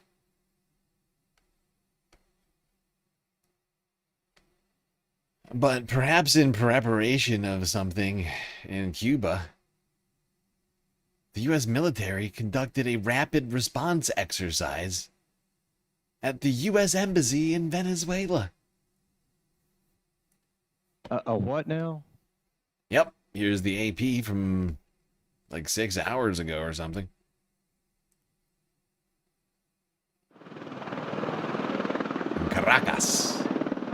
Porque si hemos pasado años donde aquí controlaba Cuba. There have been years where this was controlled by Cuba and other countries that have given us little or nothing. So that one country comes to support us. Welcome.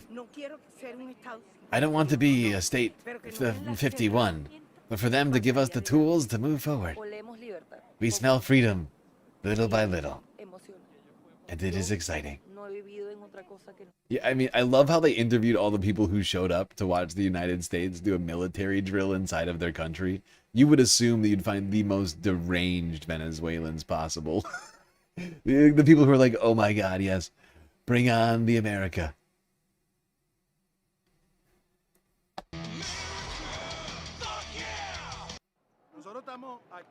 We are declaring our outrage for the United States attempting to occupy this continent. For them attacking Venezuelan military 141 days ago, and that they today do a military drill is an expression of their military superiority to humiliate the people.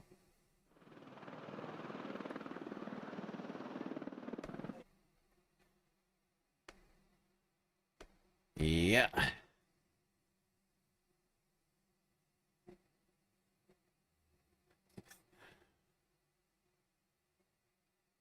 Paid actors from Miami. Yup, exactly. Exactly. I'm out in Miami, ho. Crisis actors. Okay. What do we got? What do we got next on the list? Actually, you know,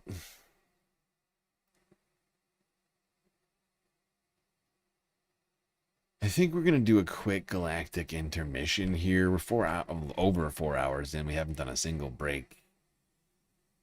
And I know some people love their Galactic News Network so much that they, refuse to do anything until these intermissions. So, quick break. We'll be right back after these brief messages.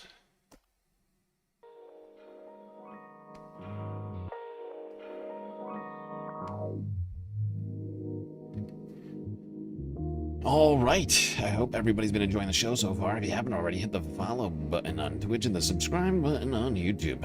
While you're at it, do consider contributing to the Galactic News Network, as we are completely funded by individuals like you.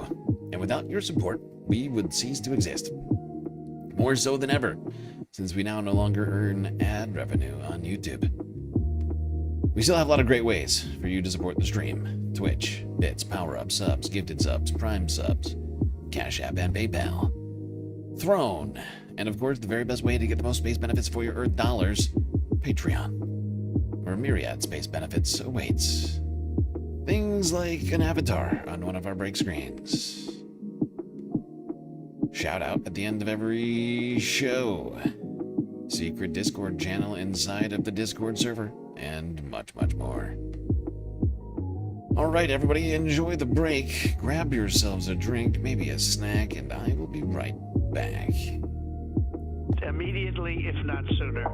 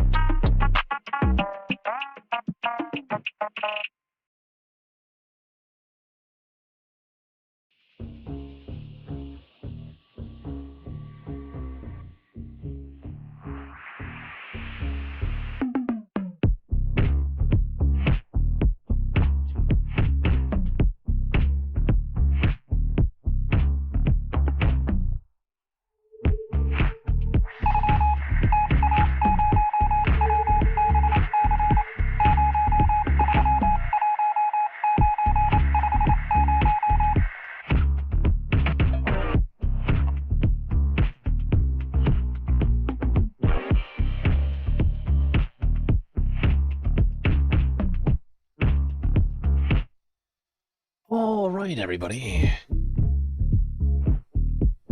The break is over, and the stream is about to begin once again, so you'd better get yourselves back in your seats, otherwise you're gonna miss it.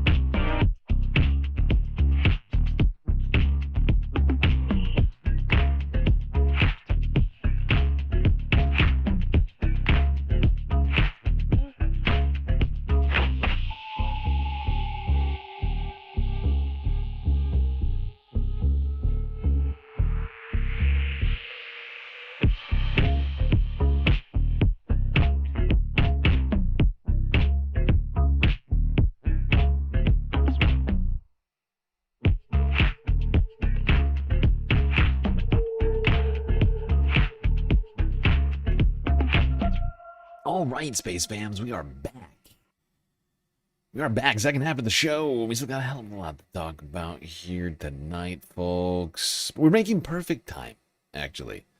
I've been trying my best to limit myself to doable amounts of videos, and have been putting even more efforts into trimming my lists to manageable amounts of clips. Because every time I play a clip, I feel genuinely obligated to comment on it, right? Like, or to have played it for a reason, right? And not to just play a clip and be like, okay, next clip. Even though, I mean, I have done that. But I guess my point is I try my best not to. I'm not perfect. But, you know, I don't like to just, like, gratuitously be playing clips without adding anything to them. And feel like whenever I make lists that are very long, I just wind up sort of... These streams become completely unmanageable. I'm trying to keep them to 8 hours lately. I think we're doing pretty good today. 4.5, almost 5. But we're over half of the way through my list today. So that's a good pace. All right. I left off where? Ah, right. Trump in South America. Acting a fool. All right, let's go to Europe, where CNN was on the ground with Ukrainian troops beneath fishing line mesh fences, protection against drone attacks. Embedded. The front lines. From Monday, I think. They call this the road of life, but it's about survival, not living. It is safest on foot, under skies ruled by tiny killer drones targeting any vehicle. The nets trying to block the horror from above. By the way, this thing right here is a drone. Ukraine's drone technology has been getting wild lately. Like, they're coming up with, like, new iterations of it. Like, you wouldn't believe the speed. We're actually going to talk about it a little bit more after this video. Just wanted to watch this clip quickly. But, like, this is one of the drones that Ukraine's now making, which is a autonomous ground drone, essentially. Which I think, like, can carry all sorts of different, like, ordnance and whatever else. And actually, we're going to talk about it later, but one of these things apparently made not an arrest. What's it called? In military terms.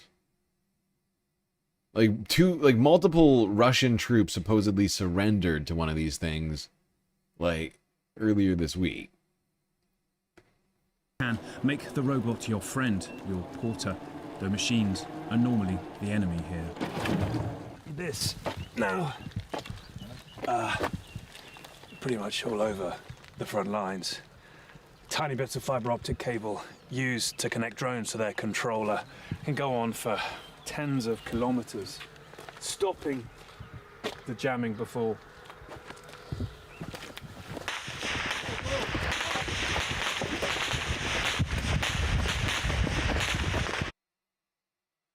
There you go, CNN here behind the front lines. See in action.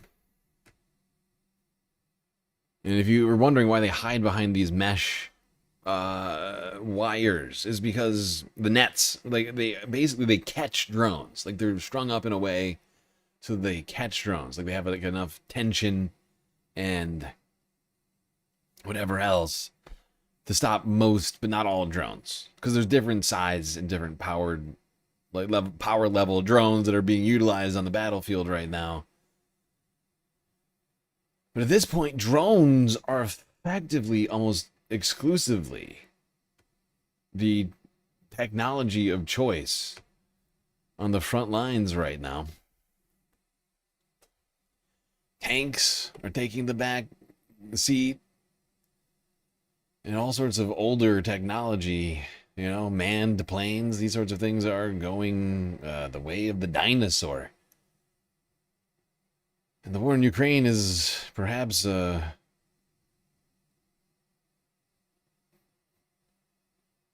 not sure what to call it. I don't want to use the wrong term here, but basically the front line of the wars of the future, right? Like a almost a testing ground for some of this tech.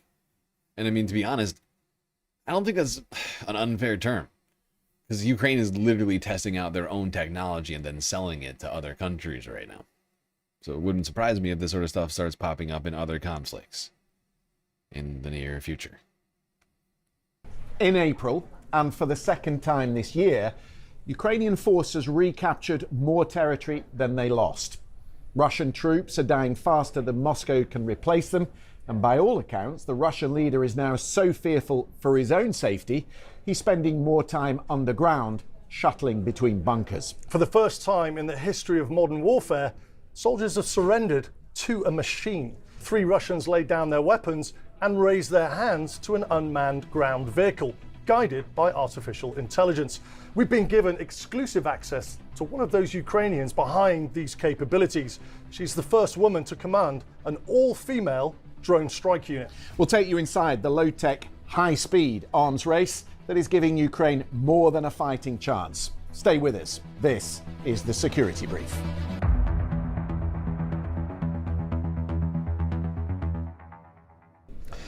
Mikey, Russia's Victory Day parade on the 9th of May, in the midst of a 3-day ceasefire, looked notably different. There was no military hardware, there were no tanks, there were no ballistic missiles. It felt edgy. Something had shifted. Something has shifted, you're absolutely right. And I think a big part of that is a huge shift in morale. Now, you know, having been on operational deployments, morale's quite a hard thing to quantify, but regular conversations with the armed forces of Ukraine would suggest that morale is increasing with the AFU, and quite frankly, from the reports that we've seen, through the floor with Russian forces. You just got to look at the losses that Russia has suffered in this war since 2022. We're talking 100,000 military vehicles, 12,000 tanks, 4,700 ballistic missiles. They're going backwards, is what my assessment is. And at the heart of that assessment is territory. Now, there are quantified fears that President Zelensky can conduct a kinetic strike now on Moscow. And okay, we're not going to watch this whole thing, this whole discussion, but I do think it's important to some degree, because weaponry is changing, and it's changing fast. I mean, yesterday we saw a video of Vladimir Putin claiming that he now had, that Russia was going to be unveiling later this year weapons 4 times as powerful, missiles is 4 times as powerful as anything that the West supposedly had, that can go suborbital and literally circumvent the entire planet. And then we got all this drone stuff popping off too.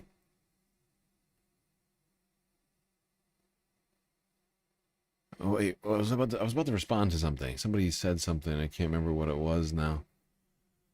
Oh, what?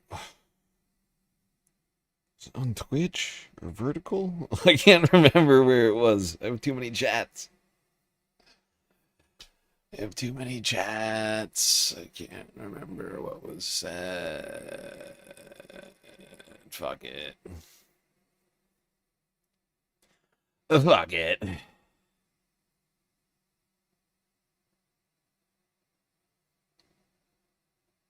All right, we're just going to hit a few key points in this discussion on BBC. Talking about just over a month inside the invasion. The source here is the Institute for the Study of War and Critical Threats. Now, on this map, you can see the red that indicates Russian forces. The striped areas are where they're advancing. Russia invaded Ukraine on February the 24th. So again, about a month in, and we're talking a majority of control in these areas, not total control. Now, at the bottom, we can see Crimea. That was taken by Russia in 2014, as we know. But then as we move up, I want to look at these key oblasts, or regions as we call it, moving up from Crimea in the south. So just above Crimea, you have Kherson. Then as you go to the right, you've got Zaporizhzhia, Donetsk, and then right at the easternmost point, you've got Luhansk. And as we move north of that, coming back west again, you've got the regions of Kharkiv, Sumy, and Chernihiv. So that's a significant amount of dominance in just over 1 month of aggression, with Ukrainian forces desperately on the back foot, although managing to protect Kyiv from the Russian assault in the first 3 days. So how does that change to the picture we have today? Right, let's take a look at another map, and the honest answer to that is if you're Putin, yeah, not well at all. The orange represents claimed Ukrainian counterattacks. Russian forces are spread thin in the north. Where you're for? So now it's almost a reversal in the north. What was that? Raid from Walking Stick Library. The librarians. How are you all doing tonight? Hope you're good. Hope the stream was good. Welcome in. We are moving through the stream here 5 hours in, and if you can't tell, we're talking Ukraine and Russia. Gone through the U.S. news, environmental news. What do we got left to talk about tonight? We got Russia, Ukraine, and a little bit of NATO. Stuff happening in Serbia. Update on Ebola, which is not good. And then the Middle East, and this latest news on Operation Epstein Fury. Whether or not the war is over, is it? Let's find out. Well, we will find out later. What does that sound? Puppy barking for treats. I see. That can be right now. That can be done. No problem. I would point out that these orange areas, while there are counterattacks that have been happening here, it's clearly happening, doesn't mean that all of this territory is no longer occupied by Russia. It's just that Ukraine is waging successful counterattacks against those positions. Some of those positions are being taken back. Some of them are not. Right? Like, to be clear, I mean, Ukraine has been making some gains, which is a real drastic shift from everything we'd seen for the last year and a half. But this map, I think, is slightly disingenuous, because it doesn't. These orange areas don't actually show how much of this is still controlled by Russia, and like at least 70% of it is still controlled by Russia, from my understanding. Like, Russia's been losing ground, but very slowly, basically as slowly as they were taking ground. Which was like a mile a day. 4 years on, or over 4 years on. And Putin has been forced to consolidate on the four main contested areas that we see today in the southern area. So Kherson, Zaporizhzhia, Donetsk, and Luhansk. The human sacrifice has been brutal in this war. But it's also been punishing for Ukraine. Let's take a look at the numbers. And they're quite horrendous, actually. The casualties at the top, what that includes are not just casualties, but prisoners of war and people that have been killed. So you're looking at... It's a nuts number. Almost 2 million dead. I'm sorry, casualties. Sorry, it's almost 2 million casualties, 500,000 dead. It's wild. These are wild numbers. Okay, we are going to switch over to the discussion of drones. I think he starts around here. The first one is the obvious one. It's drones. We've been covering drones in Ukraine forever. Low-tech, mass-produced, and relatively cheap airborne unmanned systems. But they're not just airborne now. We're talking about unmanned seaborne systems, unmanned ground vehicle systems, or UGVs as they're calling them. So let's take a look at those in turn. The airborne unmanned systems, and you can split those into two. We're looking at unmanned aerial systems, drones, or counter drone, and one-way attack drones. And this is the Shahed 136. Which we've seen plenty of in Iran. Yeah, I mean, we've covered it at length.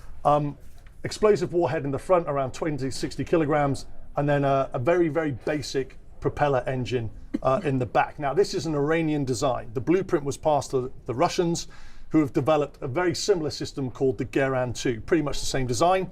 And what we've been seeing used extensively by the Iranians in the Persian Gulf. Now, I've had lots of people commenting on the posts and coming back to me who have never heard of this Shahed. And we're reporting on it in Ukraine, and it took the Iran conflict for people to queue in and go, what is that?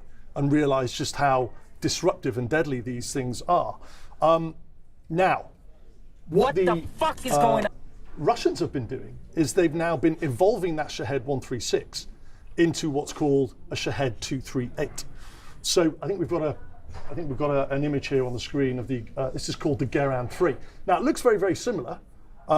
The warhead has, however, been replaced with a 50 to 90 kilogram warhead, so almost double the impact.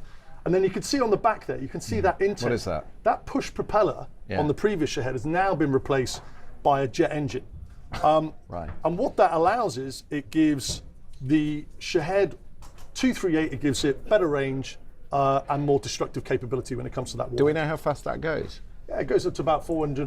Or this one is significantly faster than the Shahed 136. That travels about 120 miles an hour. This can go double that.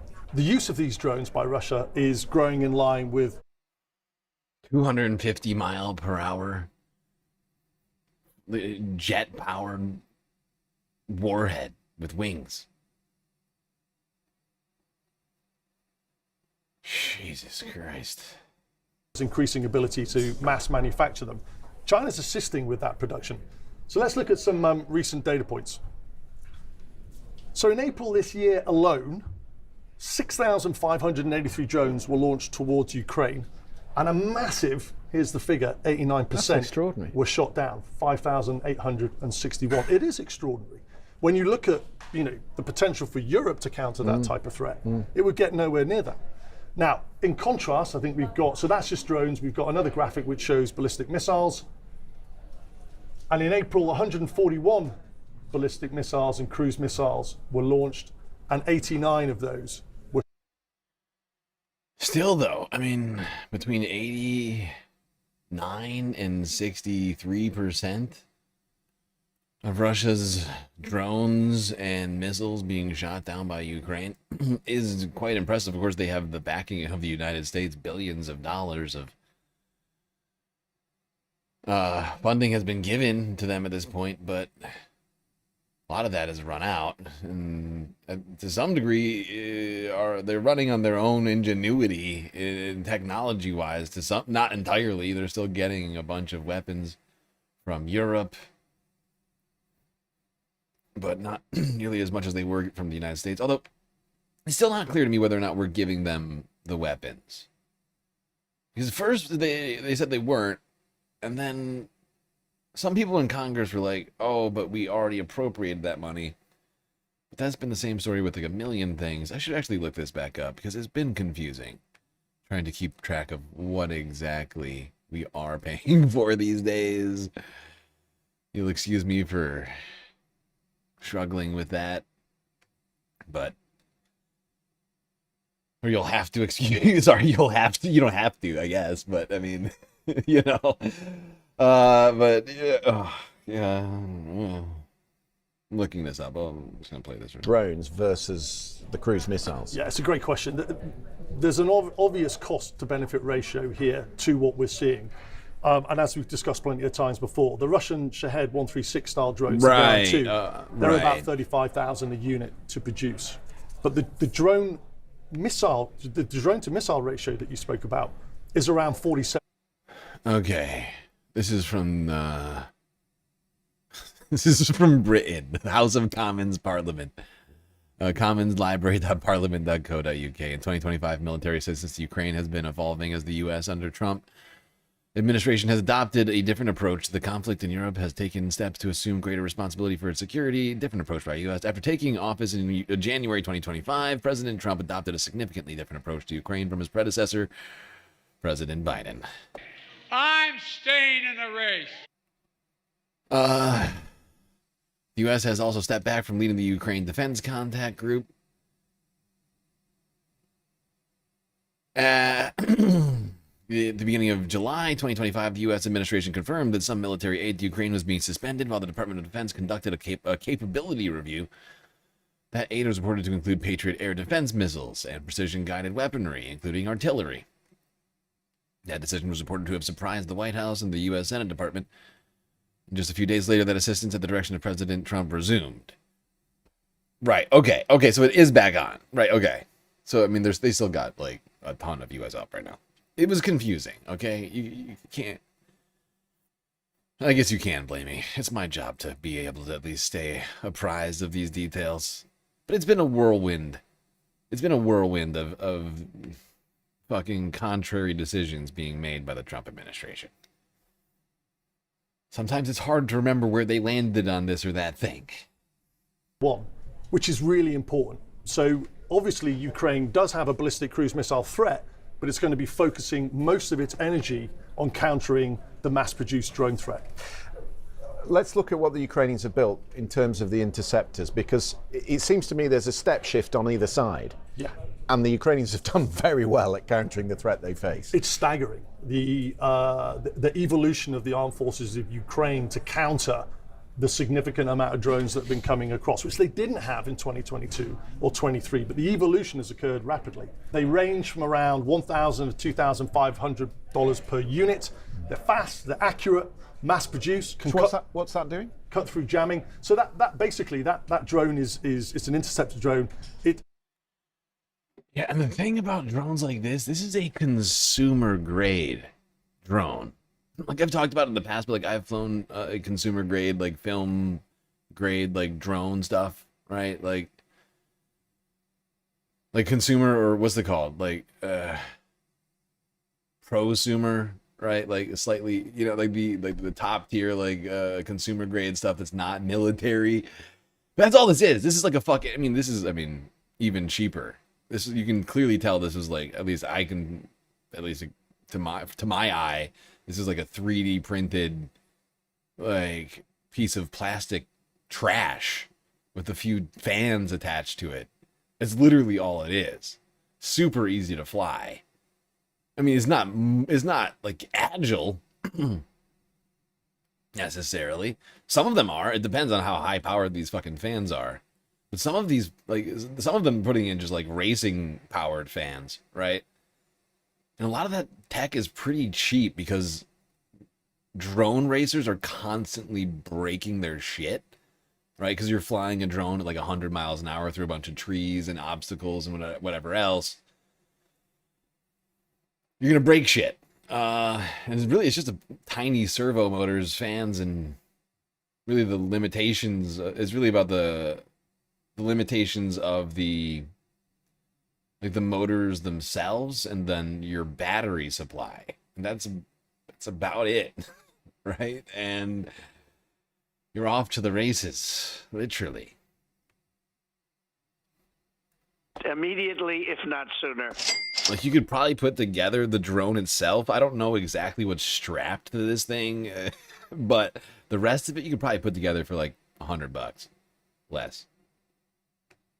cut through jamming. So that basically that drone is it's an interceptor drone. It's just airborne, and they're probably doing a bit of a test on that. Right. But these things basically get airborne and accelerate to about 200 to 300 miles an hour rapidly, which means that it's got a closing velocity on the drone. And it's also got a thermal seeker, which is artificial intelligence assisted for terminal guidance. So it can either zone in autonomously on the target, or it can be manually. Did everybody hear that number? 200. These tiny drones can go 200 miles an hour. Holy fuck. They really are putting racing motors in these things. Good God. Done through a controller. And they're small. A soldier can literally, if you can bring that video back up again, a soldier can literally put one of those things in a duffel bag.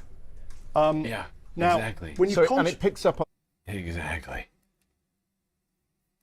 Yeah, and if you're 3D printing all the parts, like, oh my God, like you can reduce the costs on something like this so drastically. Oh my God. 200 miles an hour. That's fast. Honestly, like I was saying, like drones are not that hard to fly. Like if you've ever played like Pod Racer, right? I mean, the parts are more expensive. You know, you crash a Pod Racer in N60. Does anybody remember that game from N64? It was like one of my favorite games. But like honestly, it's not that much harder than Pod Racer. It's like 50%, you know, and there is mostly it's because it's like you probably crash just as much as you would in the game. It's just way more expensive to crash.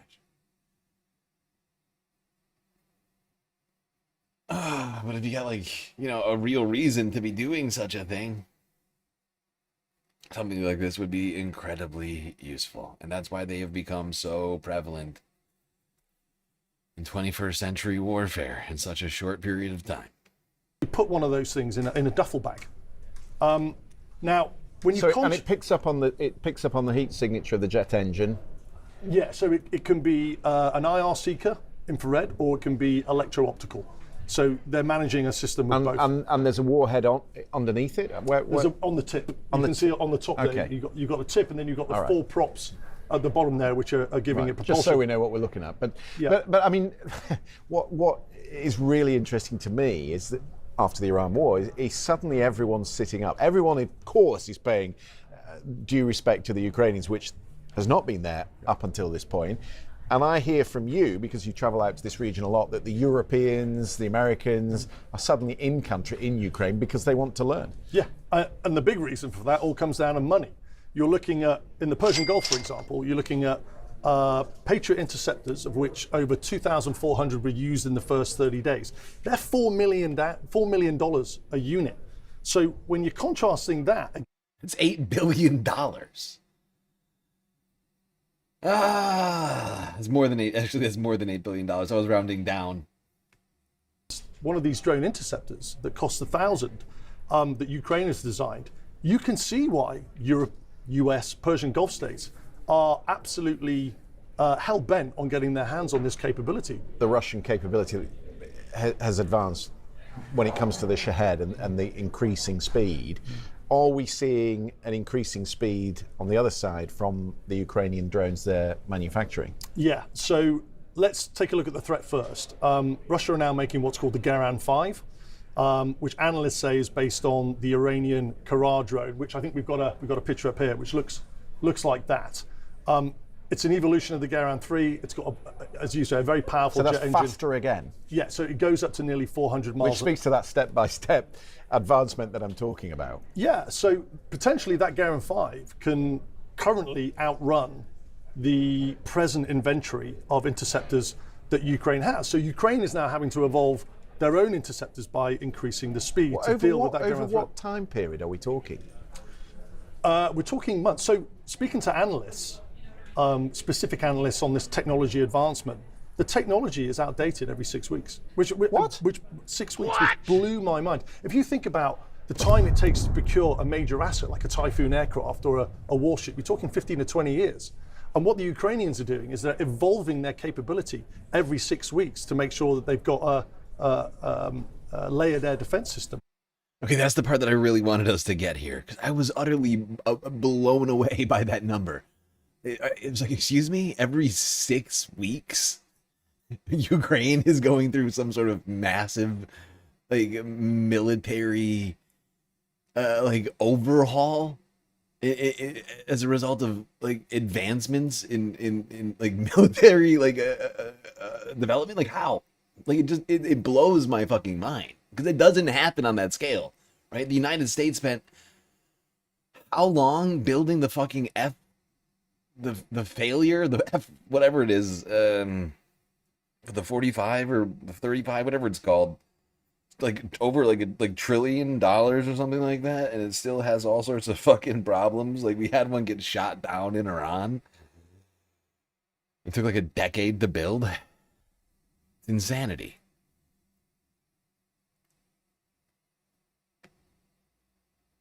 Just a utterly shocking, the way that the warfare is being waged here.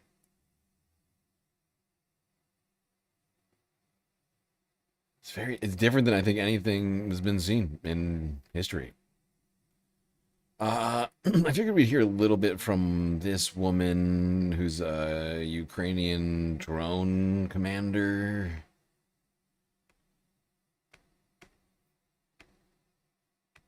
Played out on the battlefield. Let's take a listen. Fascinating stuff. At the moment, continuous improvements are being made. New communication options are being explored, including digital communication and the use of Starlink systems, which are increasingly installed on board. This helps ensure stable connectivity despite obstacles such as radio horizon. In other words... No, I don't know if you heard it because they're moving fast, but they are using Starlink systems aboard some of these systems. And when I heard that, I was like, oh, good. So Elon can just shut some of this shit off on a whim. Well, first of all, some of the things that I say will be incorrect. Areas where terrain make it difficult for a drone to operate properly, those limitations no longer exist. We now integrate artificial intelligence. It allows you to identify a target in advance, even when it is not yet visible to the human eye. It helps to guide the aircraft onto the target, correct its approach, calculate the attack angle, speed, and so on. Each time we go on rotation, which lasts several months, by the time we return, something new has already been introduced. These are technologies that are absolutely not standing still. If we talk about traditional combat vehicles like tanks or armoured vehicles, they are essentially still the same as they were 20 years ago, maybe with some modernisation. But drones are changing literally every week. It is very interesting to observe. It is also interesting to work with these systems. Drones have essentially changed warfare as we know it. We are now fighting a war of the future, and somewhat surprisingly, it is much closer to the Oscar-winning film Mad Max than...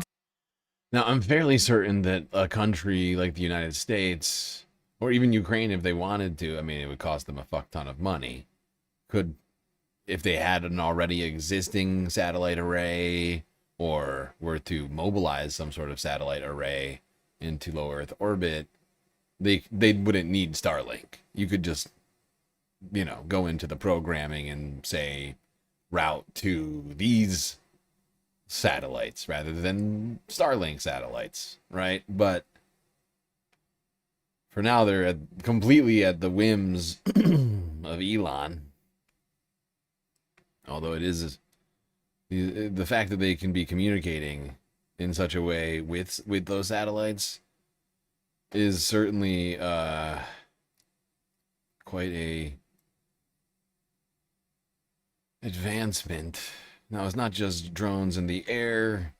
As was mentioned earlier, it's drones by sea and drones by land.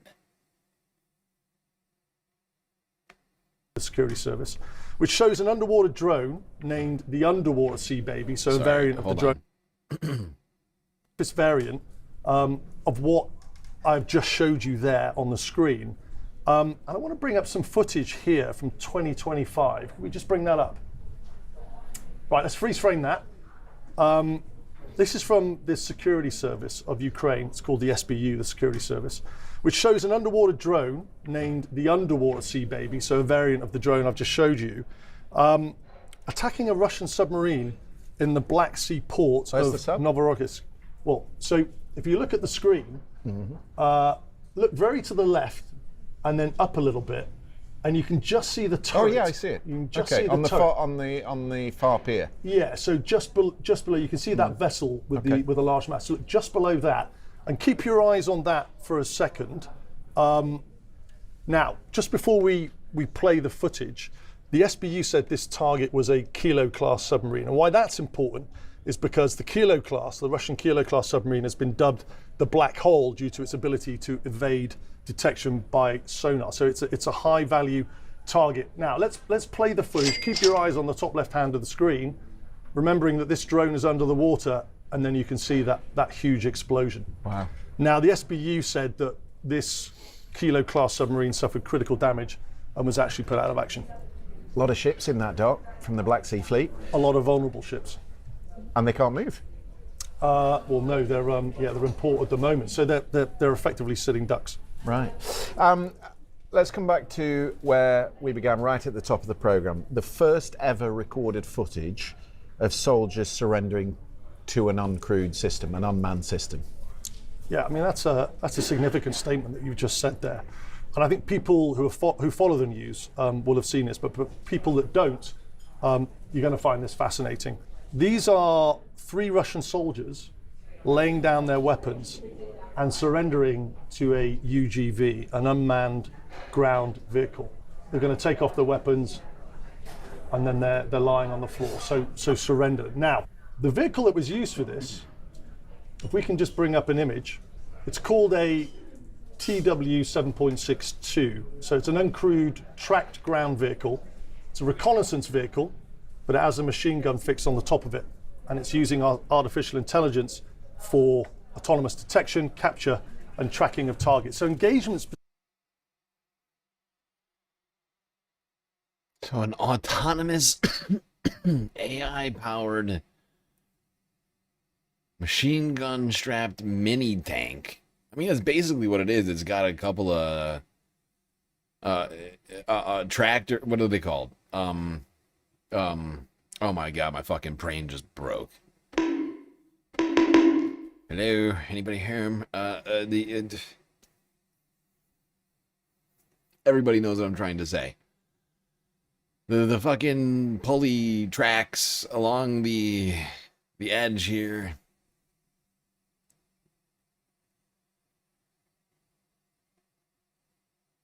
And you had the first ever live surrender of human troops to a robot soldier. Living in very strange times. Okay, that's all I wanted from that. We took a bunch from that, BBC. Thank you, BBC. Honestly, I felt that was a very informative discussion.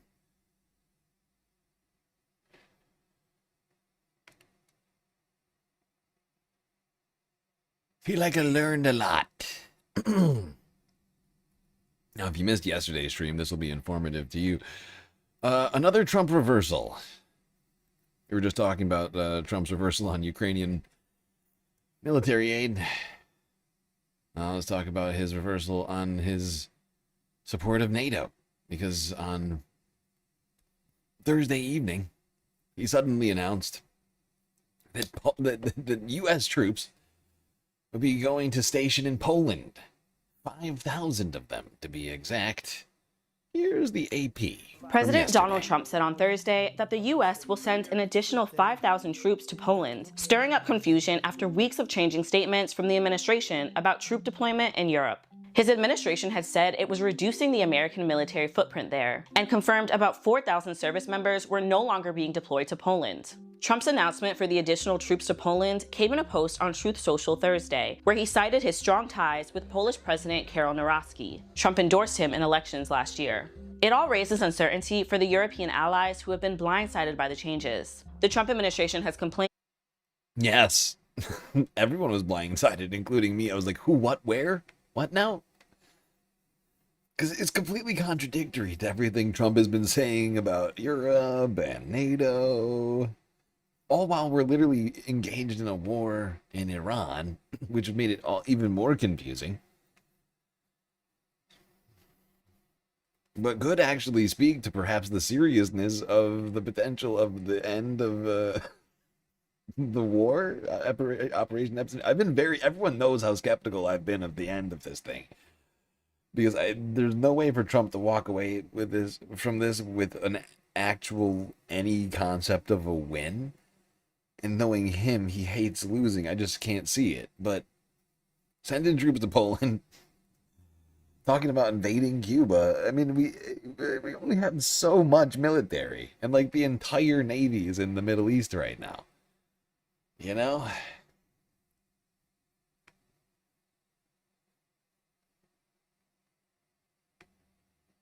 But perhaps I'm underestimating the size of the U.S. military. But even Marco Rubio seemed a little bit confused when speaking here at the NATO summit. I think it's well understood in the alliance that the United States troop presence in Europe is going to be adjusted. That work was already ongoing. And it's been done in coordination with our allies. I'm not saying they're going to be thrilled about it, but they certainly are aware of it. You see the way he looks so confused. He's like staring off into the distance. He's like, little Marco is just like questioning all of his life choices right now. Wait, don't worry about it, little Marco. Gentlemen. Oh, he's just going back that fateful day when Donald Trump sort of mopped the floors with him at the debate.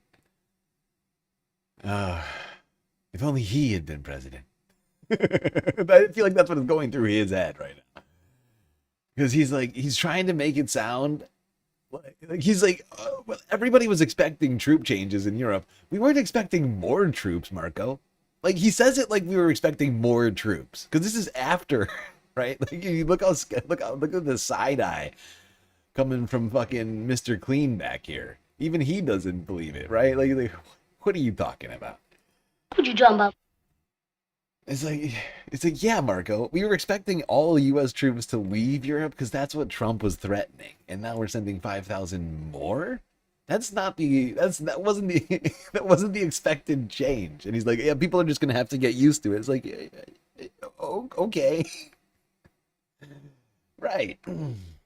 We have obligations in the Indo-Pacific. We have obligations in the Middle East. We have obligations in the Western Hemisphere. All over the place. So this has been an ongoing process. Shouldn't be a surprise to anybody.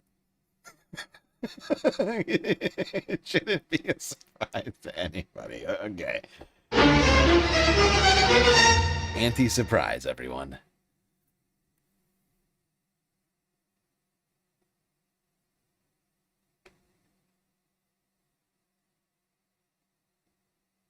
I was surprised. I'm not gonna lie.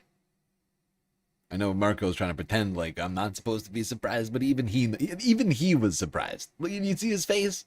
Look at his face. This is the face of a man who's surprised and doesn't know what to do. Okay? Don't tell me you're not surprised, Marco. And don't tell us to not be surprised when you're clearly just as surprised and confused as us. He went to the NATO summit expecting to chastise NATO and tell them, ooh, you don't do what we want. We're going to take away all your funding and all your military bases. And now he's like, no, everybody expected us to make big changes. And here they are. The exact opposite from what I was going to say. Which is why he can't even sell this. Because it's just so... like opposite, right? It's just juxtaposed to what he had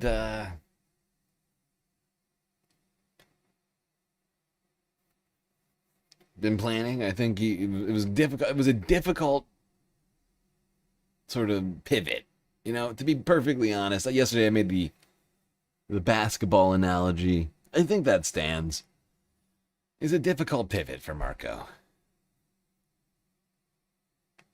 From go fuck yourself, NATO, to hey, here's 5,000 troops, Poland.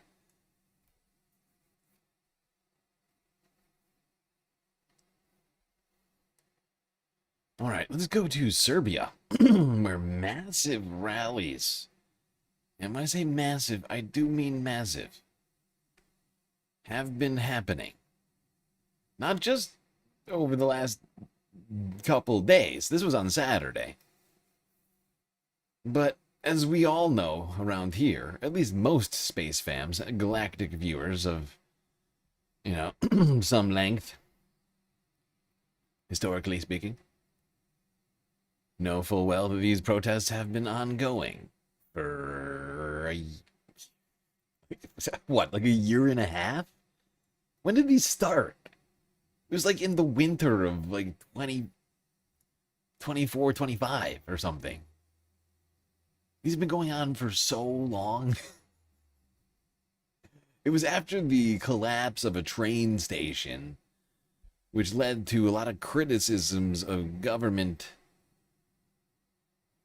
of the government's use of taxpayer money, and boy oh boy, have the Serbians turned out. It started off as a youth protest and has kind of grown to just, as you can see here, broader movement, demographic, if you will.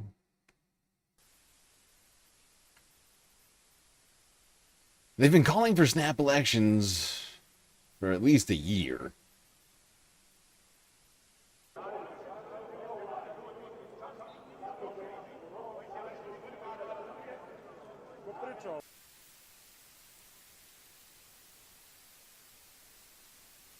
But the government hasn't even, like, head faked. Vucic,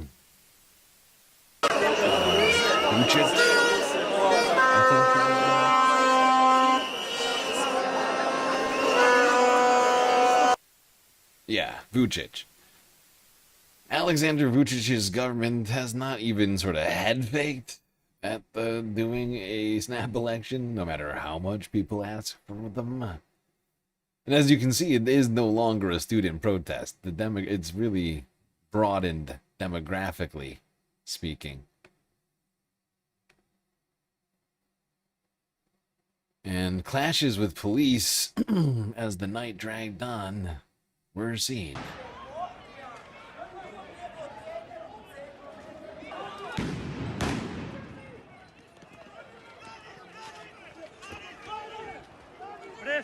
Press.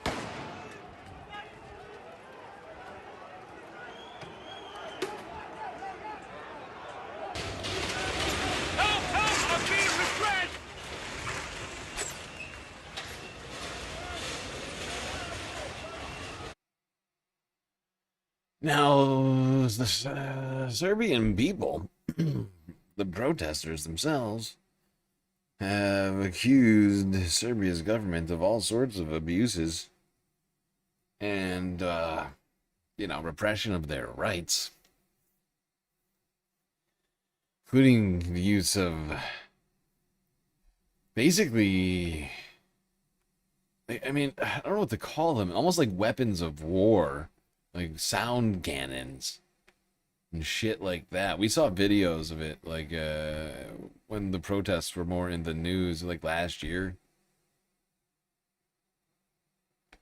When did that happen?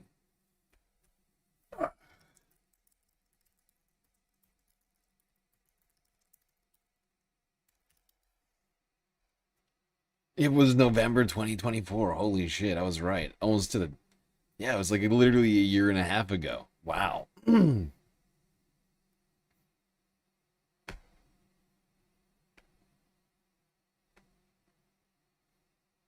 actually kind of impressed. I'm like momentarily just sort of like trying to drink in me remembering something like that. Wow. Okay. Look, listen.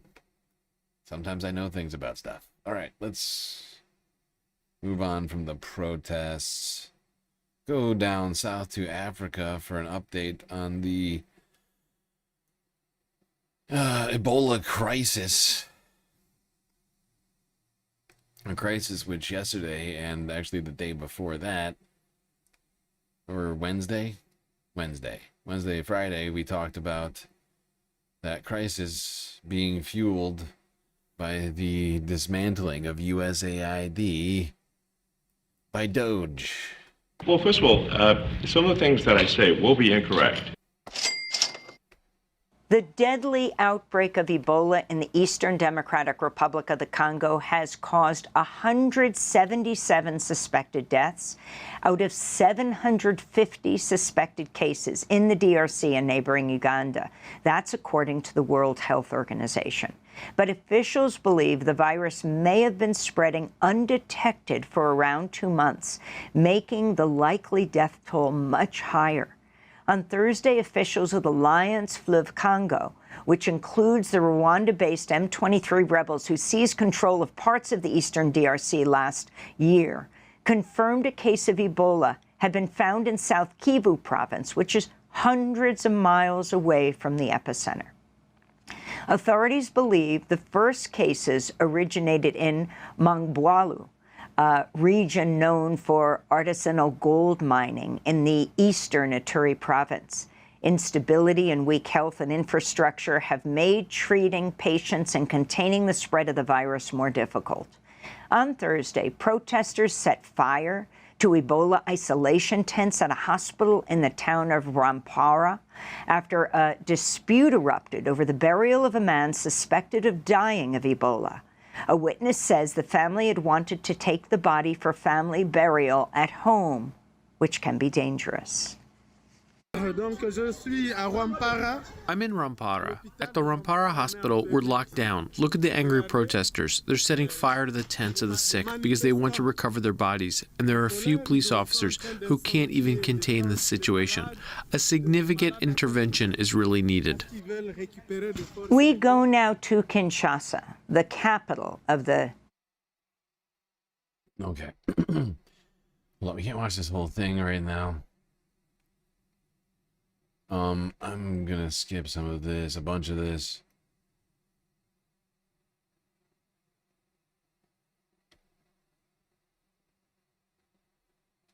Mostly because we watched a bunch of this yesterday. But I just want to watch this again because we are still talking about Ebola. I do want to make this point. Especially because of people like Jillian Michaels and having to listen to her again today. But the USAID program was funding other programs that were monitoring things like Ebola in Africa, which would have prevented this from spreading for 2 months unabated. Which, as we heard on Wednesday, may have led to as many as almost 1,000 deaths in that time. Seems like a lot of human suffering. And the USAID program was costing people like, I think it was $3 a year, like all taxpayers. I can't remember the exact. It wasn't a lot. It was not a lot of money. It was very, very reasonably priced. Transition. There is currently no vaccine for the Bundibugyo strain of the Ebola virus. The Coalition for Epidemic Preparedness Innovations, which funds the development of new vaccines, said at a press briefing in Geneva Thursday that it could be hard to meet their goal of developing a safe, effective vaccine within 3 months. This is CEPI board chair Jane Halton.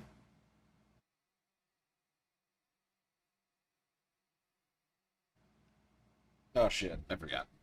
We thought we had that clip, but some experts are saying the U.S. has been noticeably absent from the global health response following the withdrawal of the U.S. from the World Health Organization earlier this year and massive and abrupt funding cuts to global and domestic public health efforts and research. For more, we're joined by Matthew Cavanaugh, who is director of the Center for Global Health Policy and Politics at Georgetown University. Professor Cavanaugh, we just have a few minutes, but if you can talk about both the travel bans that the Trump administration is now imposing on foreigners who've traveled in the DRC, Uganda, and South Sudan, and the slashing of U.S. aid around the world, how that connects to what we're seeing with this surging Ebola virus. Amy, thanks so much for covering this issue. The Trump administration came into office and slashed USAID, slashed all sorts of programs internationally, and many of us were very worried at the time that exactly this was going to happen. The Congolese epidemiologists and doctors and nurses who are confronting this are the best in the world. These are the global experts in how you stop an Ebola outbreak. But what we're seeing is that they're trying to do it without the tools that they need. You know, in 2022, there was an outbreak, and they were able to stop it, detect it in a few days, and stop it quite quickly. This time, we've seen a really different course because it's been so slow to be detected and so slow to respond. Now we're hearing that there are folks who are trying to respond on the front lines without gloves, without masks. This is in large part because hundreds of millions of dollars were cut by DOGE. The Democratic Republic of Congo used to be one of the biggest recipients of USAID funding, not just for surveillance activities that were happening, like trying to actually detect when there were spillovers like this that we're seeing right now, but also to fight AIDS, to fight malaria. Thousands of health workers were laid off because the Trump administration issued this stop work order. Exactly. Fucking exactly. Speaking of the effects of the Trump administration's decision to dismantle this thing that was basically costing Americans nothing, and yet doing so much good in the world. Let's go here to TRT World from about 8 or 9 hours ago.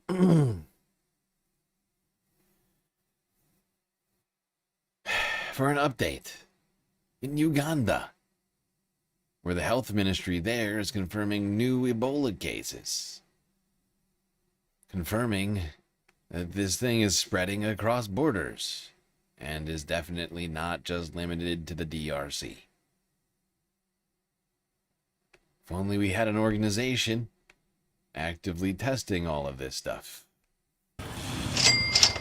The first confirmed case of Ebola in Goma, or a 30-year-old woman from the town of Bunia in Ituri province.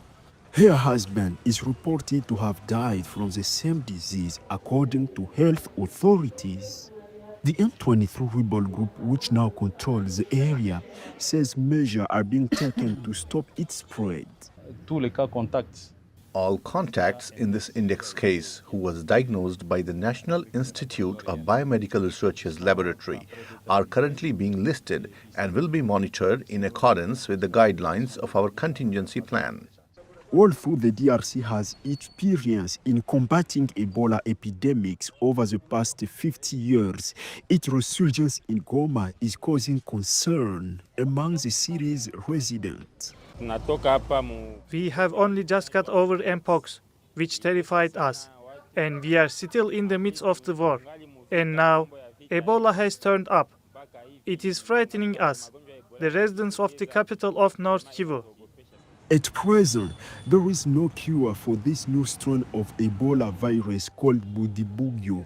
The local authorities in Goma are instead encouraging residents to follow preventive measures. These include hand washing, temperature checks, and avoiding contact with suspected cases. In the street, some residents have begun wearing masks to protect themselves against any risk of contamination.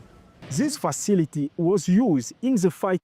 Yes, but unfortunately, as we saw in a story on Wednesday, or maybe it was Friday, I can't remember which day it was, but in Congo, right, in the DRC, one woman was talking about how she didn't have the money to buy masks, right, and they were too expensive. She had to decide between food and masks, and of course she chooses food.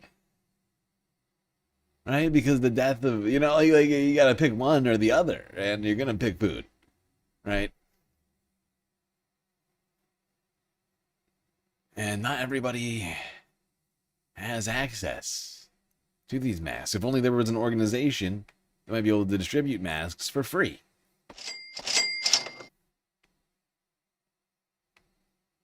Something like that. I don't know, the WHO. I wonder where those guys get money from. Ebola between 2018 and 2020. It was also used in the fight against Mpox.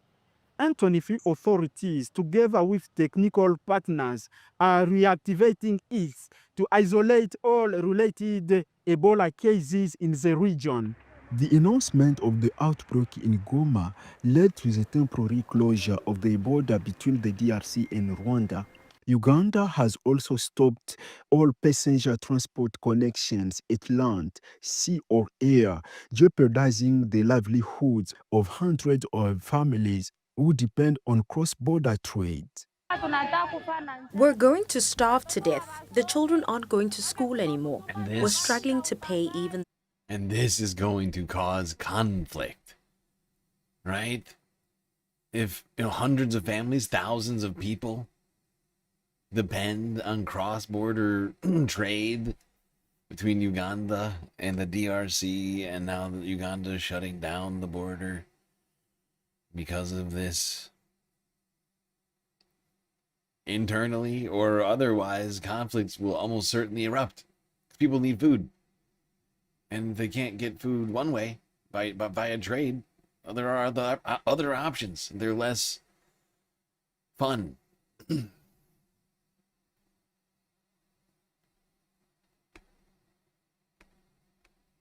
Yeah, people like fucking Jillian Michaels want to claim only 8 people are dying, and there's no conflicts being started because of USAID. And it's all just corruption and bloat. And now we're watching like Africa just collapse. Like Trump went and like claimed that he made peace in the DRC, and now we're about to see shit just like get so much worse.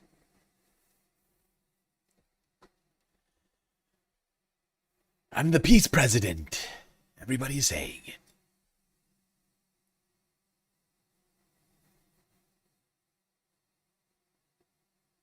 All the most deluded people on the planet are saying I'm the peace president.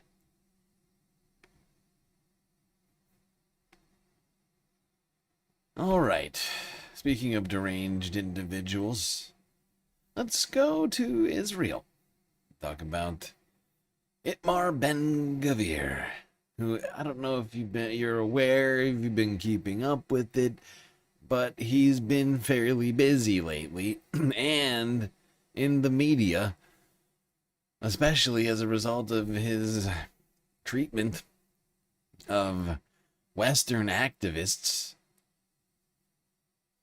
whom Israel had illegally interdicted in international waters. It's been his behavior has been causing quite an uproar, if you will.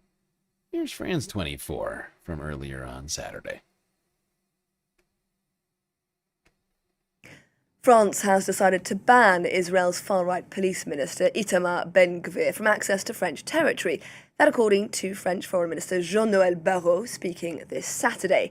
He added that the decision reflected anger over the treatment of Gaza flotilla activists and that he had requested that the European Union also, quote, take actions against Ben-Gvir. Well, for more, I'm joined now in the studio by France 24's Andrew Hillier from our International Affairs desk. Andrew, tell us more about the timing of this decision. Well, actually, let's just bring up on our screen that social media post by Jean-Noël Barrot, France's foreign minister, so we can see exactly what was announced. He said essentially that from today, Itamar Ben-Gvir is banned from entering French territory in response to reprehensible actions towards detained activists from the Gaza flotilla. I found this to be fascinating, like, for so many reasons. Like, first off, I think he's, like, the first official that's been banned from coming to France, right? Which means, implicitly, that France objects more to the disparagement and general mistreatment of Westerners, right? Like, are you following me here? Like, did these people experience horrific treatment in Israeli captivity? 100%. No, I'm not even coming close to making any other argument. But follow me on this. The rest of Israel's government is still allowed. Benjamin Netanyahu, if you're in the IDF, no big deal. Been committing war crimes with your bare hands, come right on in. But if you say and or do mean and or shitty things, arguably fucked up things, but not genocide, right? I mean, granted, genocide too, but like that's clearly not the objection here, right? Because like if it were, it wouldn't just be Itmar Ben-Gvir, right? And that's the thing I find just wildly hypocritical. Do I find it funny and sort of based that he's banned? Yeah, for like 5 seconds, and then I'm like over it. But it is amusing to me slightly, because you know it upsets him. You know he's upset over it, right? Like, he's more upset over it than I am amused about it. So, you know, it's a win-win.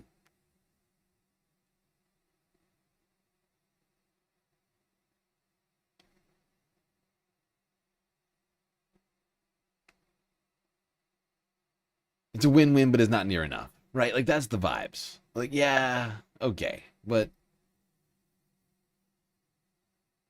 you could actually do something real and have it like not be a response, just like, because it basically means that like French people or just people from Europe are inherently more important, like intrinsically have more humanity than Palestinians, or like you know, like anyone living in the Middle East who is brown. Right? Like, tell me I'm wrong. Like, explain to me why I'm wrong, because I need to be wrong about this, because that's exactly, like, I can't find any workaround on that. Like, it's like, look, you can murder, you know, Muslims, Palestinians, you know, Arabs, whatever, right? I mean, there's Palestinian Christians too, and Jews too, but like, whatever. Point is that you can do that all day. But if you so much as, like, you know, slap a European in the face and say some nasty things to them, then all of a sudden you're banned from a country. I just find that fascinating. Like the dichotomy of that, the paradoxical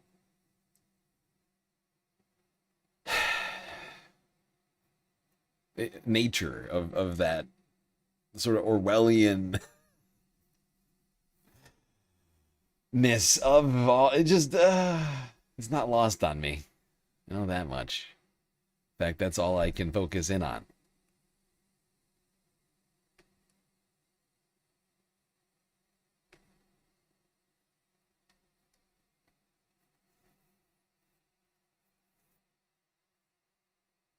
You can tell me that I'm wrong, but you don't want to gaslight me. See, that's what I'm saying, though. I'm not asking to be lied to. I'm asking to be convinced with facts. But you don't have that. Which means I'm right. That's terrible, because that's racist as shit. Oh, I'm in a terrible time. 2026. Welcome to hell.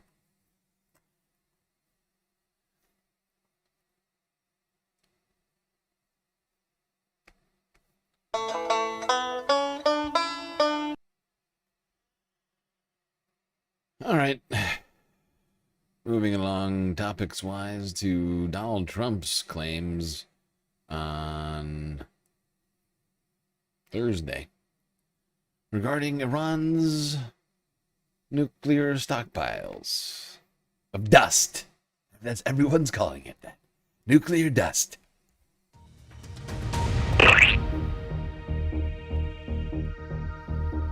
Hello, I'm Geeta Gurumurthy. This is the Iran War Today, our daily briefing, which will bring you up to date with all you need to know on day 83 of the US-Israel war with Iran. Let's start with some of today's key developments. President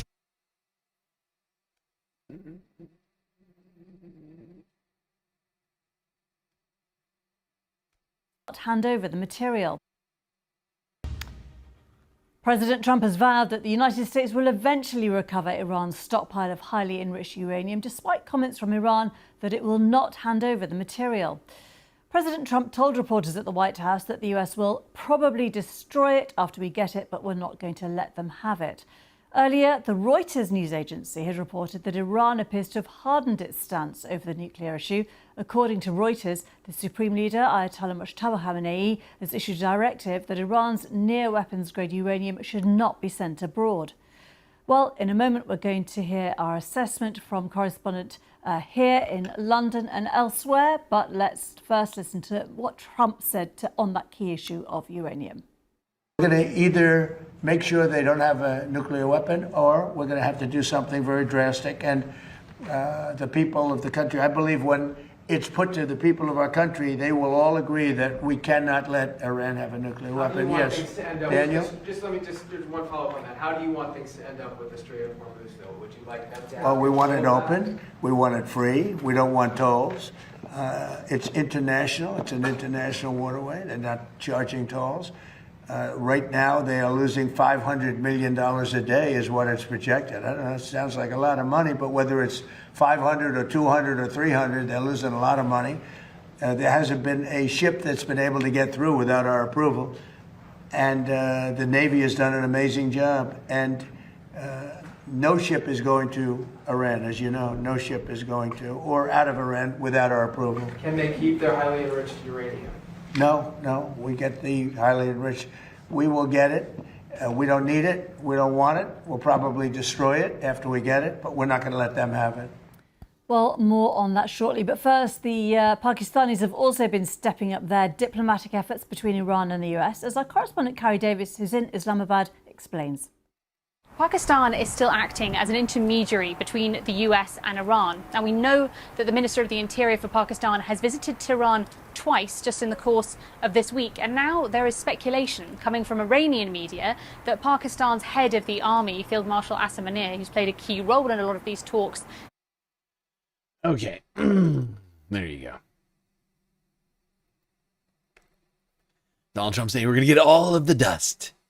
We're going to go in there, we're going to take it. However it's going to happen. Maybe they'll just give it to us. I don't know.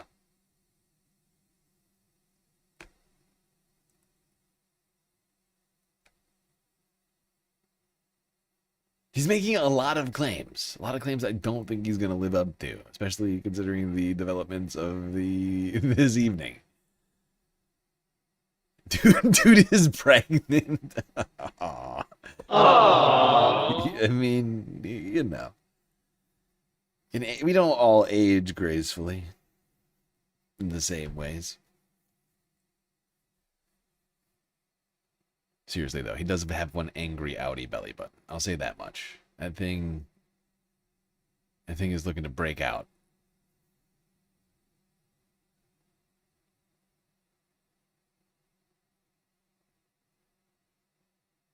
Okay. As the possibility of real scarcity. Should we talk about this really quickly?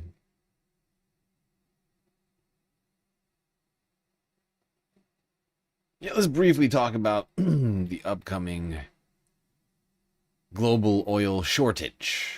We're already in an oil crisis, right? And we need to make sure that we understand the difference between these two words.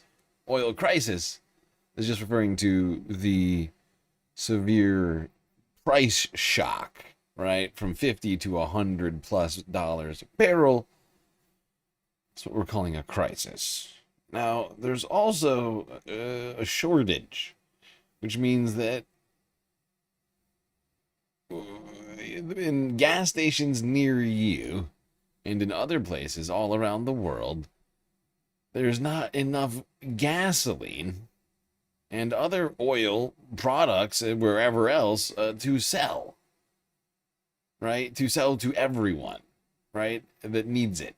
We have less available than demand, right? So supply is less than demand, which will destroy demand.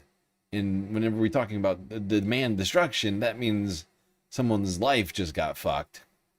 Someone didn't get to work, someone didn't get to school, someone didn't get to the hospital, or whatever the fuck else. Didn't get home. That's what a shortage is. And in the United States, we're not experiencing that yet. But economists are predicting that may happen in both the United States and Europe. The two places that have seen the least of this sort of thing. You've seen shortages already in Southeast Asia, Indonesia, Philippines, Bangladesh, India.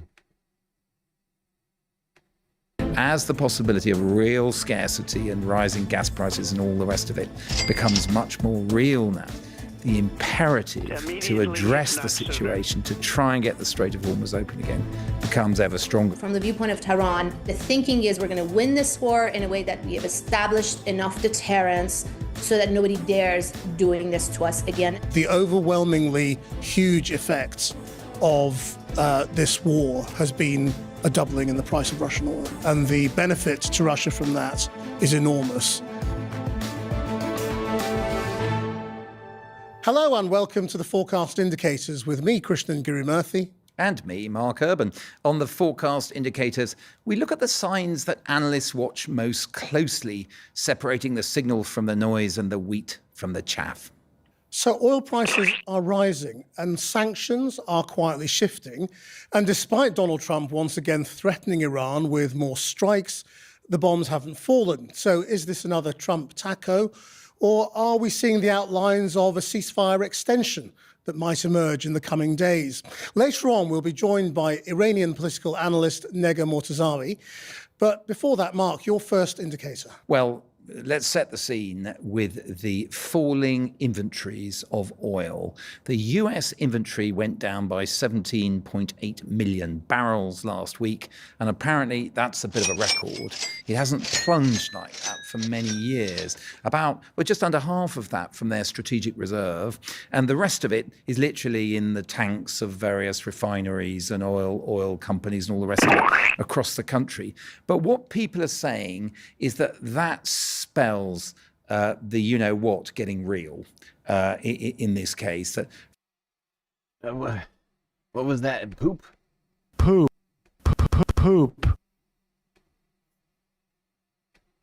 Long time things have been coasting on. People have been relying on inventory. We've talked before on this pod about the Chinese having 6 months of consumption stacked up.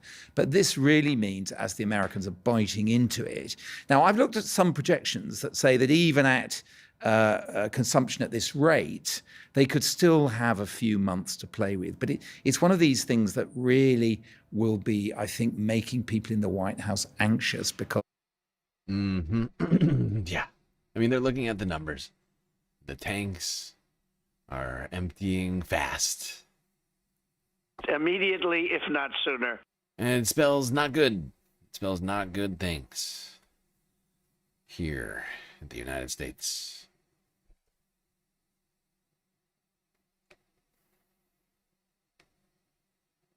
If we hit shortage levels, I mean, I think you could expect perhaps like unprecedented blowouts in the midterms. Like if you think oil crisis is bad, if the U.S. finds itself in an oil shortage situation, and you got like lines going down the block, people waiting for gas to get to work, that's GG. That's GG. And that's weeks away, some people are saying. Depends on who you ask.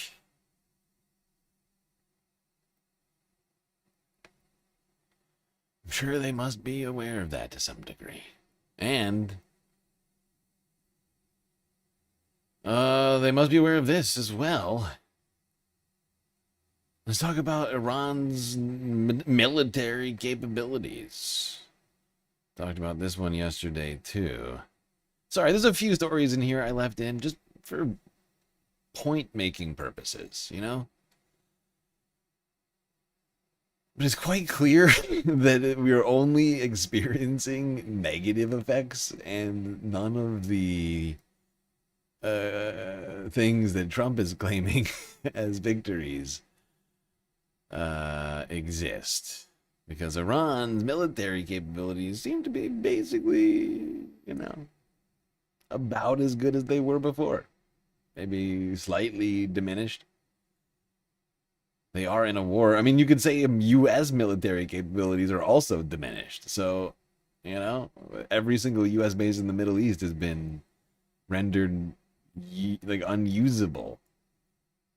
We've used all of our missiles and like tomahawks and like whatevers, right? Like we have gone through it all. And yet Iran is replenishing drones certainly at a faster rate than we are replenishing missiles.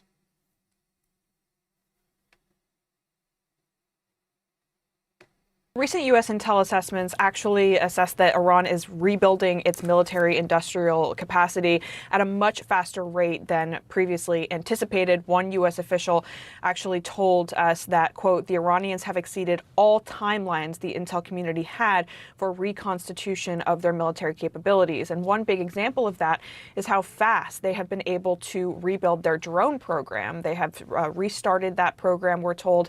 They have already been able to produce a lot of new drones, and their drone program could actually be fully reconstituted, we are told, within 6 months. And that's worth noting as well, because of course those drones pose a huge threat to Iran's regional adversaries, many of which are U.S. allies.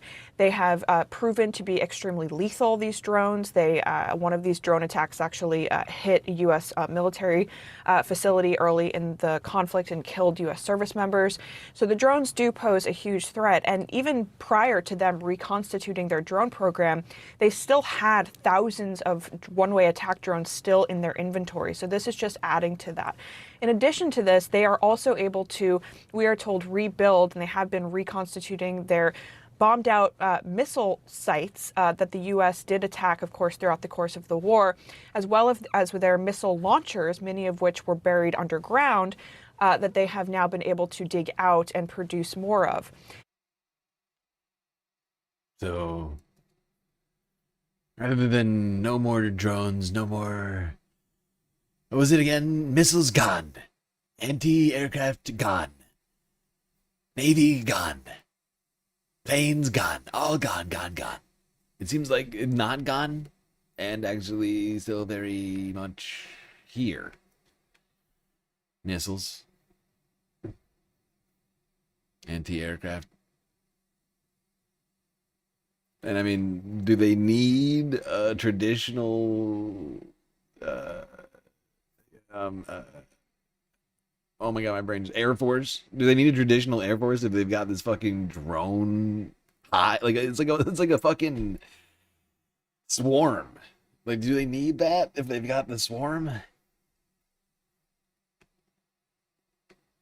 And they've also got sea drones that are still fully functional, as well as all these tiny boats. That there's no way we could ever just get rid of all of them, because how long does it take to build a fucking tiny ass boat with a machine gun mounted to the front? Like, it's not, you know, it's not rocket science.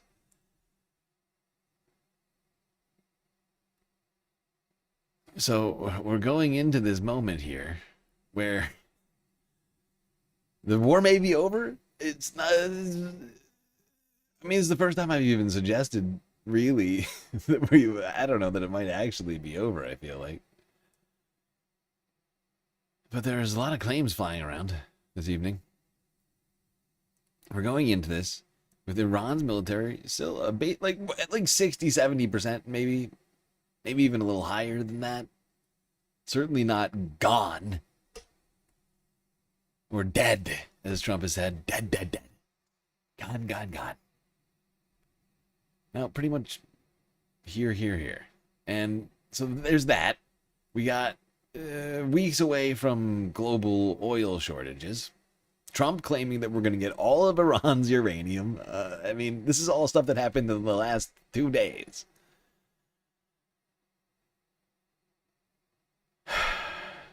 But yesterday, Friday, the United States was cautiously optimistic on Iran talks, according to little Marco Rubio. Don't worry about it, little Marco. Gentlemen. U.S. Secretary of State Marco Rubio says Washington is cautiously optimistic in negotiations with Iran, but he adds that an alternative plan should be in place if Tehran insists on controlling the Strait of Hormuz. We all would love to see an agreement with Iran in which the straits are open and they abandon their nuclear ambitions and so forth, their nuclear weapons ambitions. That's what we would all hope for, and that's what we're going to continue to work on, and that's what work is ongoing even as I speak to you now in that regard. But we also have to have a plan B, and plan B is, what if Iran refuses to open the straits? What if Iran decides we refuse to open the straits, we're going to own the straits, and we're going to charge tolls for it? Okay, at that point, something has to be done about it. Oh. Al Jazeera's Osama bin Javaid has covered Pakistani mediation efforts extensively, and he joins me now live in studio. Well, there you go. That's all we needed from this one. We already watched this one yesterday, so I mean, there's little Marco saying, look, we want diplomacy, but maybe we're not going to have it. Maybe we'll just do military stuff. That's our top diplomat.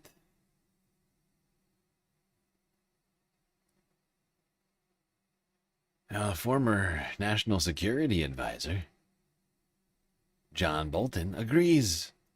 We need military enforcement of traffic in the Strait of Hormuz. How else is it to be open? Making arms sales to Taiwan a bargaining chip. I'd hate to see other elements come into play here that would affect our position in the Pacific. I think ultimately the only way to deal with the Iranian regime, certainly in the question of oil and opening the Strait of Hormuz, is for the U.S. and the Gulf Arabs to force it open. Using military force, that's what you're saying, right? I think that's the only way to restore deterrence against Iran turning access to the strait on and off like a light switch. It's the only way to do it. We gotta get in there and do war and open up the Strait of Hormuz. We have to guarantee trade through the strait. Thank you, John. You fucking warmonger.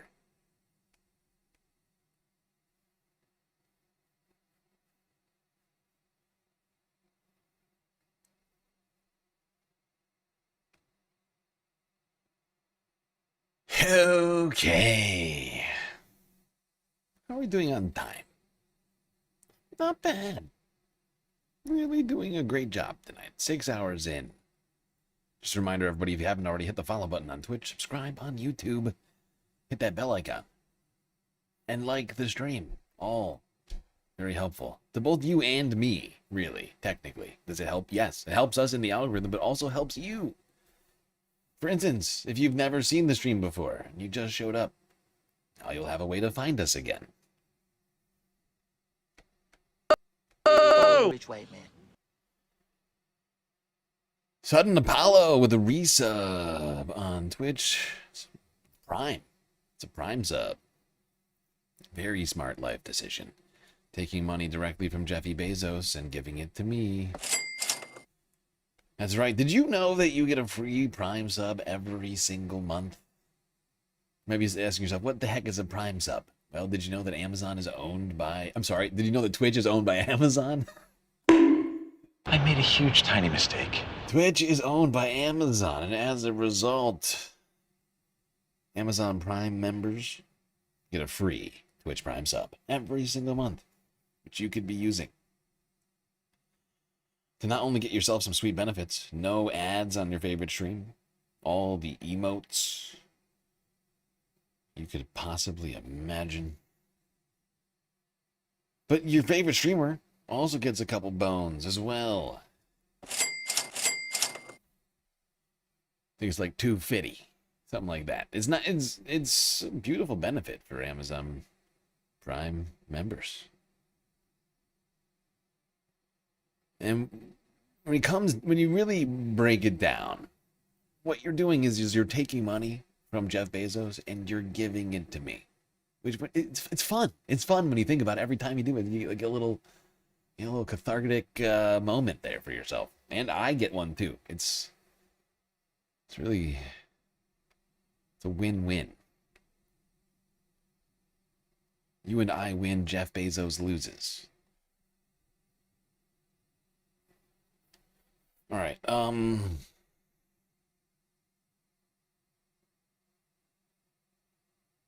Let's talk about Tulsi Gabbard. Since we just got done hearing from the former National Security Advisor, we should hear from the former National Intelligence Director, Tulsi Gabbard, who, as of on Friday, is no longer part of the Trump administration.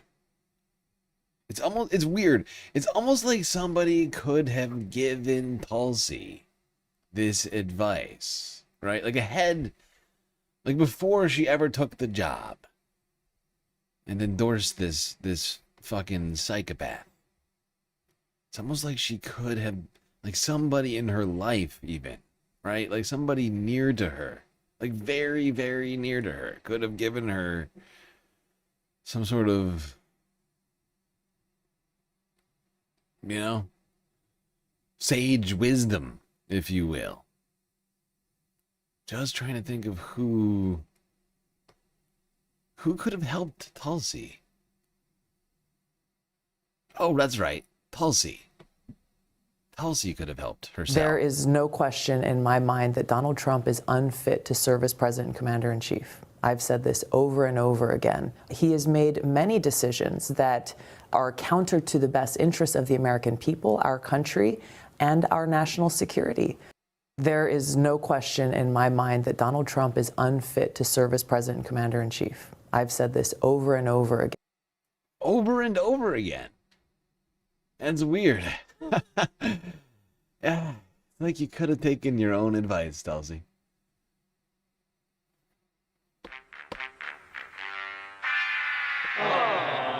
Director of National Intelligence Tulsi Gabbard has resigned. Gabbard's departure comes weeks into the U.S.-Israeli war in Iran and after she repeatedly dodged questions in a congressional hearing about whether the White House had been warned of potential fallout from the conflict, including Tehran's move to effectively close the Strait of Hormuz. Historically, the Iranians have always threatened to leverage their control over Why would the the Strait president of say he was Hormuz. amazed? I'm not aware of those remarks. What about the... She also contradicted Trump when she said in written remarks to the Senate Intelligence Committee that there had been no effort by Iran to rebuild their nuclear capability after earlier U.S. attacks, quote, obliterated its nuclear program. Gabbard, a former congresswoman from Hawaii and a 2020 Democratic presidential candidate, sharply criticized the first Trump administration for its Middle East policies and called then on her fellow Americans to speak out about a possible war in Iran. Mm-hmm. This whole thing's real weird. I say we break it down. The Tulsi situation. Just a little bit more. With my guy, our guy, the internet's guy, Hassan Piker. Hassan Parker? Right, Hassan Parker. Since the war began, she has been largely silent.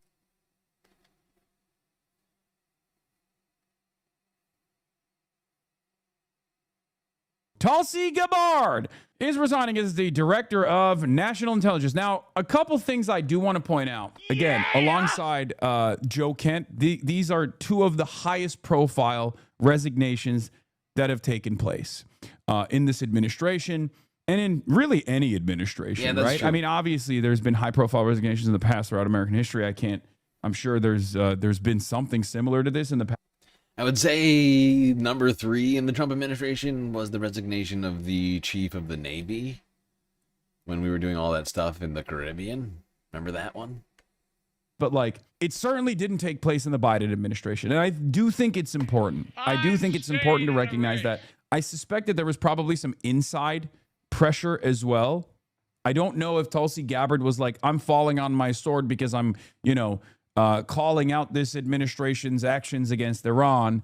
Now, here's what's going on. Is this a resignation born out of a principled commitment to the anti-war movement, or is this basically a firing by a different name? And if it is a firing by a different name, is it still because Tulsi Gabbard took a principled stance at times, or would potentially present a threat to what the administration is trying to communicate to the broader public.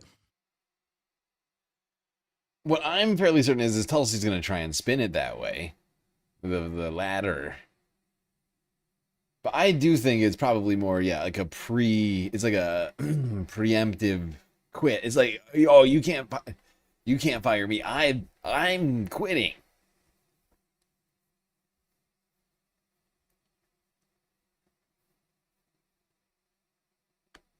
Tulsi Gabbard famously is the anti-Iran, anti-war hawk. We should only advance wars that are beneficial for us.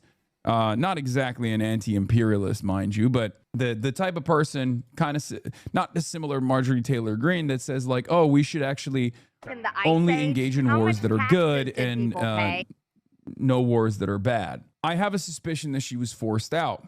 But even though she was forced out, my suspicion is she was forced out because internally she might have been causing a little bit of a fuss, causing a little bit of responsible for some chaotic moments internally. I could see that being part of the problem. All right, but let's take a look at what CNN is saying right now. Hold on, I'm getting some text messages.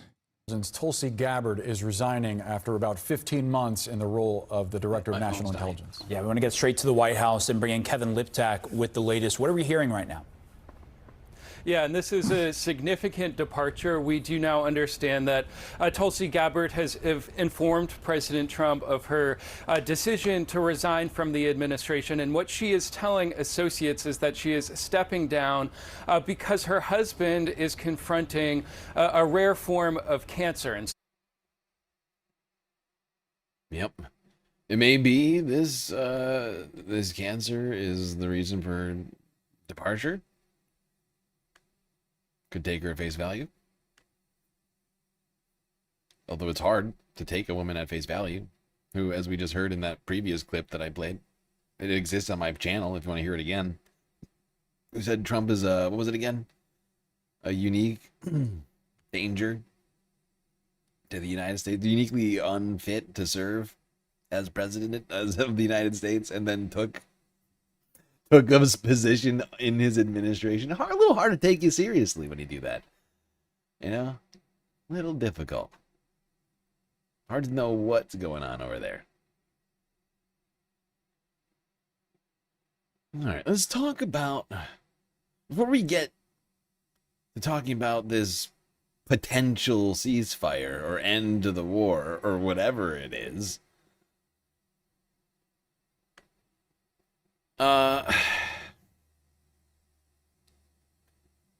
let's talk, because the war is still ongoing until it's not, right? Let's talk about how much it's costing us in some different terms, because $1 billion here, $100 million there, it adds up. But what does it all mean? What could the government even do with that money? Well, one guy's got a few thoughts, or at least a second thought. That's the name of this YouTube channel.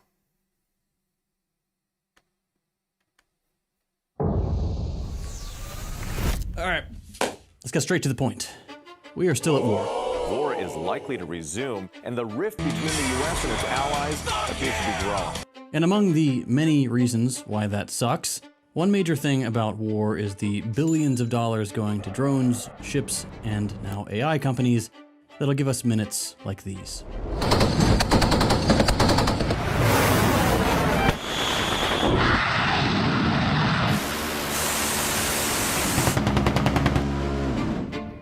We are going to pay a hell of a lot every single day for the next, who knows, both economically and with real human lives. So with so much up in the air right now, we thought we'd make a quick video to find out just how much it's all going to add up to, and then do a little math to see how we could have spent that money instead. Let's talk about what we know already. The first week in Iran racked up an $11.3 billion bill in munitions alone. Every day since has been an extra $2 billion on the pile. That is an insane amount of money. It's gonna get a lot worse. Just a month into the Iraq War, Bush revealed it had already cost the U.S. $20 billion. You know, I don't know how he's calculating this, but just so you all know, for the last couple months, I've been talking about all of this as if it's costing us $1 billion a day. So if he's right, it's costing twice as much as I've been suggesting. Disturbing image. Or about $690 million a day. By that point, we'd been in Afghanistan for 2 years with no end in sight. But Bush was confident that Iraq would only take another 5 months or so and 20 billion more, so 40 billion total. We must stop the terror. Now watch this drive. Except 4 years later, There's as an Bush was old getting ready to saying leave in Tennessee, office, I know it's we were intellectual. still in Iraq, we were still in Afghanistan, and W was going to Congress asking for an extra 190 billion to keep everything going. It was only 20 years later we finally got the real price tag of the war on terror. $14 trillion. The Pentagon spent $14 trillion between 2001 and 2021, about 8 trillion of which went to the 9/11 wars specifically. That is more than the wealth of all these billionaires combined. And we can say with confidence that that money was well and truly wasted. Between 30% and half of the 14 trillion went straight to just 5 companies: Lockheed Martin, Boeing, General Dynamics, Raytheon, and Northrop Grumman. The rest was spent mostly on things like taking care of veterans, poorly for what it's worth, and paying back the war debt with interest, which has already added a full $1 trillion to the bill. And for what? The Taliban went from being in charge to still being in charge. Millions of people died, the US is despised by an entire region and much of the world, and it didn't prevent any new wars from breaking out. For more on that last point, see true. Any news at all? Making a lot of good points. Making a lot of good points over here, my good man.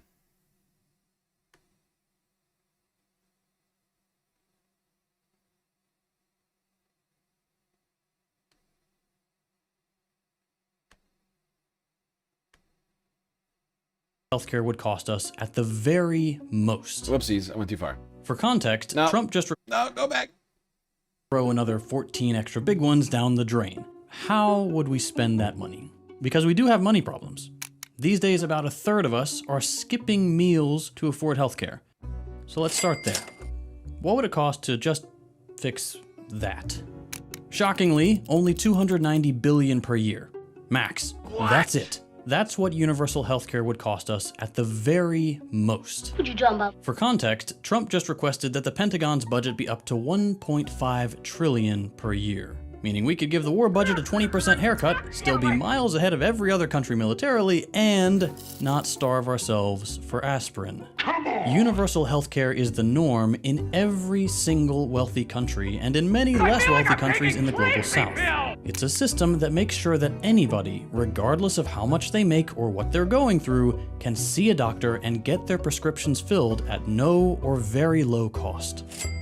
If that sounds insane to you, it's the norm for billions of people worldwide.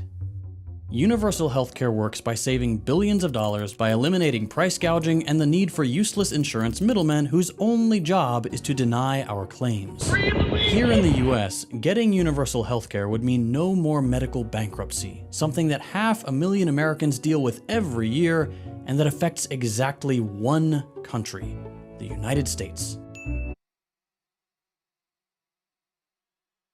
Oh, sweet, sweet freedom.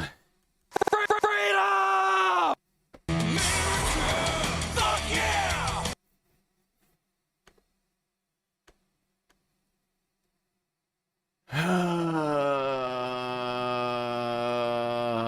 God. It's terrible.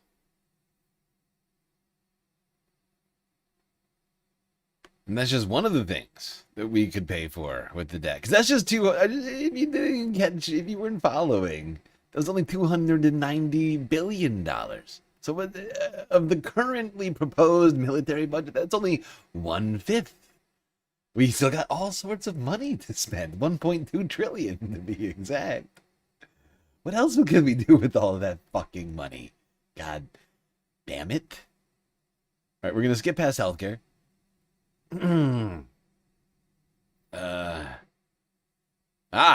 Yes. Where does he switch to that? No, not quite. No, I've ruined it. I know what I did. You don't tell me.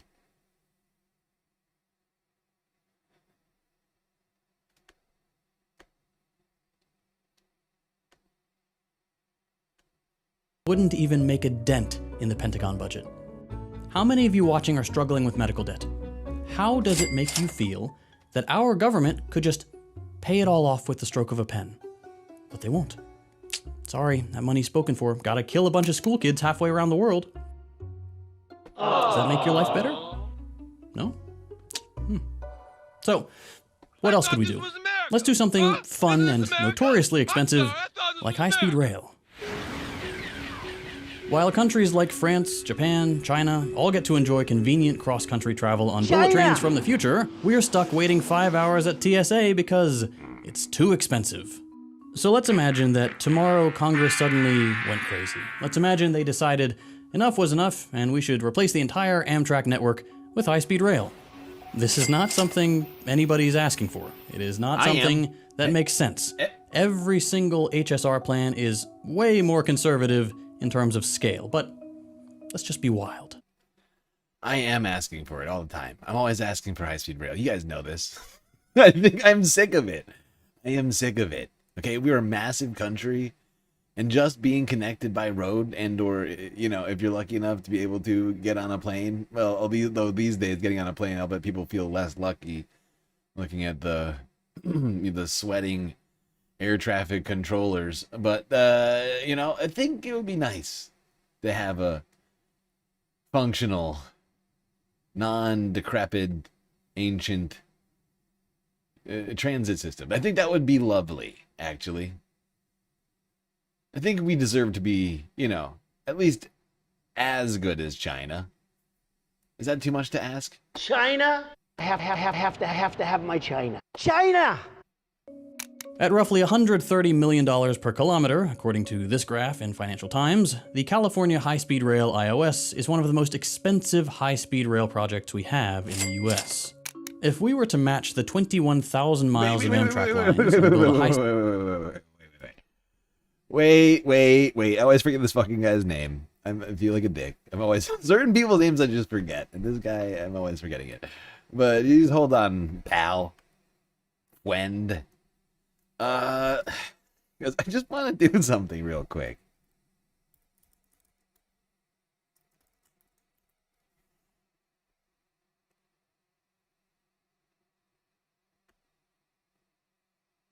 Because I would like to point something out. Wait, I put it on the wrong side. Just gonna move this over here. Yeah.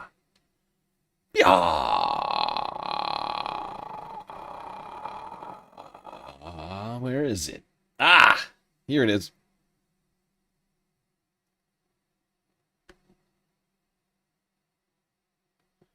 You see that number I just highlighted? Can you see that on your screens? Do I need to, I can zoom in. Let me zoom in on this puppy. Cost of an F-35C is $102.1 million. Almost nearly the, I mean, considering how much money gets spent over here in the military, you know, like, I mean, look at it. It's almost the exact same. I'm sure I could find a specific piece of military equipment that costs as much, exactly as much, 130 million. But like, I was like, wait, I'm pretty sure an F-35 costs almost exactly as much as this. And I was right. It's like, it's a little bit off, but it's basically the same cost. And we had one of these fuckers get shot down in Operation Epstein fuckery. Oh, I'm fine. Everything's fine. I feel like I'm taking crazy pills! US. If we were to match the 21,000 miles of Amtrak lines and build a high-speed rail network of that length at the California HSR costs, the total would still only be $4.4 trillion. It would cost half as much as 20 years of war in the Middle East. Yeah, and so just to point it out, if you're doing $1.5 trillion a year on the military, that's 3 years of military budget, rounded down, right? Fucking crazy. He's right. Nobody's really asking for this aside from me and, you know, I think him. Just the most radical of people. Try to make America great again. Or, you know, ever.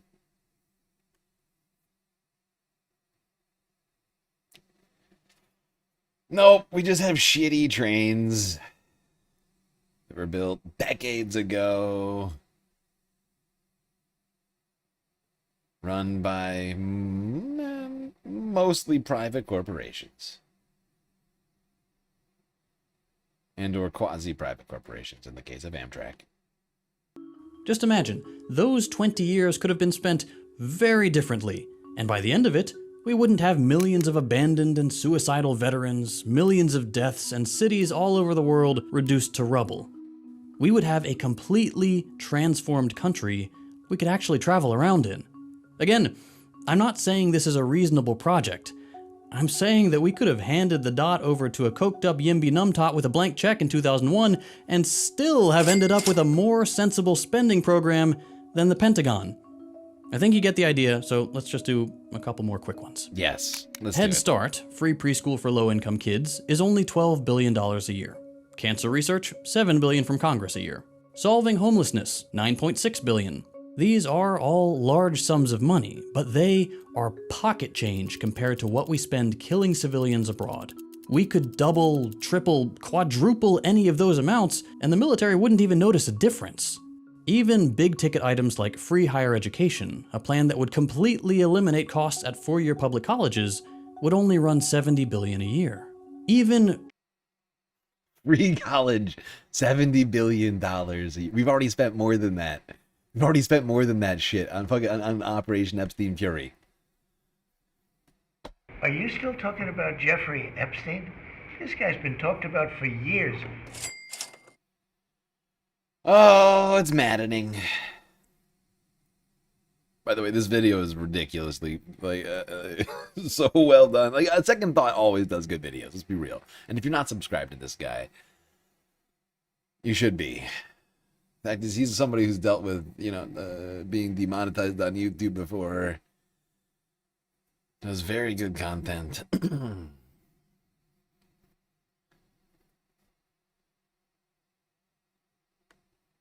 truly ambitious projects like ending world hunger are estimated by the UN to only cost $93 billion.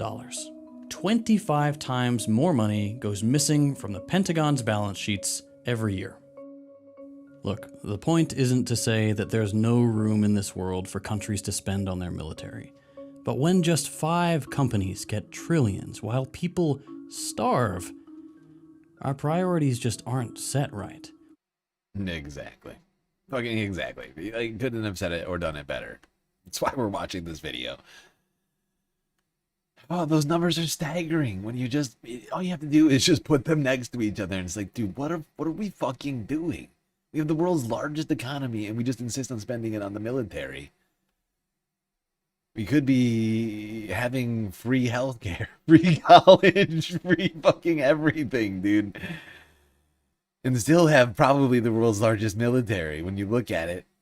With that $1.5 trillion fucking number they're asking for right now. It's out of control. It's out of fucking control. It was already too big at $900 billion. It wasn't that long that it was that. It was like 2 years ago. Then they're like, no, we needed 1.2. And I'm like, actually 1.5.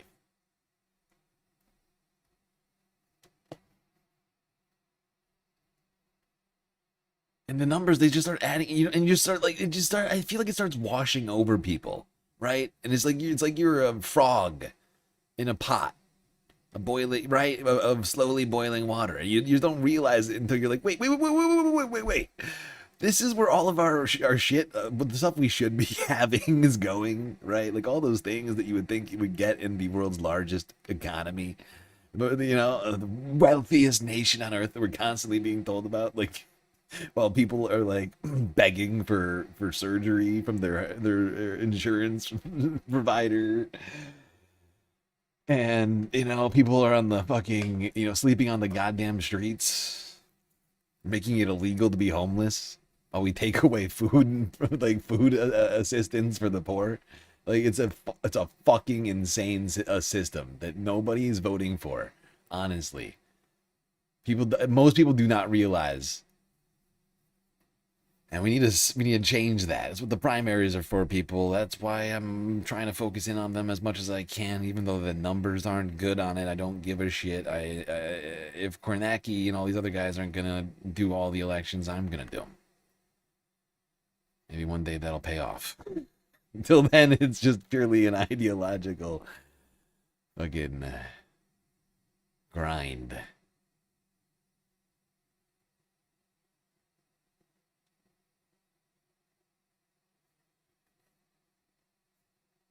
You thought this was a hot tub? You thought this what? What was a hot? You thought what was a hot tub? What? You thought this was a? What is this? It's a very random statement. J-Bo, you're confusing me. Okay, pal? Just want you to know that. Okay. Stretch. We're moving on from the cost of the war.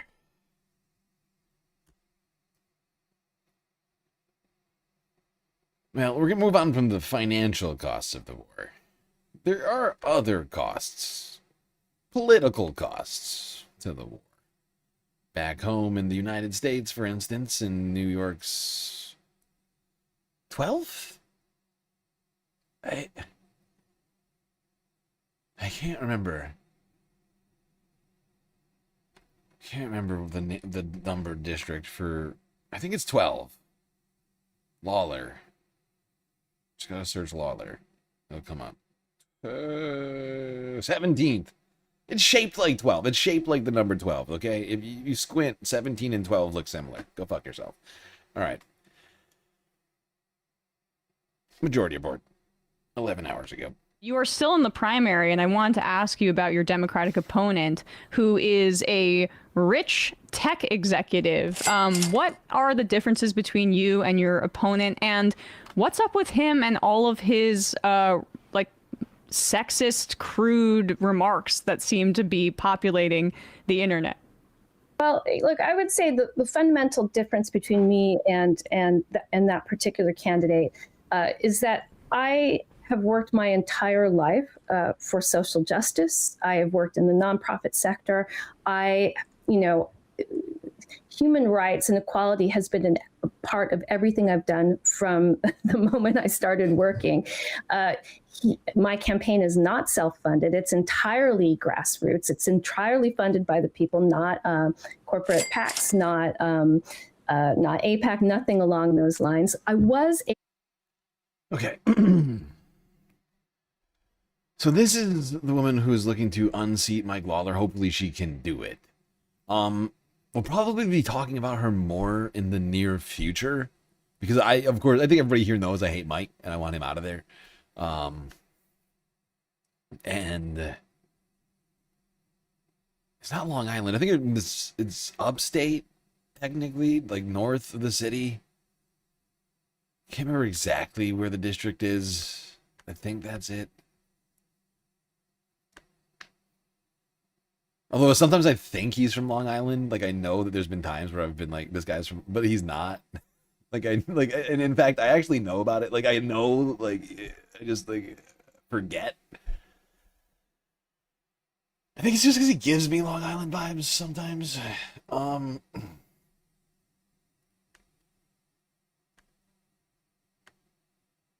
This statement, and then there's a right, but yeah. So I just wanted to go to this particular statement from Mike that is pertinent to the current discussion.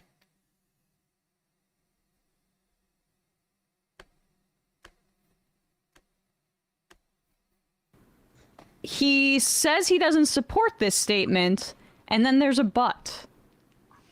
Okay, the new threat from the president is that a whole civilization will die tonight, never to be brought back again. You say the president doesn't want to do it. Does being reluctant to end a civilization make it okay? Again, I don't think we're talking about ending a civilization. The issue. So you don't believe? Are you saying you don't believe, Congressman? Do you say you don't believe? What do you mean? How can you say? I love how John Berman is like holding his feet to the fire on this one. Because I mean, this is like, what do you mean we're not talking about the fucking ending of a civilization? It's what the president literally tweeted.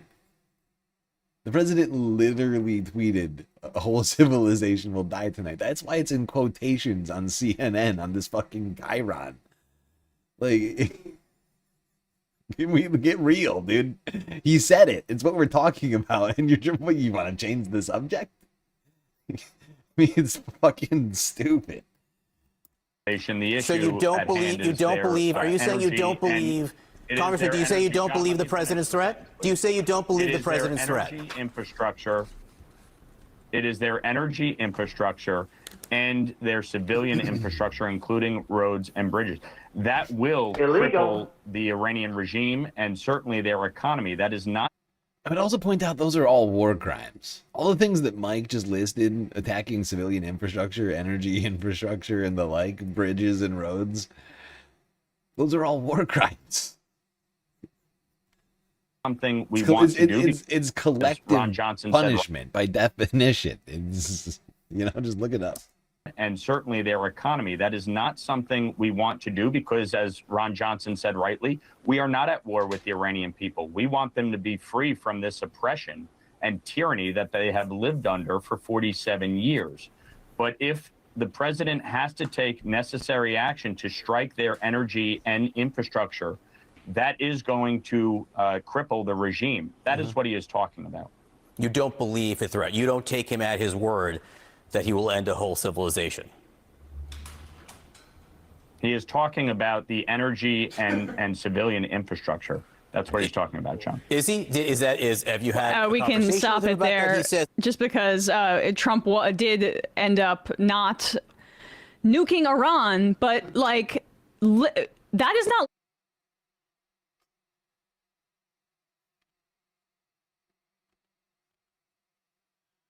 Okay.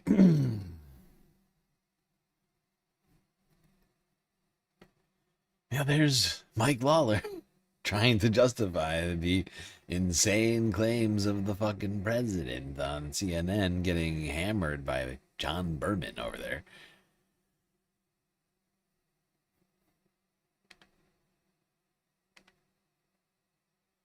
Trying his best to make war crimes sound like a totally normal thing, but doing a terrible job at it. Aww. Speaking of war crimes, Israel's continuing to violate the ceasefire and do airstrikes on the people, that are currently trapped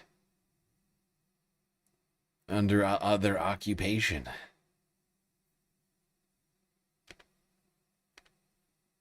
This is from the AP 12 hours ago.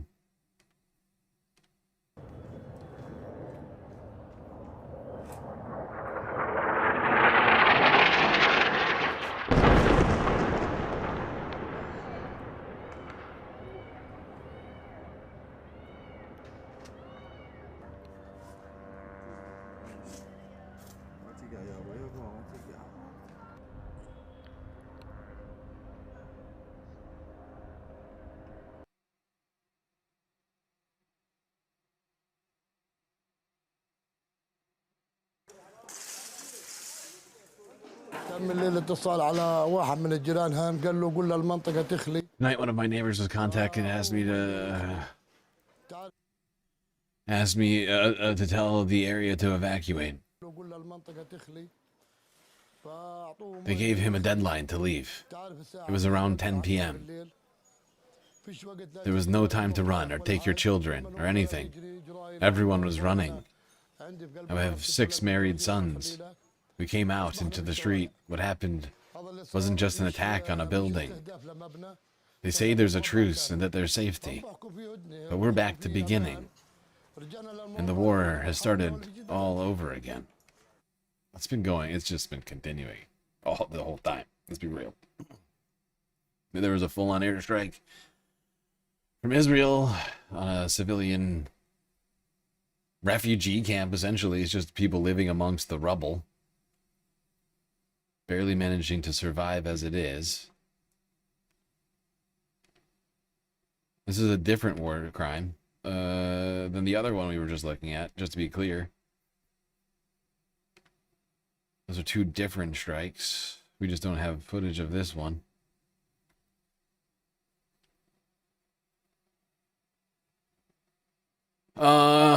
Meanwhile, mediation efforts between the United States and Iran have been ongoing in the last 24 hours. Let's talk about that now. Starting here, Al Jazeera from yesterday.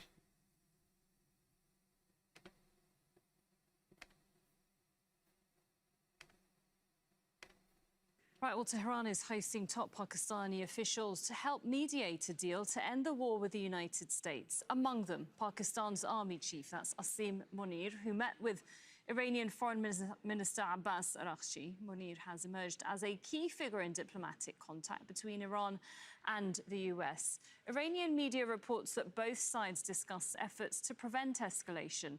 And earlier, an official source told Al Jazeera that a Qatari delegation was also in Tehran to support those mediation efforts.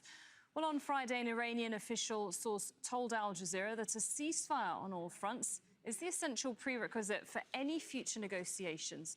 Al Jazeera has also been told that no final agreement has been reached yet, and efforts are underway to bridge the gap between both sides. And for Iran, releasing frozen assets and lifting sanctions are not just mere details. The source adds that ending the war, lifting the US blockade, and ensuring the stability of the Strait of Hormuz are priorities. And also saying that Qatar's supportive role for the Pakistani mediator is vital, important, as well as fundamental. Let's go now live to our correspondent, Rasul Serdar, joining us from Iran's capital, Tehran. Rasul, so it seems that these diplomatic talks are intensively underway there in Iran and elsewhere. So what is the Iranian reaction so far, or have we heard any updates this morning from them?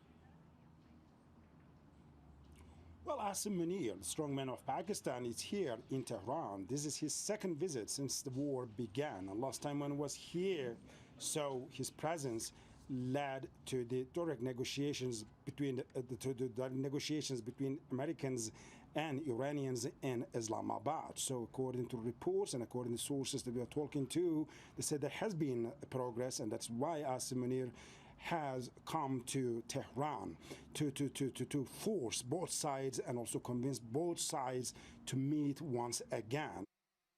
Yeah. And there was a lot of optimism this week that I was very skeptical of. But throughout the day on Saturday, more and more optimistic talk coming out of people like little Marco Rubio. Don't worry about it, little Marco. Gentlemen. Secretary of State. Here's a clip, C-SPAN, 15 hours ago.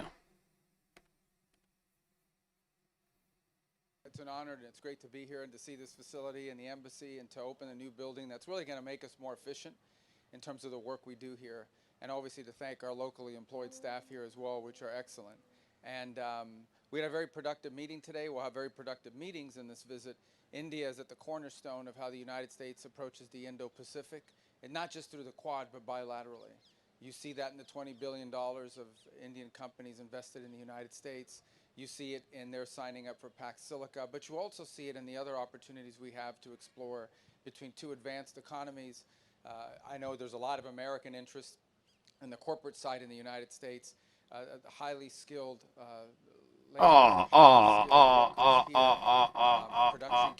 my bad. Thank you. Who said that? Yes, Emily, thank you. Video is quiet. You're right. That is totally my bad. It's because I was reading subtitles in that video 2 back. Take 2. I made a huge, tiny mistake.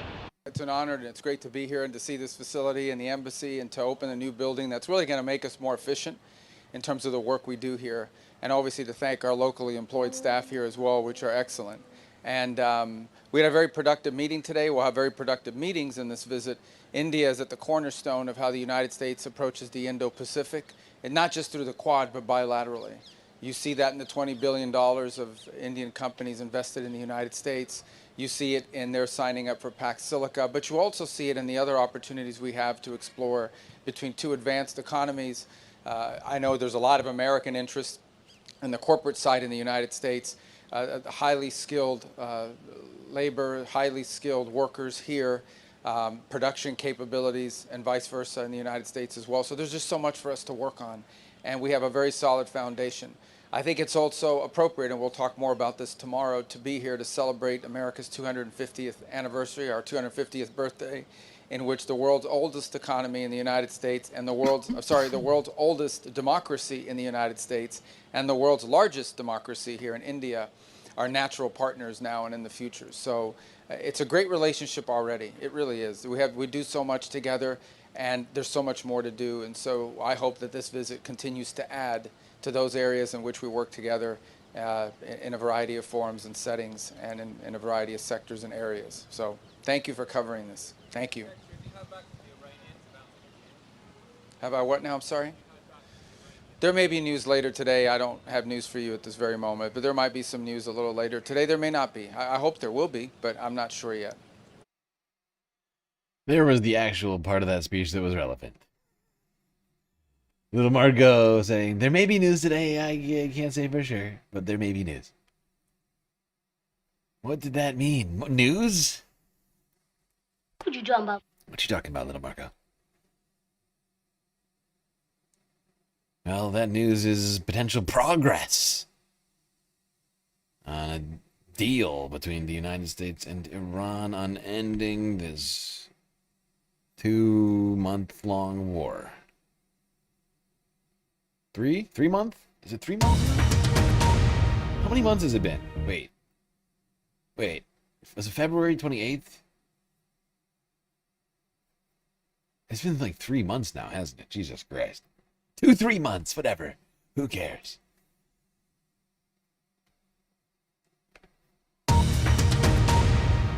Just costing billions of dollars. Hello, I'm Lauren Taylor. This is the Iran War Today, our daily briefing, which will bring you up to date with all you need to know on day 85 of the US-Israel war with Iran. Let's start with some of today's key developments. Iran says it's in the final stages of drafting a framework peace deal with the United States. The US Secretary of State, Marco Rubio, says some progress has been made with Iran. Mr. Rubio was speaking on a trip to India, where the impact of the war on energy prices was high on the agenda. Israel issues evacuation orders for towns and villages in southern Lebanon. And of course, we'll get the latest from our teams across the world. We'll be live with our correspondents in Beirut and Jerusalem. Plus, we'll hear analysis from our correspondents monitoring developments from here in London. Let's start with some news from the US, Iran and Pakistan about an end to the war. Pakistan, which is trying to negotiate an agreement between Iran and the US, says talks over the past 24 hours have resulted in encouraging progress towards a final understanding. State television said there'd been some convergence of views, though gaps remained. It said nuclear issues were not part of the framework, and the Strait of Hormuz had nothing to do with the United States. The Iranian Foreign Ministry spokesman told... You see why I'm still very skeptical that this will ever actually come to fruition? The sides still, even at this point, this was 11 hours ago, still seem incredibly far apart. I mean, like Marco Rubio and Donald Trump and everybody is saying, "Oh, we can't keep the strait must be open."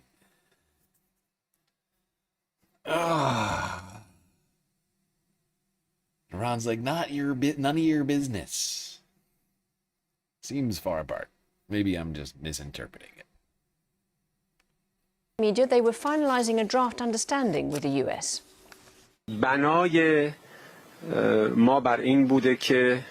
Our initial intention was to draft a memorandum of understanding, a kind of framework agreement comprised of 14 clauses.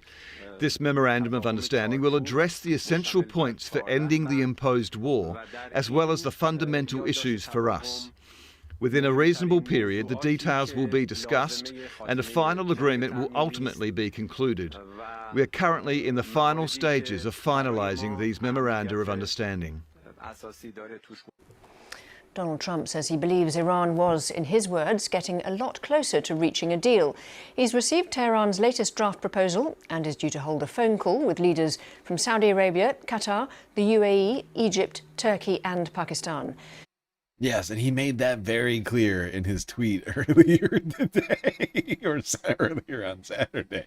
He made it very clear, all the people who were involved in this. Wait, hold on. Did they put it up here at some point? Where is it? Where's that tweet? I think it's in the next video. All right, we're gonna keep moving. We'll get to the tweet at some point. Let's go here. MS Now, 13 hours ago. 50-50. 50-50. Trump weighs Iranian peace response and renewed military strikes at the same time. Immediately, if not sooner. But let's start with MS Now White House reporter Jake Traylor. Jake, thanks for joining us, of course. The president spoke to two media outlets just a short time ago about Iran. What more are we hearing about the administration today and about those talks in particular? I'll be right back. Behind me, our eagle-eyed producer Emily Hung spotted what appears to be Vice President Vance's motorcade arriving to the White House. That is coming as some of the reports that you mentioned are speaking of today, that the president is meeting with some of his top aides and allies to consider and talk about what the military options are with Iran, to consider potentially resuming military action after this multiple weeks kind of shaky ceasefire has held. We also heard from the president earlier this morning on Truth Social, posting a photo of Iran with embedded over it an American flag with the caption reading "United States of the Middle East" with a question mark. So the president clearly toying there, potentially joking, but also, of course, this is quite the serious moment, speaking about, in some way insinuating that the United States would be involved in Iran. That's heavily weighted as the consideration is taking place in real time about the resuming of military action. I was just speaking with the White House official who said that yesterday and as well as today, there are active conversations inside of the Oval Office between President Trump and his top aides and allies about this resuming of military operation in Iran. There are a lot of details to parse out and sides to be weighed here, but this is something that is ongoing. I'll note, too, that the president announced yesterday, despite his son getting married this weekend, he decided to stay back in Washington, D.C. for what he referred to as pertinent matters. Secretary Rubio in India was asked about where the current state of affairs lies with the United States and Iran. Take a listen to what he said earlier today. I don't have news for you at this very moment, but there might be some news a little later. Today there may not be. I hope there will be, but I'm not sure yet. The question is about the Iranian issue, and as I said, there's been some progress done, some progress made. Even as I speak to you now, there's some work being done. There is a chance that whether it's later today, tomorrow, in a couple days, we may have something to say. But this issue needs to be solved, as the president has said, one way or the other. Iran can never have a nuclear weapon. The straits need to be opened without tolls. They need to turn over their enriched uranium. They need to turn over their highly enriched uranium. Now, remember, President Trump on Monday said he was holding off on what was a planned attack on Iran on Tuesday, but he noted in that Truth Social post that he has prepared his military operations to be ready to go on, quote, a moment's notice. Of course, we'll see what happens. Jake Traylor, thank you so much for that report. Yes, thank you, Jake. Great job. All right, I'm back. I'm back. Sorry, I had to use the little boy's room. Okay. So Staying on the topic of this deal or no deal situation. God.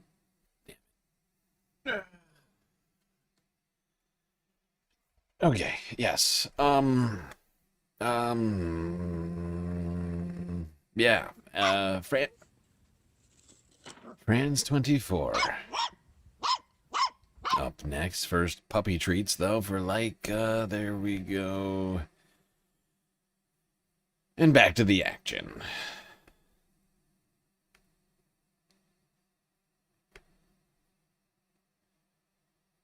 Let's bring in France 24's Fraser Jackson from the US. Fraser, just in terms of these latest statements, we've heard so many over the past few weeks. Is this something concrete that can actually lead to a change in trajectory? Could we be seeing a ceasefire? Well, I think we've heard a lot of words, but actions really are what speak louder. And the flurry of activity that's taken place here at the White House really says more than a lot of the statements from Donald Trump or the Iranian side or the Pakistani side have over the course of the last couple of months. Today, we saw J.D. Vance take an unscheduled flight back from Ohio. He is now here behind me in the West Wing. And Donald Trump not there at the moment. The Marine Guard not on the door of the entrance to the West Wing, meaning that he is not in there as it stands. But we are also hearing that Pete Hegseth's flight was also changed to come back from New York, and Dan Kane, the chairman of the Joint Chiefs of Staff, also said to be here at the White House as well. Those out of the sight of the pool, we did not see those people arrive, however.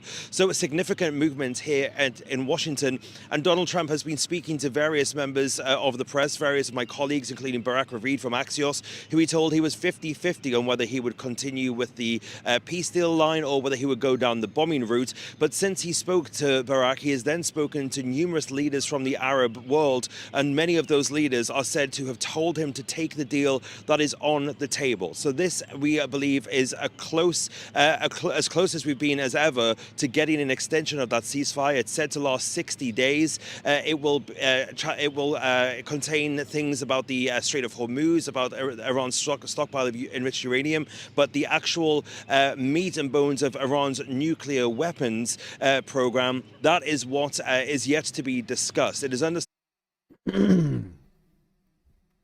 Yeah. I mean, if we actually do have a deal here,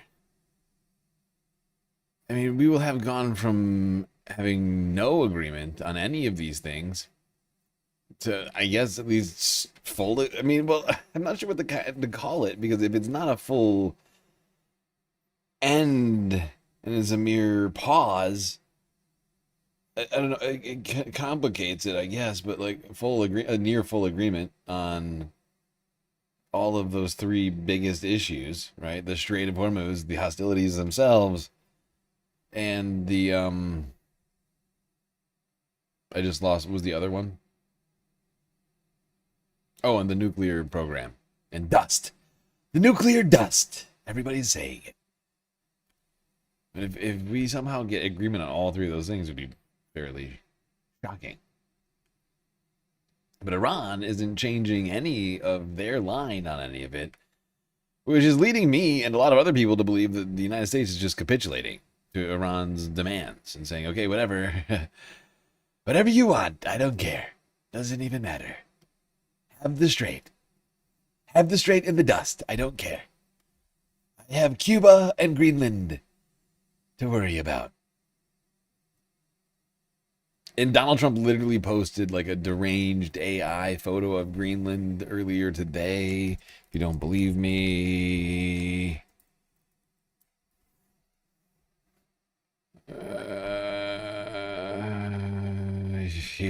Here it is. This is the photo with caption, "Hello, Greenland."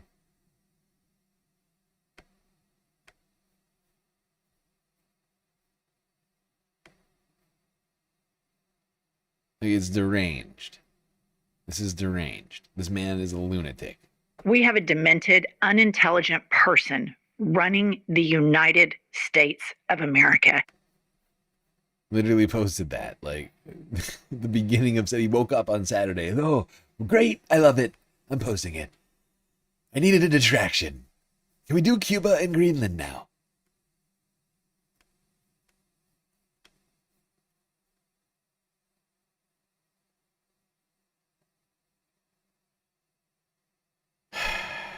Okay, Al Jazeera English from 11 hours ago to this fateful Trump tweet.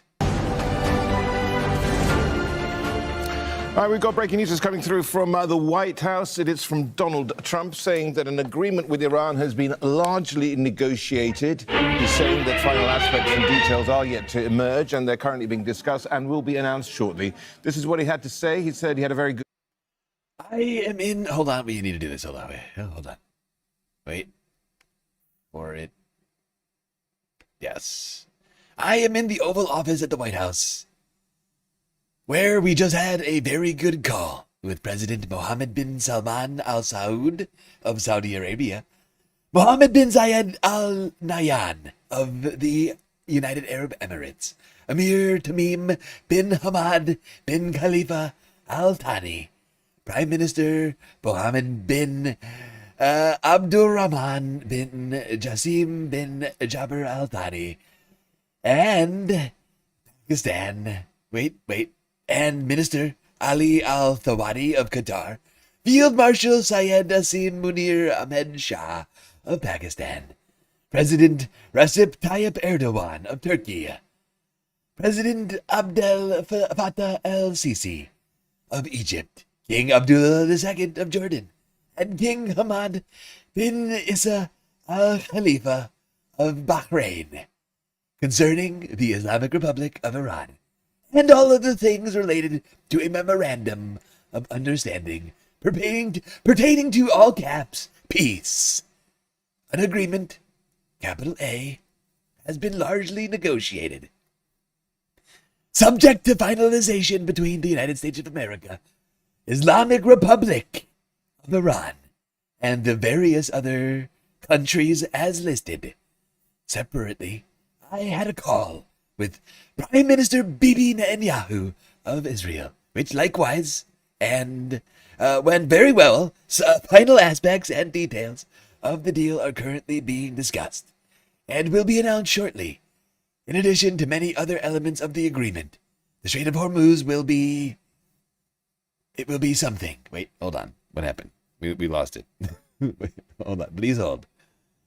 Please hold.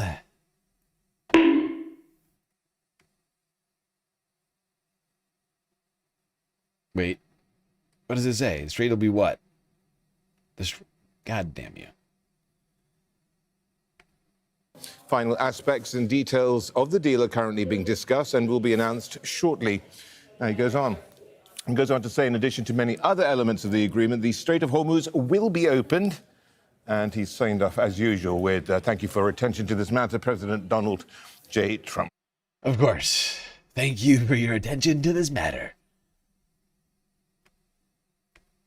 But you will notice one aspect of this whole thing is that Trump referred to Iran as the Islamic Republic of Iran, which is, I think, the first time he's ever referred to them as that, and is a sign of respect, I would point out.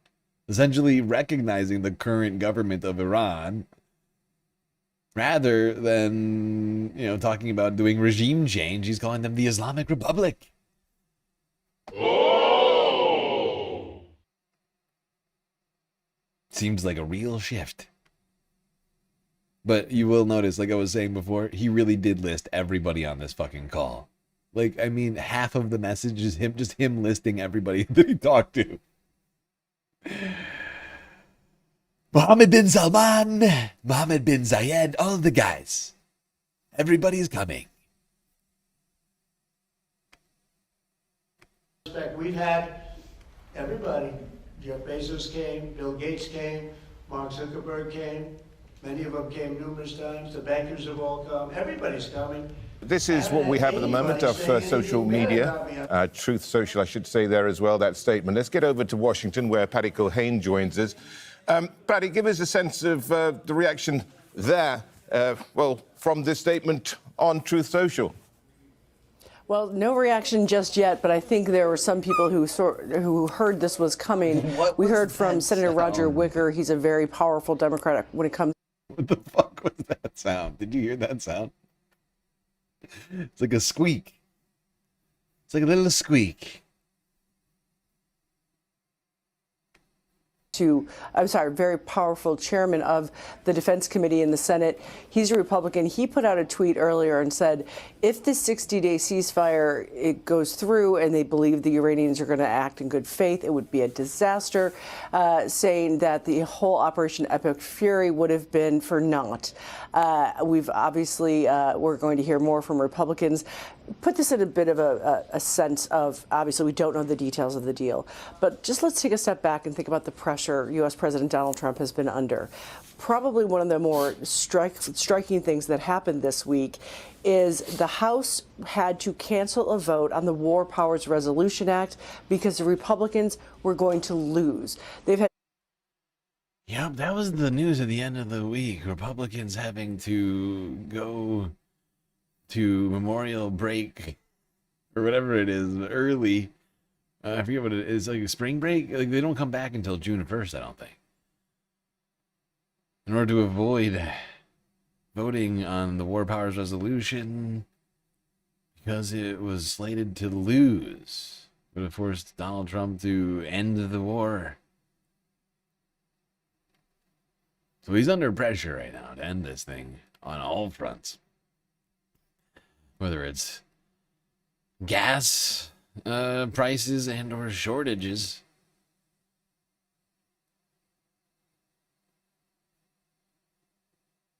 Complete failure on all fronts militarily. Iran's military is still continuing to exist and rebuild itself rapidly.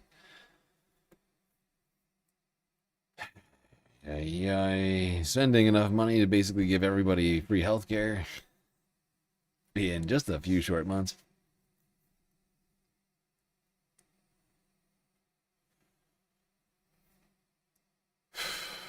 And of course, I mean, the popularity of it is just awful right now. Even in the Republican Party right now, people are not feeling it. Although there is a bit of an age gap. If you're under 50, you're much more likely to be critical of this. But if you're over 50, you're much more likely to be supportive of this if you're a Republican voter, from my understanding. Wow, we've made it. We've done an incredible effort. Somehow making it almost all the way through. Not quite done. Still talking about the negotiations a little bit here.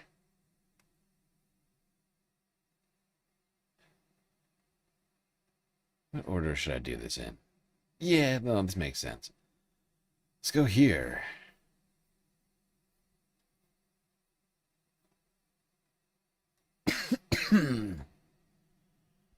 The title of this next video is Iran just beat Trump.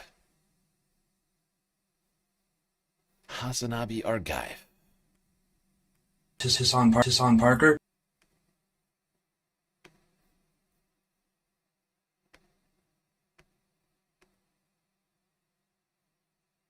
Affairs. It has taken the Trump administration just 2 months to race through all 5 years of the Johnson administration's Vietnam policy. Entry, escalation, frustrated stalemate, and negotiations. Now it's on the Nixon administration's turf. First, blustery threats, then gradual realization of the need to extricate via an unsatisfying deal.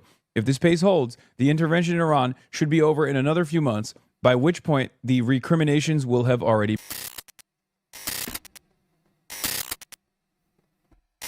Anyway, Trump concluded his phone call with regional leaders regarding the Iranian proposal. He claims that an agreement has been largely negotiated, subject to finalization between the U.S. and Iran and various other countries as listed. He also claims that his phone call with Netanyahu went very well.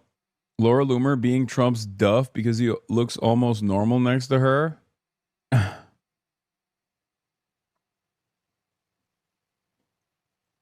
right. I am in the Oval Office at the White House, where we just had a very good call with President Mohammed bin Salman Al Saud of Saudi Arabia. Mohammed bin Zayed Al Nahyan of the United Arab Emirates, Emir Tamim bin Hamad bin Khalifa. Okay, hold on. We're gonna skip past this part because I literally just got done reading this whole thing for you all. Yeah. If she's still watching, you know, apologies. You can't help yourself, huh? Whoopsies. Yeah. All right, Fars, latest news on the negotiation details. If the U.S. does not show flexibility, the negotiation will fail. This is from a couple hours ago. A knowledgeable source close to the negotiation team. Although the Americans have retreated from their initial approaches and accepted many of Iran's positions, there are still 3 serious points of disagreement that, if not resolved, the negotiation will not take place. First, the issue. Iran has announced that it will not enter negotiations on the issue in this round.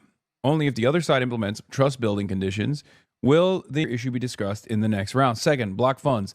The block funds must be transferred. The second and fundamental condition for Iran to enter negotiations is that Iran's block funds are first transferred and released. Without this happening, we will not enter negotiations at all. Third, Iran's control over the Strait of Hormuz. Another disagreement is over how ships pass through the Strait of Hormuz. The U.S. insists that the strait must fully return to previous conditions, but Iran says it only commits to returning the number of ships to the previous status. The meaning of this... Yeah, exactly. These are the 3 issues that we've been saying are the 3 biggest sticking points in this conflict that remain the 3 biggest sticking points.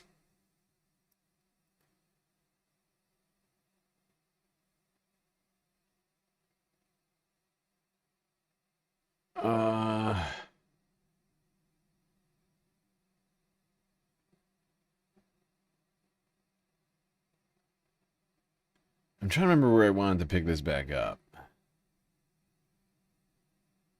It's a long-ass clip. It's like an hour long. We just don't need this whole thing. In fact, we've seen some of the things in this clip already.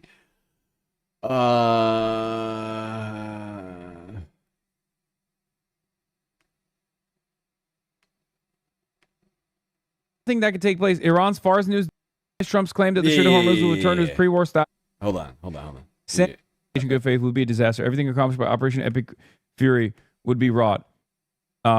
We already covered this. Lindsey Graham is crying. Turkey's back on the table, by the way. So big dubs for the Turks in the chat. Affairs. Whoa, it has taken the Trump administration just 2 months to race through. Motherfucker. That was my fault. Sorry, chat.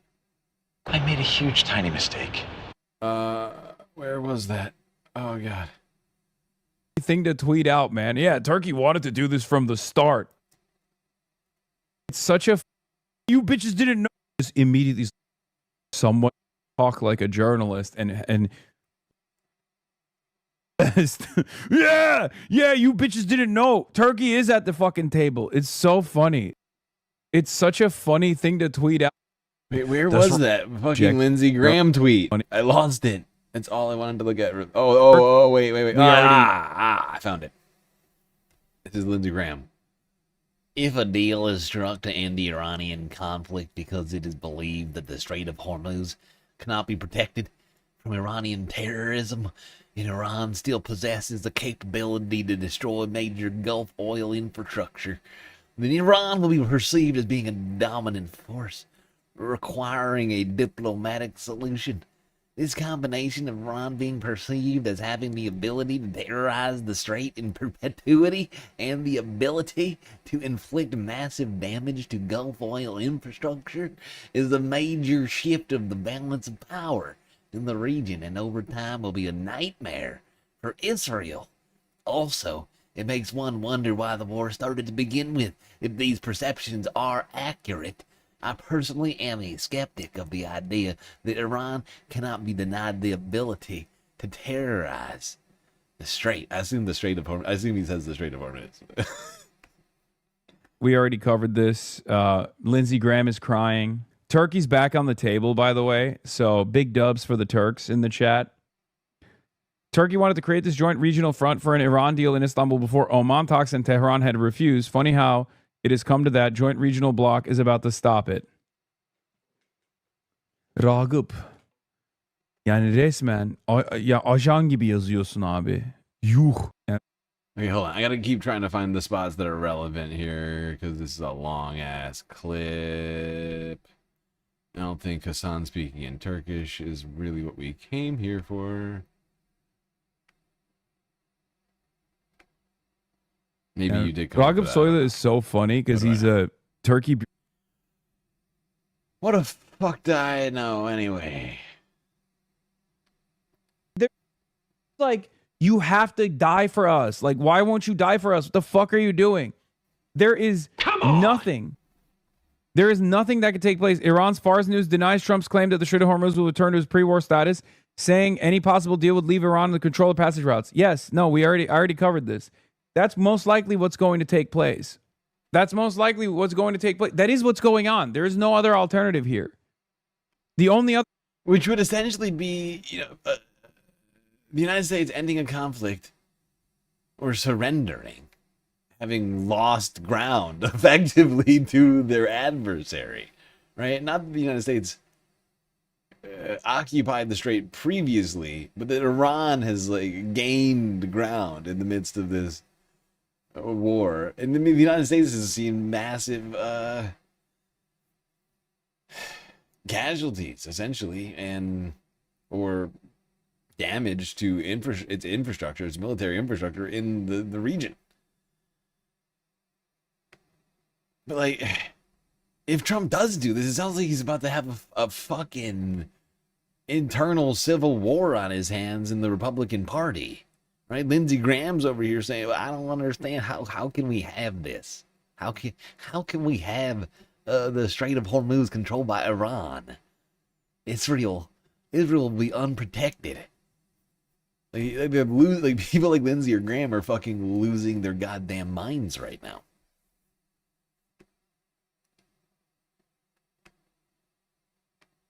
alternative is escalation, which is what Israel wants. Escalation that requires boots on the ground military warfare, which Trump notoriously is shy about. By the way, 1 to 10, how's the Lindsey Graham impression? I'm trying to think. What state is Lindsey Graham from again?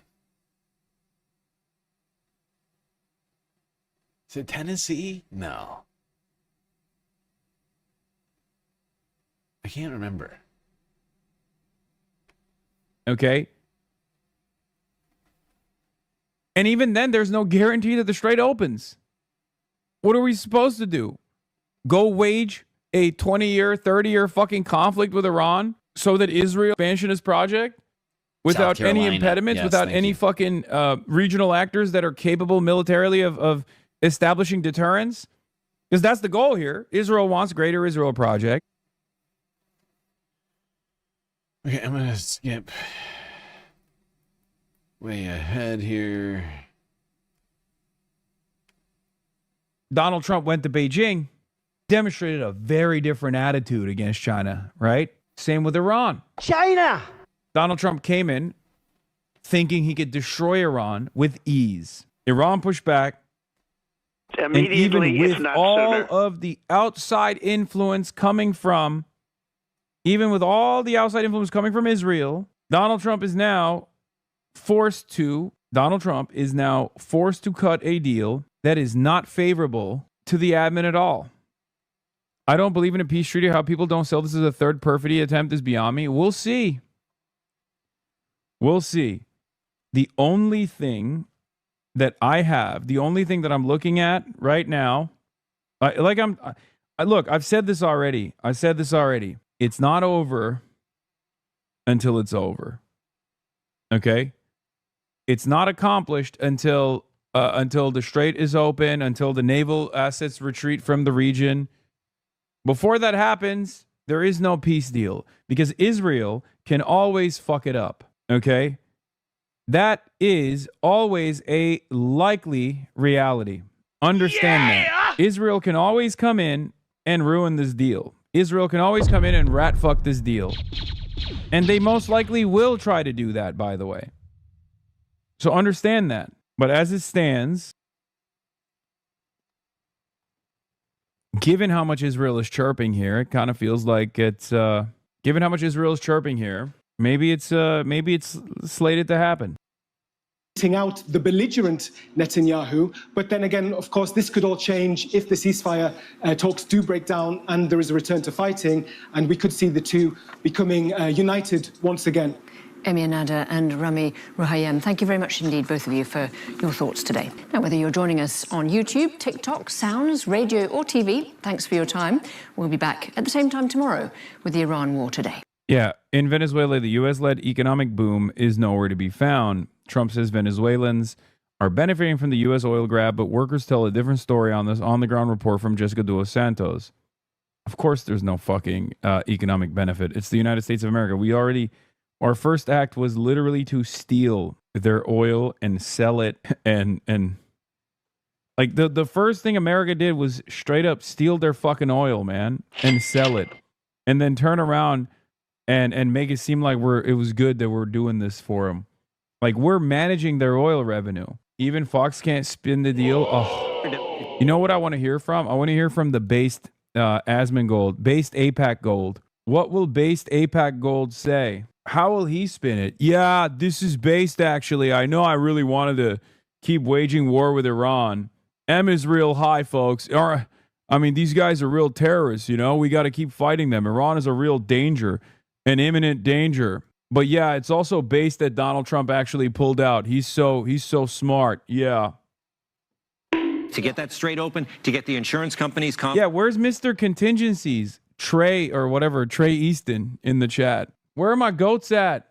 Perfidy is more likely. What the fuck is this? No, this is not perfidy. This is Trump coping. That's why Fars is saying that U.S. officials involved in negotiations sent indirect messages to the Iranian side through intermediaries urging them to ignore Trump's tweets.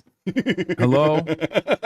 They're literally saying, like, don't worry about it. Trump is just trying to save face. That's it. Work with these ships to calm the nerves and get oil prices down. You need the deal. So that's what we were looking for, and hopefully that's what we got. But to that point, if that's all we get is the straight open, then we be... What's this woman's name again? Lauren Southern? Wait, no, it's the other one. They're all the same. What is her name? Oh, it's never gonna come to me. It's not even in there. I can't. I know it's in there somewhere, but I can't think of it. Someone help me. But what was I just saying? I got distracted by her face. What was I just saying? To calm the nerves and get oil prices down, you need the deal. Trump's tweets. Right. Hello? Yeah. This is ridiculous. The fact that we have such a fucking moron, man-child. You're a little baby in office. That U.S. officials are having to tell Iran that everything Trump's saying is made up in order to dupe the base, purely for domestic and media consumption, otherwise known as MAGA chattel. Right? It's for the Trump cult to consume mindlessly without questioning it. Okay. Oh, he's just lying to the stupid Americans. I see. Makes perfect sense. Wait, don't worry about it, little Marco. Gentlemen. Indirect messages to the Iranian side through intermediaries urging them to ignore Trump's tweets. Hello? They're literally saying, like, don't worry about it. Trump is just trying to save face. That's it. To work with these ships to calm the nerves and get oil prices down, you need the deal. So that's what we were looking for, and hopefully that's what we got. But to that point, if that's all we get is the straight open, then we be back to where we started before we started the conflict. So you have to get the enriched uranium. You have to get a deal that includes removing that aspect of the nuclear ambitions. Otherwise, honestly, I wasn't even that far off. One of her names is the names I said. I just had it in the wrong place. I called her Lauren Southern. She's Tommy Lauren. Of course she is. Of course she is. if you can walk away and say we have a win, it feels like we're back to square one. Yeah. So I think that's going to be an important component. We know the president is very, very strict on that point. They cannot have a nuclear weapon. So I think that any deal is going to include that. I don't think it's going to be enough just for the Strait. I agree. Without I don't know that, if that's a full win. Yeah, no deal. Yeah, then we're back to where we started. In order to get that Strait open, to get the insurance companies confident to... Kev Jones says, this is a beautiful day to sit back with an ice drink and observe you fucking freaks melt down because war you'd been fomenting for years on your own, and two, you couldn't even... But let's be real, before you move on from Tommy, I would just point out, I mean, really, how much difference is there? How much daylight is there between any of these MAGA women? Right? I mean, can you blame me for getting them mixed up? Really? Is it my fault? Am I the bad guy?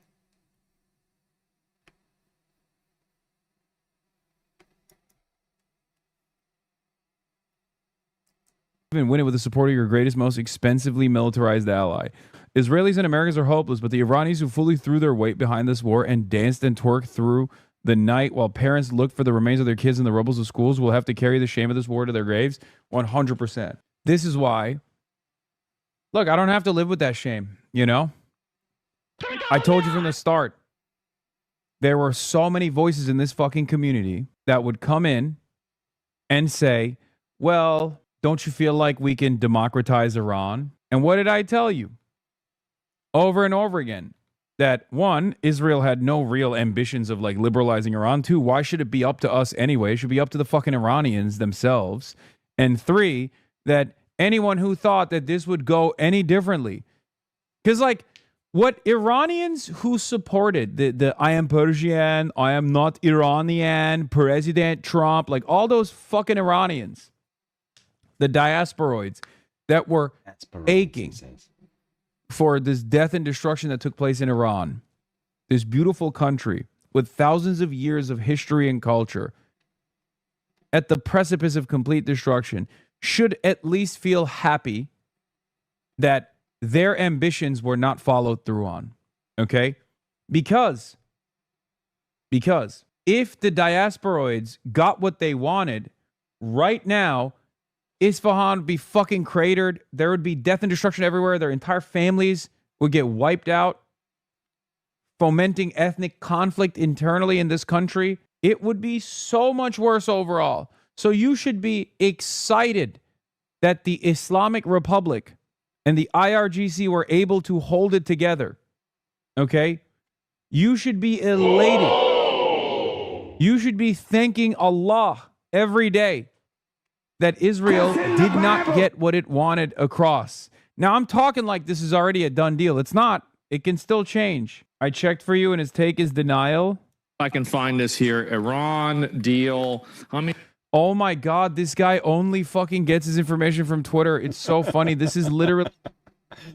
I just felt that this part of this clip was important. Like, hearing from the other side, hearing from Fox News and Asmongold, Roach King, just checking in while this is all going down. Felt like a important temperature taking, if you will. Like what my haters say about me. Like my haters think this is what I do. My haters don't realize that I'm like sourcing actual breaking news from literal journalists that are breaking their reporting on Twitter. This is unironically just going to Twitter to be like, what's the news? What's the information? Let me just check Twitter real quick. Let me see if I can pull up any more information about this. Unless Netanyahu fucks it up, we have a deal. Biggest winners Iran and Hezbollah. Biggest losers the U.S. Well, we don't even know what it is. I have no idea. What is this here? If I find it, Israeli press is telling you what Netanyahu's security like Mario Navhal. Cabinet's arguing right now. Iran keeps the regime. They keep the straight leverage. I don't think that they're going to do that, man. I don't think he's going to deal with that at all. And it's a big L. We don't know what the deal is going to be, right? It is a big L. It's a spectacular L. But it's not a bad thing for Americans, okay? It's a bad thing for the American blob. It's a bad thing for the defense contractors. This is bad for those who want to maintain a permanent military presence all around the world. But if you're a regular ass American, this is a good thing because we are being forced to restrain ourselves. Okay? That's it. We're being forced to restrain ourselves. Someone actually finally fucking punched us back and we got a bloody nose, but it's okay. It's not the worst thing. It's actually a good thing, as a matter of fact. As long as we realize that this can't continue, we can't just continue waging war all the time. And as long as we realize that we definitely can't trust Israel and lean into Israel for intelligence, because very clearly Israel's only goals is Israel's own personal ambitions in the region, and they will make Americans bleed to get that mission across. As long as that's an important takeaway from this conquest, this failure, then it's good. It's a W. It's so funny that he's coping. He's like, yeah, we don't know. We have no idea yet. Russia, this is not important. Let me see if there's anything else beyond this. It looks like that's about it. For the record, it doesn't even matter like whether this deal is finalized today, tomorrow, a month from now. It literally does not fucking matter. It does not fucking matter because the battle has been lost. And the only way that you can actually, I guess, secure a W here beyond, the only way that you can fucking secure a W here beyond pulling out is if you, I guess, go back into escalation. Sorry, I'm looking at something real quick. I have to download. Yeah, perfect. This is really where I think we're good on the rest of this. If I recall correctly, probably. Something. There's two options out of here. There's two options. You either pull out right now and you stop the bleeding. Okay. Oh God. Oh Jesus Christ. All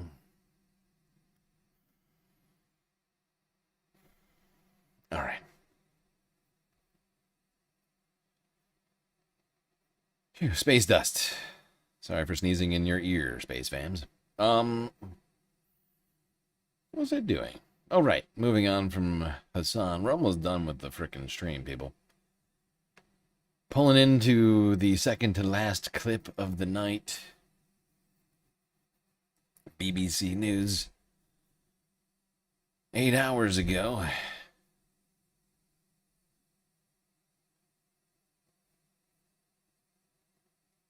Basically, right before we started this puppy. Trump says Iran deal largely negotiated, quote unquote, including the reopening of Strait of Hormuz.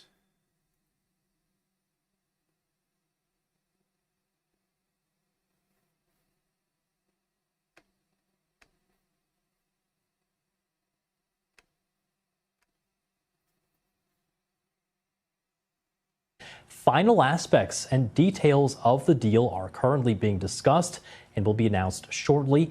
In addition to many other elements of the agreement, the Strait of Hormuz will be opened. The president also said that the agreement was subject to the approval of a number of other countries in the Middle East, not just the U.S. and Iran. Significantly, Iran's Fars news agency has been reporting that the Strait of Hormuz would remain under Iran's management. That's contrary to President Trump's announcement.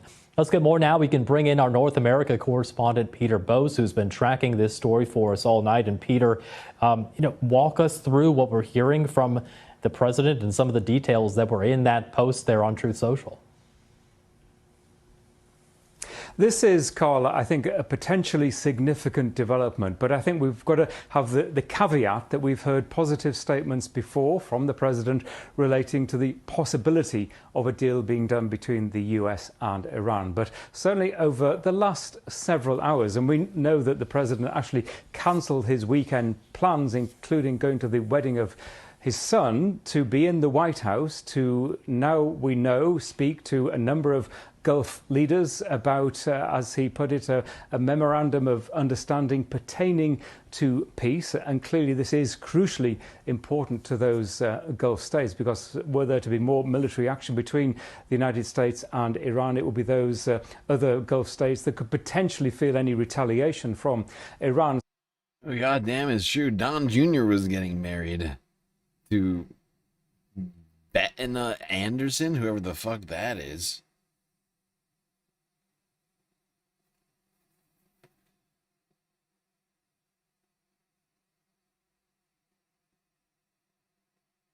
She kind of looks like his mother.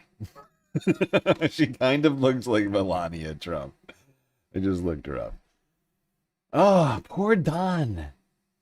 Daddy skipped his big day. Daddy can do no wrong. Dad! A number of factors, I think, converging here to make this interesting. However, I think we should be cautious because the president is saying that this is an agreement that has been largely negotiated and is still subject to an agreement between the US and Iran. And crucially, he doesn't, in his quite long Truth Social post, he doesn't mention nuclear weapons. We know that the nuclear issue has been at the heart of President Trump's demand that Iran never get nuclear weapons. And this issue of the Strait of Hormuz, which the president says this agreement would mean the strait, this crucial waterway, reopening. Since the post of the president, we've heard from state media in Iran suggesting that they believe the strait would continue to be under Iranian management. Our North America correspondent Peter Bose. Yeah, it's very confusing. Conflicting statements surrounding this supposed peace deal. I wonder who could be lying.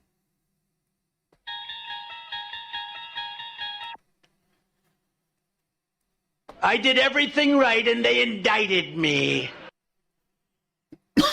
Pretty sure it's Trump. He just doesn't want it to seem like he's surrendering everything to Iran, having gained absolutely nothing for the cost of whatever, $200 billion or whatever it was for the last 3 months. Some stupid fucking number. 3 months. I keep saying 2 months. It's been 3 months. Probably because the last few weeks have been sort of a blur due to some, extenuating circumstances. But God, yeah, it's been like literally almost 3 full months now. It was the 28th of February, I think, was the first day, and it's the 24th of May right now. We're off by a few. It's a lot. We've been going by $1 billion a day this whole time. Now it sounds like it maybe have been $2 billion a day this whole time, meaning that we're well into $200 billion cost so far. Right, 90 days, $2 billion a day, 180 plus all of the equipment and bases that have either been destroyed or damaged. You're probably at $250 billion. I've heard something like 69, 70 billion, 7 billion in damage and or lost equipment.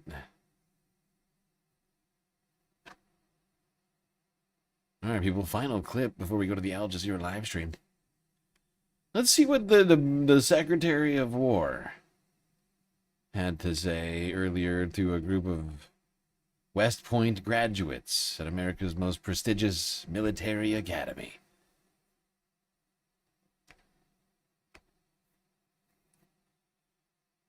Fox News' most powerful dick bag.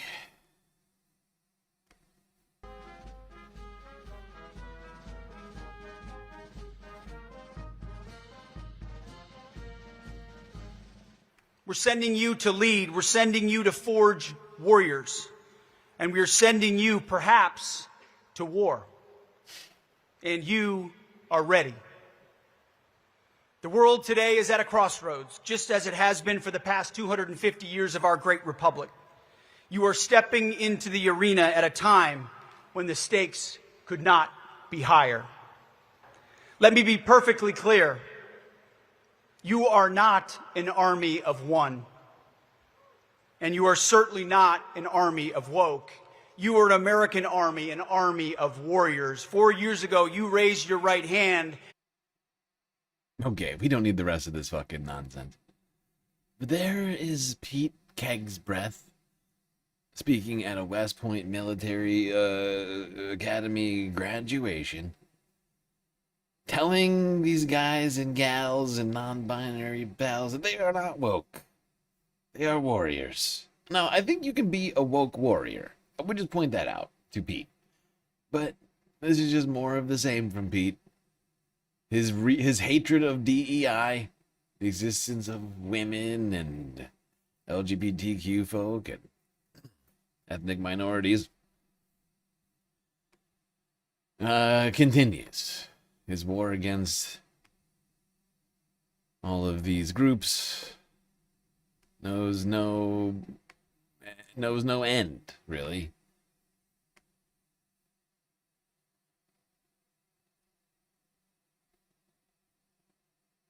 What a dickbag. Like, what's the point of this guy? Like, we're in the middle of a fucking war that we're losing, and he's over here at West Point saying, "Oh, well, at least you're not woke anymore," while we lose wars in the Middle East. What a pathetic man.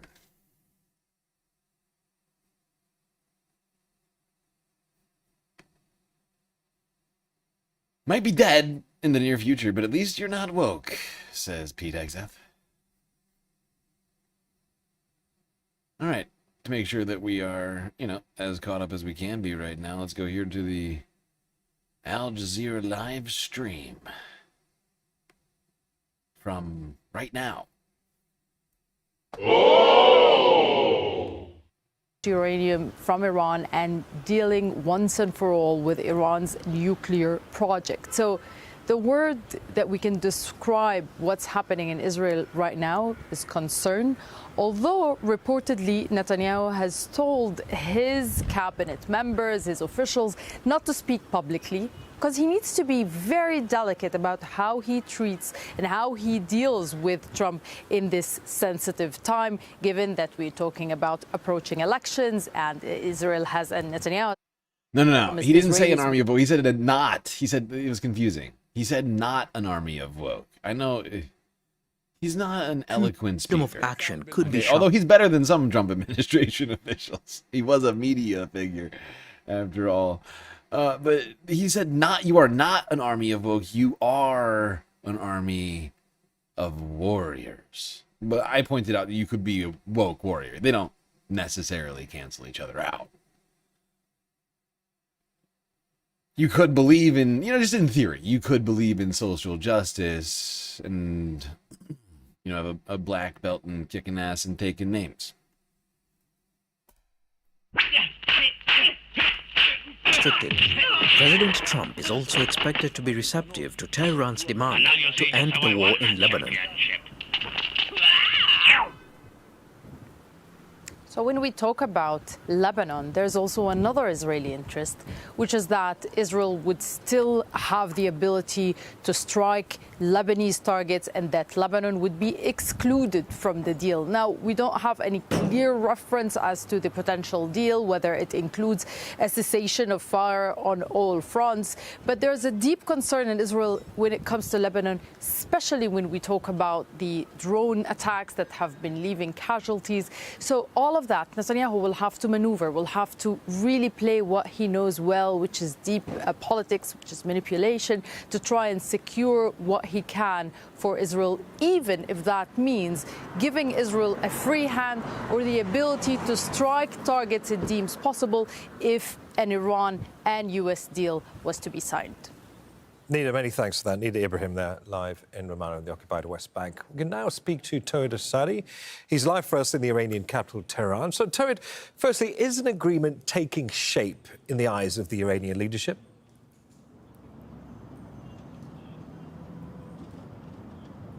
Well, from what we hear from Tehran, they're saying that Washington and Tehran are on the edge of finalizing a memorandum of understanding. And we have to be very careful. We're talking about a sort of short-term agreement to set the framework, to lay the ground for diplomatic engagements, to settle down all these sticking points. And on that, we know that there are several points of contention in that regard. What tops the list of priorities at this point for Tehran is first a sort of security assurance, and Fars News Agency came out today to talk about this memorandum of understanding, and they're saying that the two sides are planning to get to an agreement to not to attack. I love how the entire narrative right now is basically just all of the news media trying to unpack the confusing and conflicting narratives as a result of Donald Trump's access to social media. We have a demented, unintelligent person running the United States of America. Other during a period of 30 to 60 days to pave the way for further diplomatic engagement in that regard. Also, we've got it from Tasnim news agency saying that the release of the frozen assets of the country is being considered as a condition or even a precondition for this sort of memorandum of understanding. But in addition to the security assurances, we know that two important issues are out there. First, this is related to the U.S.-imposed blockade on the Iranian ships and vessels and oil tankers playing a key role when it... I'm sorry. I'm not even laughing at what he's saying. I'm just reading the chyrons, and the chyrons are just fucking making me laugh. I'm sorry. Just read the chyrons with me for a second, okay? Wait, where is it? All right, Fars News. Strait of Hormuz would remain under Iran's management does not mean free passage. Donald Trump says draft agreement remains... Wait, no, I'm sorry, where is it? Trump, in addition to many other elements of the agreement, the Strait of Hormuz will be opened. Oh my God. I feel like I'm taking crazy pills! He is such a fucking idiot. Imposed blockade on the Iranian ships and vessels and oil tankers playing a key role when it comes to oil exports of the country versus the brittle situation at the Strait of Hormuz. This is one point. Also, the sanction release, the removal of sanctions. I can't wait for what comes after this one. Fars News. Iran says no commitments have been made and the nuclear issue has not yet been discussed. Fascinating. To the nuclear dossier of the country, the highly enriched stockpile of uranium. These are being... Oh, you know what? We already know what Trump said. We listened to the clip earlier today. On Friday, Trump was saying that we were going to recover all of the nuclear dust. All of it. One drop left. Or something like that. One by one, gradually, step by step. But still, this is one first initial step forward while the situation is clouded by a sort of mistrust. And while we are hearing from both sides about the potentiality for another...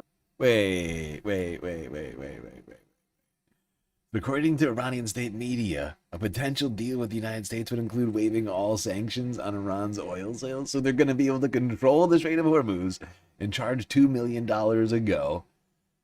No more U.S. sanctions on oil sales or global sanctions on Iranian oil sales. They still have a military, right? Still have U.S. has been... just globally humiliated on a global stage. You should be ashamed of yourself for having that thought. I'm just thinking out loud, Emma. Settle down. And while we are hearing from both sides about the potentiality for another round of confrontation if negotiations fail. And so, as we edge then towards a memorandum of understanding, there are reports in the Iranian media of apparently American obstruction on some points. What is meant by that?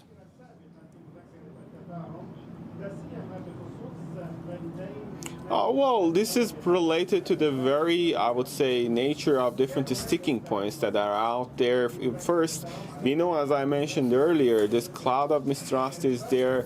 Iran is moving forward with a sort of cautiously calibrated pragmatism. However, this mistrust lingers out when it comes to any rapprochement. And on that, Iranians are coming with a background in which they were negotiating with the United States. At some point, they were expecting a deal to be reached at the end of the day, not once, but twice over the past less than a year. While Absolutely. We've talked about that dynamic now. I don't know how many times, dozens and dozens of times, which seems like a good place to end the live clip from Al Jazeera. But yeah, I mean, the beginning of these hostilities were the second scuttled planned peace talks the United States interrupted with bombs. Fool me once, you know? There's an old saying in Tennessee, I know it's in Texas, probably in Tennessee, that says, fool me once, shame on you. If fool me, we can't get fooled again. Well, it's been quite a week, hasn't it, Space Fams? And now it's time for another one. Saturn day over, Sunday about to begin. Good God. A lot of stuff has happened in a very short period of time. But that's the way it is every single week, it seems. Something crazy happens. And then another crazy thing happens. And then like 30 other crazy things happen. And then the next week it's like 33 things. 38 the next week, and 47, and so on and so forth. And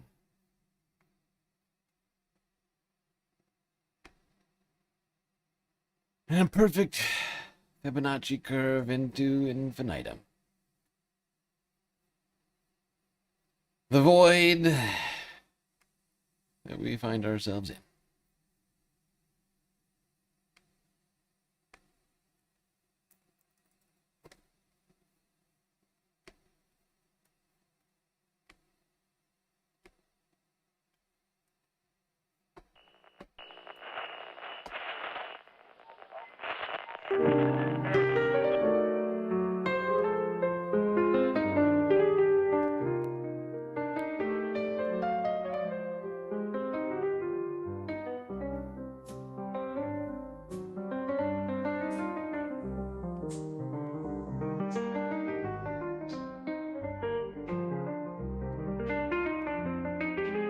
Well, we got through another stream. It's quite long and also difficult, but thankfully we had each other to get through it. Till I see you next. You stay classy, Galactic Stream Nation.